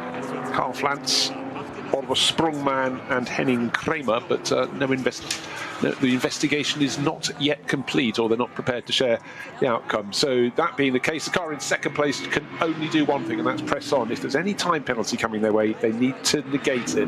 But in terms of track position, they're up to second. In terms of when they can make their final pit stop, they've got the advantage of coming in, should they so choose, a lap after all of their rivals. And if they can do it a lap after their rivals in dry conditions, you would, because it means your final pit stop's going to be shorter. 45 minutes to go. The Halder Motorsport Cup 2 Porsche turning left through Sabine Schmidt's curve with one of the 2 Halder family on board. Unfortunately, our timing screen doesn't differentiate between Mike and Michelle. In the Cup 2 entered GT3 Cup car. Oh, well, Michelle's talking to Lucas Gajewski, so that rather gives me the clue, doesn't it? That's Michelle Halder, so it must be Mike, therefore, currently at the wheel. It's good when they do that. Yeah. I just suddenly twigged, and I realised why our director was finding the 117 car on the racetrack. Carousel, concrete section, Porsches up against one another, as they have been really all race, and the Grello car still just in behind Picariello, but it is a Falcon 1-2 now. And it's taken a bit of time to fashion this running order, but every credit to those involved, running obviously a very different tyre from everybody else. They are an event sponsor as well, though, so the name Falcon evident on all the cars in the entry. Marcus Winkelhock absolutely driving the wheels off this Audi, using all sorts of lines that nobody else really knows about, but they sort of work, and running a tad wide there through the really fast sections immediately after the carousel, with Flansgarten and Brunchen to come just around this corner, and that time, in fact, it was Picariello finding the very limits of the racetrack. You know, fantastic three-way battle for second, but had it not been for the positioning of 3 cars as they approached that the double wave yellows, we'd have 4 cars, because the number 4 Falco Motorsport car gained, what did we reckon, about a 7.5 second advantage, as they all had to slow down. He put those 3 cars between him and the chasing pack, and then since then, of course, his teammate Alessio Picariello has been able to pick off the Manthey Porsche of Laurens Vanthoor. Marcus Winkelhock, as Johnny says, is putting it all out there, hanging on to his Audi from the most lurid of angles. And now they're bunched up against one of the newcomers in the top class, the Renazzo Motorsport Team Lamborghini, yellow and black, and it tries its best to keep out of the way. No advantage to anyone. If anything, maybe Marcus Winkelhock closed up a bit in 4th place, into third, getting closer to 3rd. Again, you just can't predict where some of the slower cars are going to be, but you just got to hope the law of averages comes your way over the course of a race. No, actually, you want it to come more your way than just making it all even. But they will get onto the clear run out of the Schraubenschwanz and now accelerating along the Dottinghoe. I presume we've still got strictures up ahead where they'll have to back it off. I was trying to see through the intervals on this lap. Has there been an advantage for the race leading car? No, there hasn't. So the gap to Joel Eriksson, who's leading in the number 4 Falco Motorsport Porsche, will be coming down.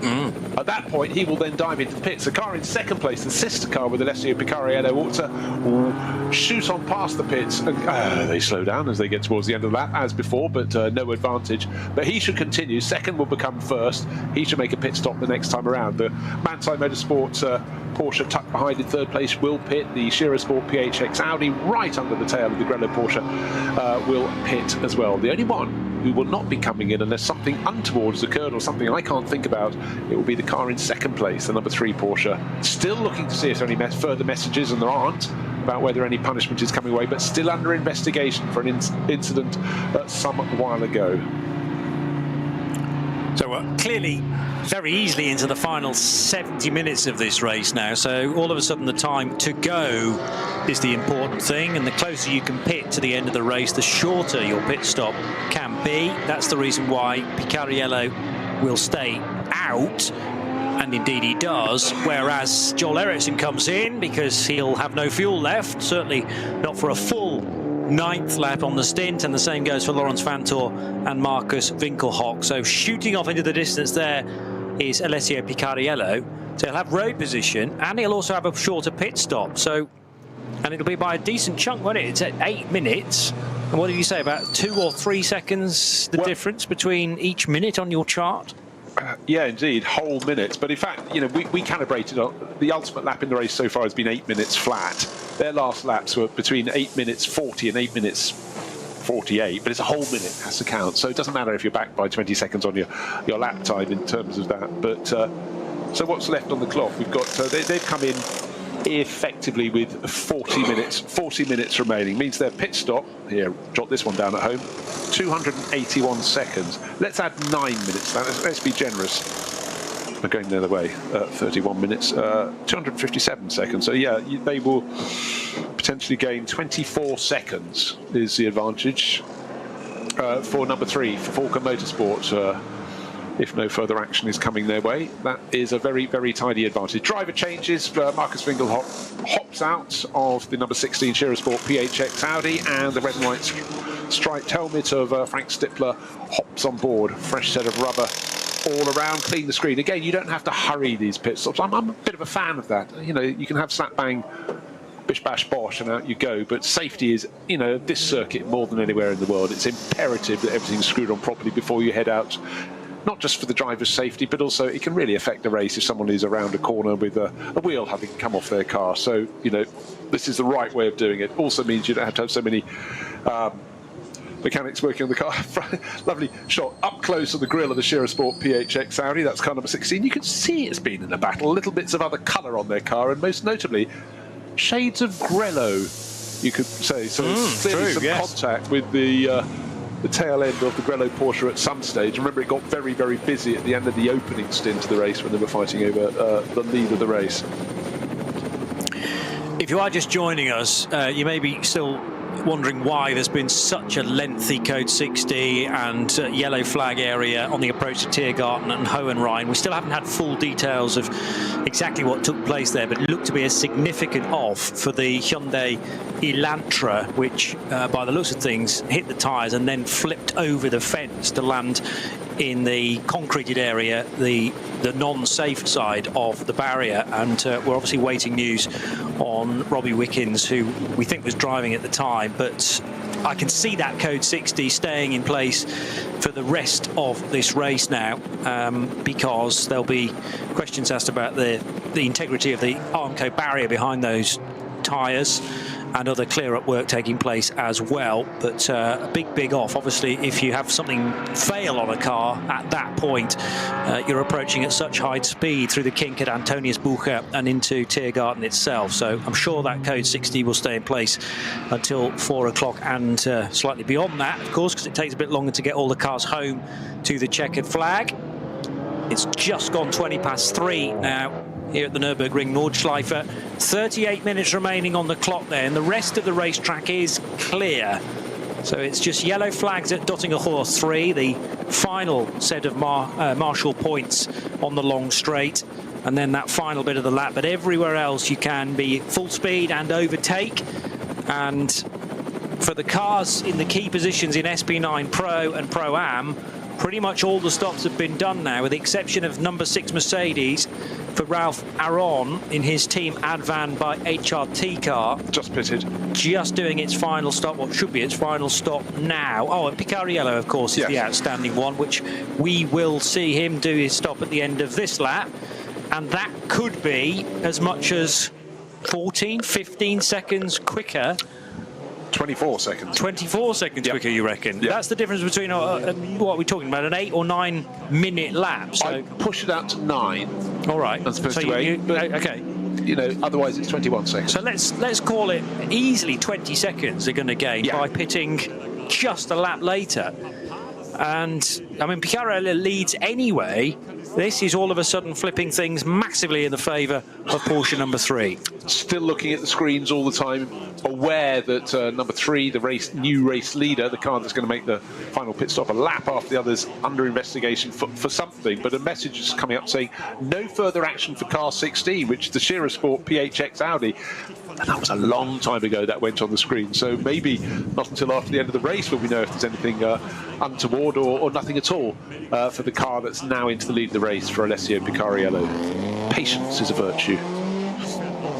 It's not always as informative as if you can have the answer here and now, but well, no. Patience is a virtue. But you don't necessarily need all the information all of the time. That's the beauty of live sport, is that we don't quite know what is going to happen next. And in the case of Cup 2, the 148 car is certainly being driven rapidly by Tobias Müller, who's got back on board this car and is chasing the 122 of Moritz Krantz for Mühlner Motorsport. Michele Di Martino is actually quite a bit further back in 5th, so it's between 2nd, 3rd and 4th to determine who's going to finish on the podium, because Nico Otto's got a big lead now for Max Kruse Racing in their number 100 car. There is the sky blue and white though of Mühlner Motorsport with the yellow door mirrors, and right in behind, you can't actually see the car that is doing the chasing. So is that actually Moritz Krantz who's got ahead of... that's still the Müller car, I reckon, as they now both head into the double-waved yellows. So it's definitely car 122. And in behind, is that the 148? Yeah, I think it is, of Tobias Müller. Yeah, I think so. It looks like a Black Falcon livery. I just remembered Tobias Müller's car being gold for some reason, but I think I'm getting that mixed up from an early, maybe a race meeting from last year. That definitely says 148 in the windscreen. So let's say that that's Müller chasing Krantz, and it's for 3rd and 4th in Cup 2. Also, the 120 car's not too far away, which is the 2nd place car in Cup 2, and that's being driven by David Jahn, sharing with Tim Scheerbart and Danny Blickel, who were taking part in the race a little earlier on. Cup 2s, remember, can do sometimes as many as 9 laps on a stint.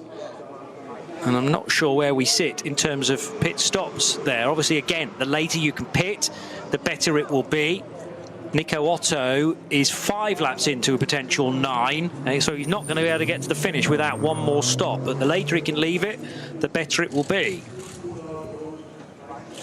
So many things to think about when you plan a race, but I must say, it's an unusual treat to have one where the weather hasn't been an element at the Nürburgring Nordschleife. It doesn't matter if it's summer, winter, spring, autumn, it plays its hand. And Johnny, you and I have commentated on enough where you spend an enormous amount of time during the course of the race debating whether the clouds are getting more, or are they dwindling, or are they rain clouds or snow clouds or whatever. But today it's been uniform, and you know what, that's the best way to start the championship, particularly with another race coming tomorrow. Get the mileage in, get the lap times in, work towards if you're going to be doing the qualifying events, which we will cover here on Radio Show Limited network of channels next weekend.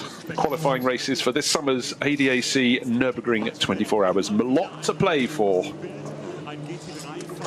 674 BMW into pit lane for the 4th time. This is one of the 240i entries, and the Teichmann racing car is in 6th position. The 240i, though, that leads this class is all the way up in 36th place. And also making a stop, I noticed. That's the 650 car. And 650 is the entry from Adrenaline Motorsport, funnily enough, with Manhattan wheels. And Toby Goodman's just brought that car in, sharing with Ranko Majatovic and Sven Market. I remember mentioning Sven's name, actually, probably an hour and a half or so ago. So it feels like they've had the race lead in the 240i's for quite some time. The number 650 BMW.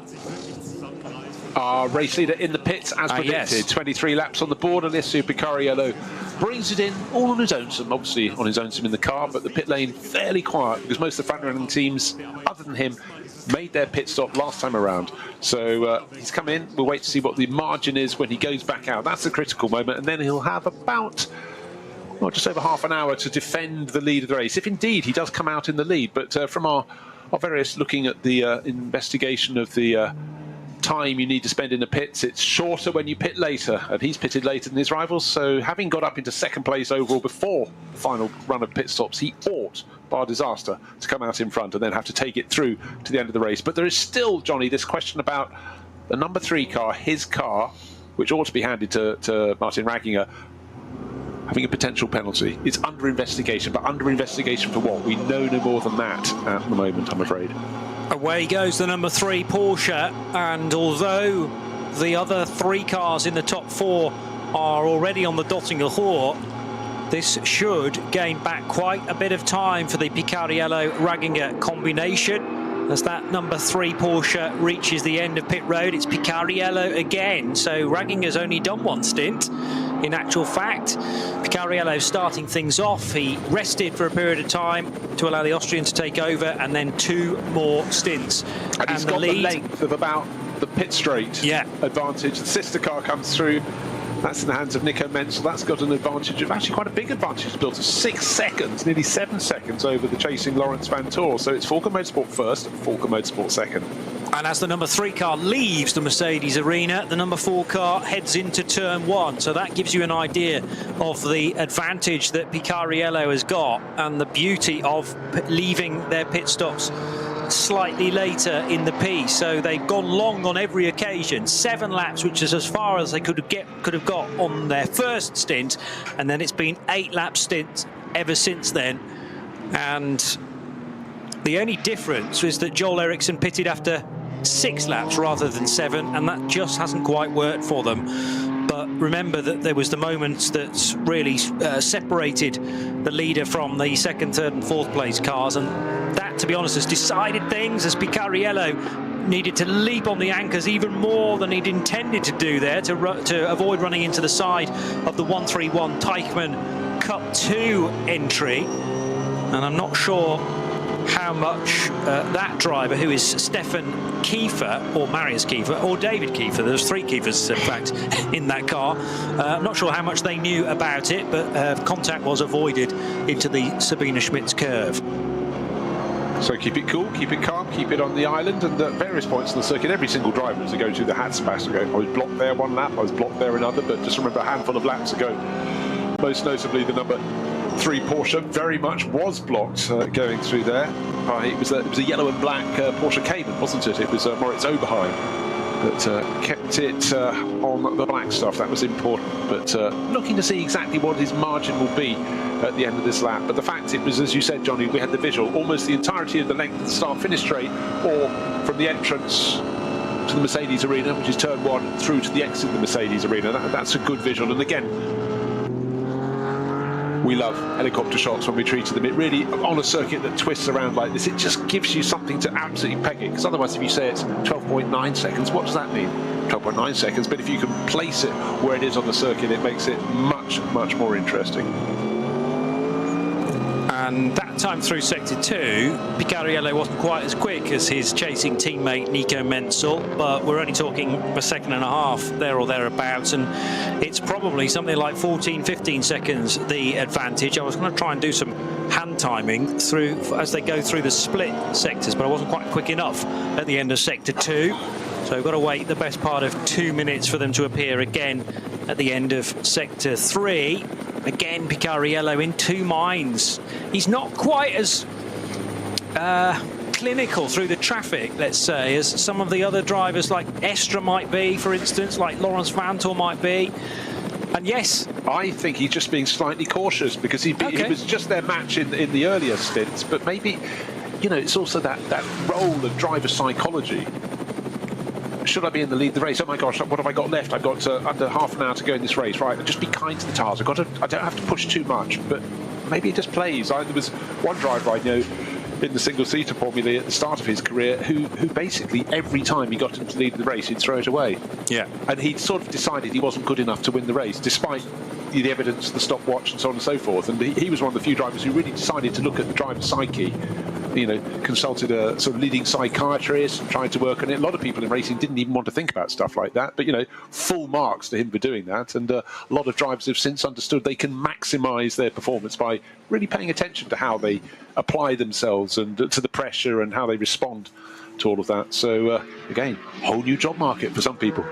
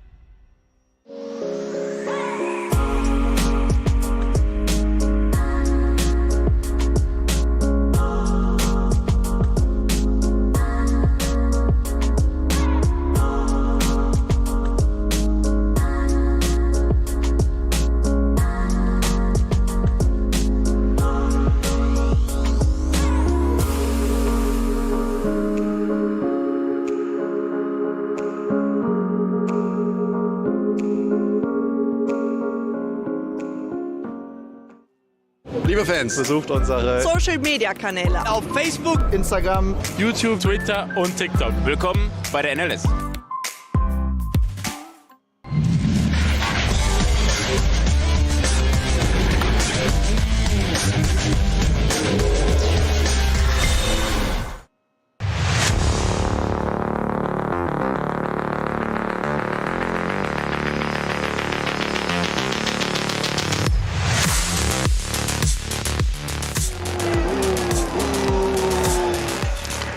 So Manthey EMA really did look as though they had a chance in this race today, Johnny, but they're settled back in third place. It just hasn't, the pace seems to have gone away from them a little bit. Lawrence Van Toor 6.7 seconds down on second place, which is Nico Menzel, and I would think actually lost a little bit more through the course this lap. No, he started to gain towards the end, so maybe he'll close that down. But at one point that looked good for a possible victory in this race. Then, because they'd been blocked up for several laps behind the Shearer Sport PHX Audi, they decided instead of staying out and staying true to their original tactic, come in a lap early. It gave them track position because that second pit stop was shorter, but it really cost them in the end because they were the only car that were on the same sequence of laps as the car that's now leading the race, the 3 Falken Motorsport Porsche, and it hasn't gone their way. Good to see in the top 10, easily in the top 10, is Glickenhaus Racing entry car number 706. Of course, it's not the same class as the SP9 cars, but it's had a good solid run. Lance David Arnold doing a double stint to take it to the end of the race, 8th overall. However, it's only 4.5 seconds clear of the leading car in Cup 2, which is Max Cruz Racing, the number 100 entry in that, with Otto at the wheel at the moment, Nico Otto. However, ease with which a faster car can catch is slightly curtailed at the moment by the number of slow zones, and there's one obviously the final sequence of corners. The cars only as they come onto the start finish straight probably go 100 meters up there are they release, so again if you're chasing you may not gain. Hang on, Picariello's just come in again, hasn't he? That was Picariello leaving the pit lane. Drive-through penalty, it never came on the screen for us. I've been looking with an eagle eye, and he's come out behind the Manthey car. Would he also be behind I honestly thought my timing screen was lagging there and still hanging over from the previous stop, but he definitely came in at the end of lap 24, and as you say, right through the pit lane, because finally a decision has been made. You've been talking about it an awful lot, and Picariello rejoining. Now we've got to tell the difference between Menzel and the 16 car. Well, Menzel's ahead of Vantor, so that's got to be Picariello, who's slotted in to third position now, ahead of Frank Stippler, who is fourth. There is the number 3 car heading now through Ravenol, the left and right-handers, and down the hill towards the Vidal chicane. So thankfully for Falken Motorsports, they still have a car that can lead this race, but it is no longer Alessio Picariello, because now Nico Menzel leads ahead of Lawrence Vantor up to second for Manthey. You wait an age for some information. The first thing you see is a car coming out of the pits rather than going into it. So yes, sorry we couldn't inform you before, but we were waiting. We're trying to work out what was happening. It was for forcing another car off the track, and the 633 Bio Concept car was the one that was adjudged to have been given a helping hand from probably in the race lead or possibly second place. It was Porsche Cayman. And anyhow, a stop and go, a drive-through penalty. That's why it was pretty quick. But instead of leading with what we got left, just over 20 minutes remaining in this race, it's back out into third place, and the Audi is all over its tail. Frank Stippler fancies there's half a chance. He's about half a second behind in fourth place, and for Alessio Picariello, so I have to wait for those timing intervals to come, because I've just got to wait for my screen to catch up a little bit. But the visual is that Falken Motorsport still leads the race, but they've swapped their cars over. Number 4 is now the new leader, and number 3, with that drive-through penalty, back into third position. Yeah, so first and second no more, first and third instead for Falken, and has Picariello got anything up his sleeve to take the fight to Laurence Vantor in the closing stages? Frank Stippler will fancy his chances of sneaking onto the podium to at least break this stranglehold of 911 GT3Rs that are infiltrating the podium as we speak. Jordan Pepper a little helpless in 5th position in the number 27 Lamborghini Huracan. Stippler is able to get by the Mullner Motorsport Cup 2 Porsche. Nico Otto for Max Cruiser Racing leading Cup 2. And Cup 3 is in the hands of Heiko Eichenberg now for SRS Team Zorg Rennsport. That's an all 718 Cayman class, remember. But the Cup 3s have done well to get up to 22nd and 23rd overall, with Moritz Oberheim in the second position for Cup 3. And in SP10, which is a good mixture of GT4 cars, it's a Toyota Supra, the Toyo tyres with ring racing car number 170 that leads that part of the race, with a few laps to go and potentially some pit stops, of course, as well. 170 is currently being driven by Andreas Gulden, the car that he shares with Tim Sandler and Mark Henrici. So, Nico Menzel leading, Bruce. Yeah, just to give you a recap, the timing screen at the moment will tell you that Alessio Picariello is still leading the race, but unfortunately that was him inside the pit lane. His advantage was cut down to 7.5 seconds when he crossed the start-finish line, but obviously he'd already decelerated. So you're probably talking a dozen seconds was his advantage after that final round of pit stops, possibly minimum. But now he's back in third position overall. Teammate Nico Menzel into the lead race and setting some very, very quick times indeed. Oh, what might have been, but it was such a long wait. It must have felt even longer, just waiting to find out what the punishment was. But eventually, for forcing another car off track, obviously not something that will be forgiven for Alessio Picariello and Martin Ragging. And we don't know actually who was at the wheel at the time. I think it was probably Picariello, just in terms of when that initial message came up. That's cost them big time. Back into third, but press on as you might, there are only 17 minutes remaining in this race. 4 hours to play, 4 hours again tomorrow, so we'll wait and see how that one unfolds. Hopefully the weather will be just as good. And certainly it's been a very fair start. And there's every chance now of a grandstand finish if the top two can get close enough to one another, because the whole track is now clear of any incident and clear up that was taking place. Particularly, I talk about Tiergarten, well, the end of Dottinger Hoor, Tiergarten itself, and Hohenrhein, which has been affected by Code 60 and a significant chunk of it. But it does mean that you can now overtake if you get a good run through Antonius Bucher on the brakes into Tiergarten. So it could be a bit spicy in the closing stages if Laurens Vanthoor can get close enough to Nico Menzel. However, Menzel's just done the absolute best second sector time with a 1:03.1. He's charging like crazy, potentially with a clear road in front of him, of course, now with Alessio Picariello delayed. So Menzel no let up. The gap between the 4 and the 911 Porsches at the start of the lap was 6.5 seconds.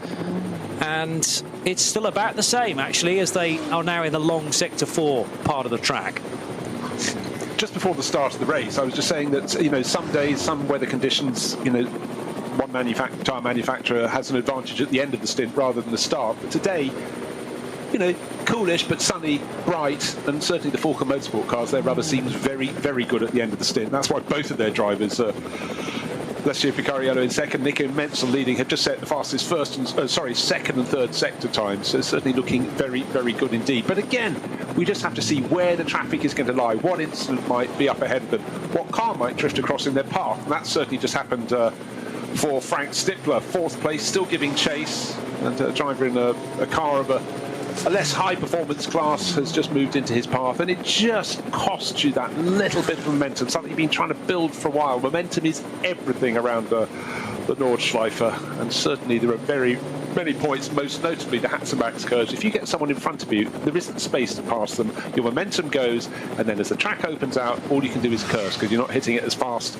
as you had before. Another problem for a car in SP9, another punishment, a Code 60 infringement, failed to manage Code 60, so under investigation car number 7, that's the Conrad Motorsport Danny Sufi, Torsten Kratz Lamborghini, so possibly some punishment coming their way. So many things to look out for, and you do have to admire the performance of the race officials here. We started with 114 cars, we've got 172 corners, divide those accordingly.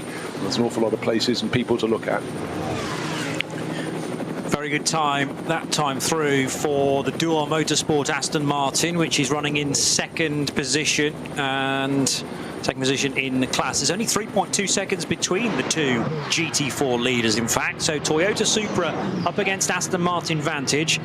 3 3.2 seconds I make it at the start of this lap, and Sandberg is pushing like crazy. And I've just noticed we're finally clear at that final sequence of corners. So I did say that. Oh, did you? Sorry, I must have had. I've been looking down at how the car in 32nd position was going. I apologise to you. That's all right. We seek the stories for you. We look here, we look there. Yeah, well, as I said, I rather suggested that we might be code 60 till the end of the race there, but the track crews have done an incredibly good job to make it safe again. Whoa, significant those lap times are so much faster now, There you go. They? Well, that's as a result of it, flat. isn't it? 8 minutes 1 for our new race leader, Nico Menzel. 8 minutes 1.2. That is for him. 8 minute, half a second faster. 8 minutes 0.7 seconds for Picariello in second place. Well, the point it's slower. Sorry, that's of course the second place is the Manthey car. Sorry, third place is Picariello. 8 minutes 18. That includes coming out of the pit lane. That's why his one is so much slower. The point I was making though about the clear up having been completed is that now you can overtake into Tiergarten and Hohenrhein, and we might be in a position to do that. The margins are still a bit too much at this stage, as Arno Klassen has just gone quicker than the Equipe Tess Audi has managed all race. Lots of absolute best times coming through. How about Jordan Pepper? 8 minutes 0.0. That's faster than anybody else in the Lamborghini Huracan. They just left it rather too late, trailing by nearly 70 seconds on the leader, Nico Menzel. You know, the drivers just have to take what's in front of them, but suddenly presented with a track in perfect condition, hopefully their cars are in perfect conditions. You know, every driver wants to show they can put in a really quick lap. Will we dip under 8 minutes? I think we quite possibly could. How much time have we got left to do it? 13 minutes. So we've only effectively 2 more laps in which they can manage that. We were debating whether we get to 28 laps. I think not, but maybe just. It could be with that final sequence of corners now being clear of the track clear up there, the barrier repairs, the tyre wall repairs. Now we're finally going to get some quick times in. Will it be enough to tip us onto an extra lap? Have the teams put enough fuel in for an extra lap? That's always the thing. You don't want to be carrying extra fuel, but you want to be carrying enough. Yeah.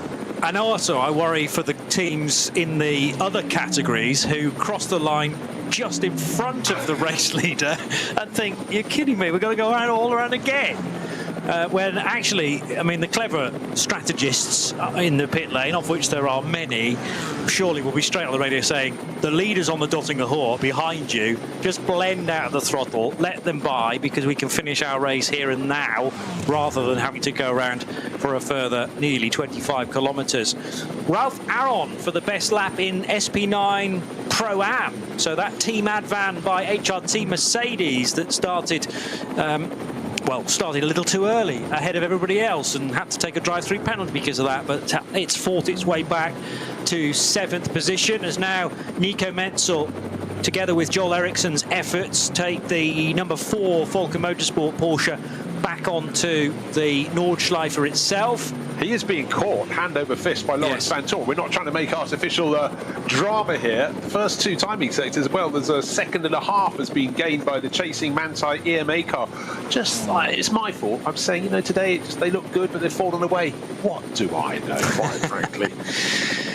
So this is about how hard Nico Menzel wants to push in those into minds moments through traffic. Alessio Picariello has experienced plenty of them in his Volker Motorsport Porsche. This is the sister car, remember, that hasn't actually spent much time out front. A lot of that instead has been in the hands of the sister car, and also we had a bit of time. No, I don't think the Grello car's actually ever led, has it? But the 4 car and the 3 car have taken turns in being in front. And Volker now, it seems unlikely that they will get a 1-2 finish because of that late drive-through penalty for Picariello, but it only dropped him back to 3rd, and he's now 3 seconds ahead of a truly revved up Frank Stippler. Stippler and Winkelhock, for entertainment value, have certainly won awards in my mind this afternoon. It's just that the Audi's not been quite on the same performance level as the 3 Porsches ahead.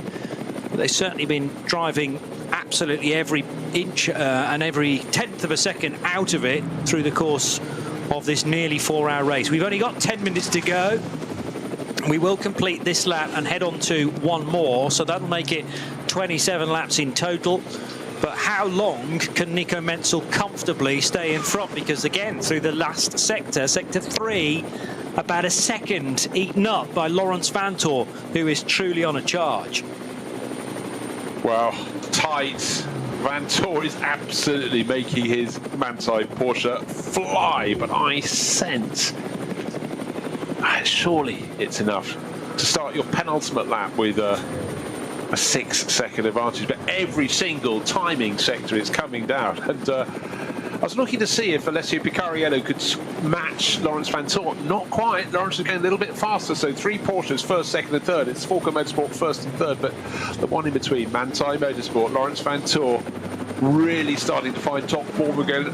Will he have enough time in this race? Will he be begrudging the fact that there were a handful of laps with no chance to go through the final sequence of corners at the right sort of pace, the proper pace? But of course it was the proper pace as an incident was being cleared up, and our race leader has just been a little bit obstructed. And again, there is that element, which way are they going in front of me? I'm a much faster oh no, he's coming into the middle of the track anyhow. So little advantage being gained, unless he's blocked, to Laurens Vanthoor. Nico Menzel cautious, but as you say, Johnny, how much caution do you want to have in the mix if you're trying to defend the lead of a race? And the clock is ticking deep into just 7 3/4 minutes remaining until the flag could be waved. So this fourth and penultimate sector began maybe about a minute ago, so it takes just over 3 minutes. They'll probably cross the line with 4 minutes and change left on the clock, with a further 8-minute lap to do. So we'll be slightly beyond time, but of course the checkered flag waits for the overall leader. And now just about in the same frame of our overhead camera from the helicopter are the 2 Porsches. So Menzel trying desperately to be out of that tight frame, and Vanthoor wanting to be as close within it as possible, as they now head into the Swallow's Tail, the second concreted section of the lap, already through the Stefan Beloff S, therefore, and now heading for Galgenkopf on this, the penultimate lap. Vanthoor's not going to be anywhere close enough to pick up the tow from Nico Menzel's car, but it might be a different story in a lap's time if he continues to take this amount of time out of Menzel in the Falcon Motorsports car. So they're about the same speed, surely they are, with the same balance of performance for both Falcon and Manthey down the long straight. And how much traffic is Nico Menzel going to encounter on this final tour of the first NLS race of the weekend? Also not very far away, a recovering Alessio Picariello, and then the headlights ablaze for Frank Stippler. So all 4 top 4 cars in the race occupy pretty much the same bit of asphalt on the Dottinger Hoor. The Dacia Logan is back. The Dacia Logan is passed by the car in second place, Manthey EMA. End of last lap, or the start of this lap, if you will. Just under 13 seconds from first. That's Nico Menzel to fourth, Frank Stippler. What's it going to be this time around? Menzel continues to lead the race. 4.1 seconds clear of Manthey and Laurens Vanthoor. Third place, Alessio Picariello comes through, 9.7 seconds down, and 11.8 seconds is first through to fourth place to Frank Stippler. He's 2 seconds down. Will these change? What's the one that's most likely to change? I think 4 seconds is a massive ask, but Laurens Vanthoor has got 25 kilometres to see what sort of speed he can find. He's just done another lap in below 8 minutes and 2 seconds. He was the fastest of the top 4 last time around, so he's closing in. I think he's just not going to... I can't say that.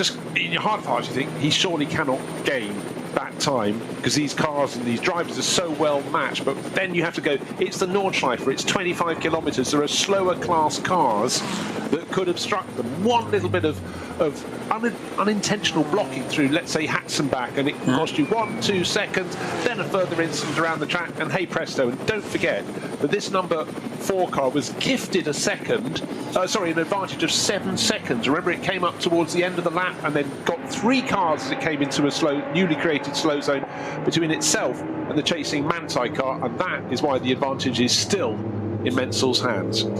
It was Joel Eriksson at the wheel at the time. He took those gifts, said thank you very much. The final pit stop was coming up soon. He banked those 7 seconds, and he's still living off them now.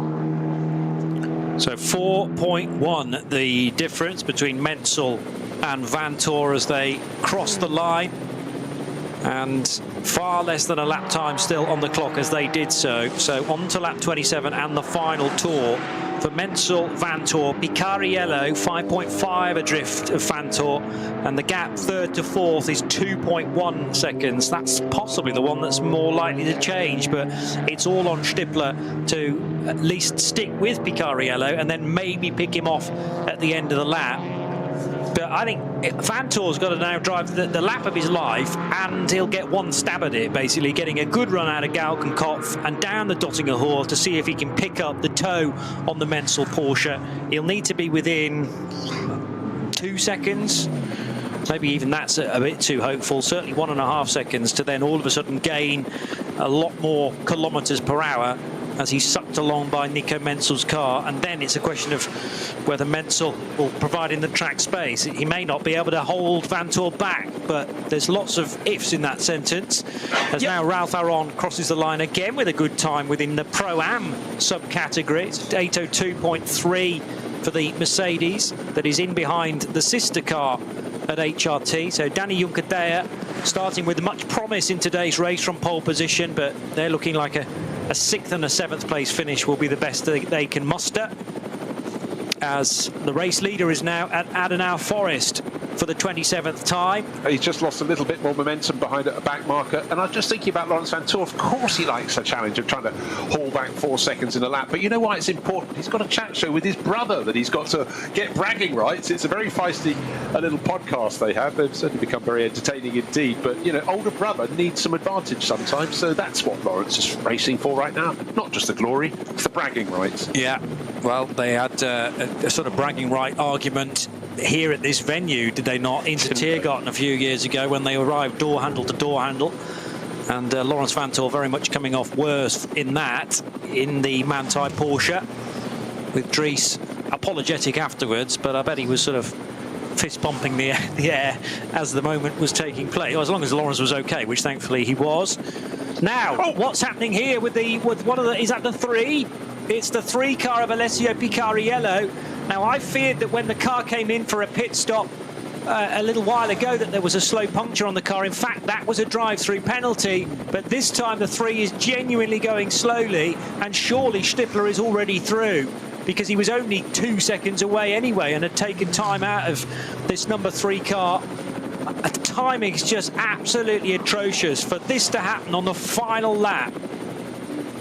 Well, at this abated pace, that'll be 3rd place gone, tick. That's Frank Stippler having gone through, and 4th place as well, because Jordan Pepper, who's been flying, even though he was about a minute in arrears, will surely overhaul him before the end of the lap. So for Falken Motorsport, thank goodness they had 2 cars in this race. They've got number 4 leading the race, and number 3 still circulating, but can we see anything wrong with the car? The answer is no, but it's now being pulled off to the edge of the circuit. It will not finish the race. So Alessio Picariello has worked out that something is not going to get him back to the pits, and it's not worth taking the chance, and he's parked it off the circuit outside the white line. Yeah, it's the second entry point at Brightshire, the lowest point of the circuit, just after the road bridge there. And what a peculiar incident this is, and horrendous luck. I mean, they were leading the race, remember, and because they were pitting a lap later than everybody else, it seemed that they had a huge advantage to be able to easily win this race. Then there was the drive-through penalty finally attributed because of some contact with another car, and now this has happened. It didn't seem to be down on one particular side, but if it's a slow puncture, then they can be difficult to pick up, and of course the sensors will be going crazy inside the car and no doubt on the pit wall as well. So whether that was a message to Picariello to say slow down, or whether it's actually a drivetrain related problem, so difficult to tell from this distance. But they're out of the race, and all of a sudden Frank Stippler, who was hoping for a podium, looking like he will finish at least 3rd, probably no better than that in fairness, but Scherer Sport gain 3rd place as a result of Picariello's travails. Yeah, well, it stopped it being a Porsche 1, 2 and 3. At the moment it's going to be 1st and 2nd. Which order will it be? Will it still be number 4, Nico Menzel for Falken Motorsport, who actually, having had a car that could have won the race, the sister car, dropped back with that drive-through penalty, and now with a problem. Thank goodness they're at the front of the field for the Falken crew. But Manthey EMA, No, the opening part of the first, the second and the third timing sectors on this lap, it's all gone the way of Falcon Motorsport, at least for their number 4. So Manta EMA, we did wonder if that 4.1 second margin could be cut back by Lawrence Van Toor. It's not going to be so, but how fickle everything can be. Now, on my screen, a car that's going faster and faster is the Glickenhaus. It's just moved up from 13th to 12th to 11th. Lance David Arnold's just set the fastest lap for that car, 8 minutes 10. Falcon Motorsport, it's a garage of 2 sides, and it's the number 4 side that's smiling because their car is leading. Nico Menzel taking it through to the finish of this race. The opening round of the NLS for 2024. The number 3 car, the car that looked as though it had everything in its bag until that drive-through penalty, and now, until whatever made it pull off, is parked at the side of the circuit. I really think that actually at that point, Alessio Picariello was just looking for the gap in the barriers, the first place he could pull it off and park it. Because as you said, Johnny, and when I looked at it, I thought that car is 4 square on the track. It's not locked down on one side, but who's to know? Maybe a tuppeny bit that's just gone on the car. Yeah, can often be the case. We had the change, by the way, in SP10 because Sandberg's got ahead of Andreas Gulden. So Aston Martin, with just a few laps to spare, squeeze ahead of Toyota Supra. There's going to be no change in Cup 2. It looks like Nico Otto by 3 seconds over David Yarn. But SP9 Pro and the overall win will go to Falcon Motorsports and Nico Menzel in the number 4 car with his teammate Joel Eriksson. Perhaps not the Falcon car we expected to win after the final set of pit stops, because Alessio Picariello and Martin Ragginger were so well placed because of their slightly off strategy or off-kilter strategy pit stop visits, and it waved them into something like a 20-second lead, but then that disappeared almost as quickly as it had arrived with a drive-through penalty and then retirement for the Belgian-Austrian combination. So it'll be a non-finish for Porsche number 3. But on the flip side, Falcons still win with their number 4 car. From Manthey EMA in the number 911 Porsche, so Lawrence Van Toor and Kevin Estre reached the podium in the second step. And Frank Stippler, along with his teammate Marcus Winkelhock, will finish 3rd for Scherer Sport PHX. To at least break some of the stranglehold that this race has had around with Porsche and their 911 GT3Rs. It could have so easily have been a 1-2-3 finish for that manufacturer, but Audi squeaking on there. Picariello still shown 4th, but of course he won't finish there, and the Lamborghini Huracan, Jordan Pepper, will finish 4th instead, driving with Kelvin van der Linde. Yeah, he's nearly another 50, or just over 50 seconds back behind Stippler, but again showed decent pace. But the number 3 Porsche sitting pretty in 3rd place was the contact, because suddenly the car slowed. Can't tell you why as yet, but certainly at various points. Stippler's already passed before the problem hit, and there was more contact between those 2 cars. That's not the first time the 3 and the 16 have come to blows, and it feels as if as a result of that, that's what made Picariello limp away from the scene. Yeah, I thought it was a different moment. We'd seen it from a different angle. It was 2 side-by-sides. Remember, going at effectively just beyond Hatzenbach, they were waiting for a restart, 2 side-by-sides, and it does seem as though it's been a slow puncture. If we try and join the dots on that one, eventually on the final lap, halfway round the final lap, there was the number 3 car pulled off, and as we speak up on screen, incident between 3 and number 16 under investigation. So perhaps for Scherer Sport PHX, they may not be holding on to that 3rd place. At the moment, they're there. And if anyone's going to get promoted, it'll be number 27. So we could have Porsche, Lamborghini as the top 3. We're not there yet. But what we can tell you is it's a Porsche 1-2 with the number 4 Falcon Motorsport car brought home by Nico Menzel, shared with Joel Eriksson, taking victory by 3.6 seconds from Lawrence Van Toor in the Manthey EMA number 911, which he had started by Kevin Estre. So interest aplenty. We had the split tactics, but with the removal of car number 3, first by the drive-through penalty and then by possibly a slow puncture that pulled it off. The car that looks as though it had victory in the palm of its hand does not, but at least for Falcon Motorsport, the sister car did and took victory. So I'm just trying to chase back to exactly what happened in Cup 2.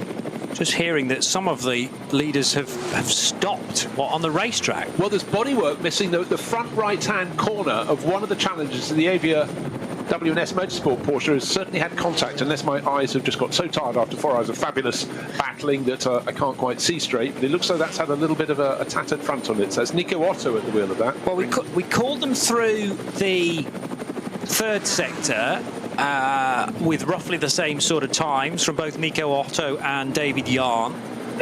Tobias Muller's not really close enough to be involved in the number 148, but it's the 100 and the 120 cars that are the ones that are potentially concerning us.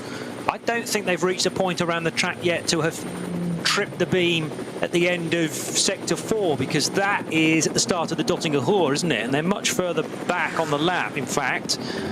Still waiting for the result in SP10. No, we can call that now because they were a couple of laps behind the overall winners. So it is Door Motorsport, and every credit to that final stint from Oscar Sandberg. It's the Aston Martin he shares with Aaron Venish and Nick Wustenhagen, and they eventually got ahead of the 170 Toyo tyres Supra for Andreas Gulden, who was doing the final stint, Tim Santler and Mark Henerici. But there's definitely been is that Otto now ahead, or was that the order that they started this lap in anyway? That's the Nico Otto car, the white, gold and black machine. David Jahn is behind. Yeah, okay. So that is still the same order that they crossed the line in. But Jahn is catching hand over fist. He's half a car length behind. And looking for a way by, but Nico Otto not falling for David Jahn's antics.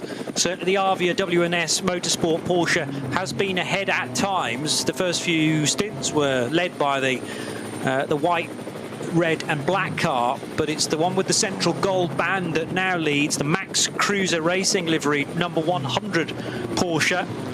3:16.2 is a decent time in Cup 2 for the fourth sector, and Otto's just gone through there now and about to head onto the Dottinger Hoor for the final time. Actually, 3:16 was from Balkan in the Pro Sport Aston Martin. We're still waiting, therefore, for the sector times and the splits to come through. There it is, 3:12.8 for Otto and a 3:11.4. So again, more time taken out by David Jahn. And is Jahn close enough to the Cup 2 race leader to be able to be sucked along? He's certainly gaining a lot of pace here. This is for the race lead and potentially the race win. Thank goodness we've now got green flags into Tiergarten, because around the outside for Avia WNS Motorsport, it's going to be virtually a last corner overtake. They're not yet into the braking area for Tiergarten. Now they slow, and Nico Otto could do very little about that. Otto trying on the inside, and he's taken him out. He takes him out into Tiergarten, a do-or-die manoeuvre from Otto, and that will spin the Avia car into the barrier. Poor old David Jahn, who played it perfectly to that point, and then that was absolute desperation from Nico Otto to try and hustle the race lead back again. Max Cruiser Racing and Nico Otto, very naughty indeed there. Surely that will not be allowed to stand. But the sorry thing for David Jahn and for Avia WNS Motorsport, they're not even going to finish second now, because everybody else will sweep through. He's found reverse, and this is a bit of a dangerous thing to be doing, but the double-waved yellows will hopefully warn anybody else about to head through Hohenrhein to do so. And the Cup 2 finishing order, we're still trying to get confirmation of that. Yeah, Tobias Muller's gone through into second. That might be the race win, of course, if Otto is docked places. And David Jahn will finish in third position on the road. Unless my memory escapes me, I think Nico Otto was already under a warning for behaviour from his first stint. I might have imagined it, but I don't think I have in this instance. And I thought the front of David Jahn's Avia car was damaged before. It was actually just the effect of the fact he's got it looks as the corner of one of the front wings is missing. It's just because it's in black. Still talking about what went out on the track is Falco Motorsport and Frank Stippler, who was obviously involved in the thick of the battle at the tail of that event. And of course we ended up with the number 3 car that possibly, well, we know it had contact, side-by-side contact with the number 16 Sport PHX Audi, but we also know the Audi finished in third place and the number 3 Porsche didn't finish at all. Nico Menzel, though, we can tell you is the winner of this race, and he's down with Lucas Gajewski for a quick interview at the finish. Also just noting that contact between Picariello and Frank Stippler is unsurprisingly under investigation. That happened at Schwedenkreuz, and I think there were possibly 2 points of contact there. So that will be investigated from all possible angles. Again, that doesn't help Picariello and Martin Ragginger's cause, but it might well affect who finishes third in this race, because at the moment it's the Audi number 16 of Frank Stippler and Markus Winkelhock, but if they are penalised once that incident is checked again, then it'll be Jordan Pepper for Red Bull Team Act who will be promoted to the podium. But of course, just because Picariello couldn't finish the race, that doesn't mean he wasn't the one in the wrong, if you know what I mean. No, entirely. And we've only, you and I have only been treated to one view of it, which was actually from the camera on board Picariello's car. Need to really see what Frank Stippler saw in that whole situation, and ideally race control will look at cameras externally as well to try and attribute, if there is any blame. It might be called a racing incident, of course, but it is just simply under investigation as we speak. It doesn't sound like a particularly early night for those in race direction, and there's another race to look forward to tomorrow, of course. Yes, I was about to joke there. They could take the tops back off their pens and get their notepads back out. Certainly that isn't the only incident under investigation. An incident late in the race between a couple of cars in Cup 2, 119 and 124 under investigation, and still other people being done for speeding in the pit lane, and many, many more. But if you think how many reports you can have in the field of 24 cars, we had 114. Let's just hear from Joel Eriksson. And obviously, we maybe not fight for the ultimate win in the championship, but I mean the main focus is the 24. But I mean, to kick off the season like this with a win, there's nothing more to be said and to be done. So yeah, the car was flying today, and Nico did a great job as well on track. So yeah, just had a great package today, and also to score the 4th win here is yeah, it's amazing. Really happy. Enjoy the podium. Thank you very much. Danke an Joel und an Nico. Joel Eriksson and his teammate Nico Menzel. Perhaps a slightly surprising win for those two drivers, but they were absolutely hard at it throughout with the hope that the race would come to them, and that's precisely what happened in the end. And Lucas Gajewski in a moment or two will also be chatting to Kevin Estre and to Laurens Vanthoor. Estre's German is exemplary, so this will all be in the home language of the Nürburgring. Not sure about Laurens Vanthoor. Surely he speaks German as well. Being Belgian, there'll be a Germanic element to that. No. We'll wait and see. Yeah. Because it'd be nice to hear from Laurens. It was certainly an eventful race for him as well. Let's just dive in to hear what language this question's being asked. I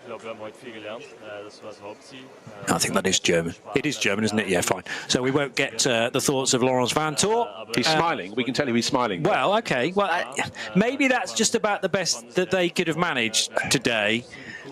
We always know Manthey turn up with a quick car, but it didn't seem to be quite as quick as the two Falcon machines.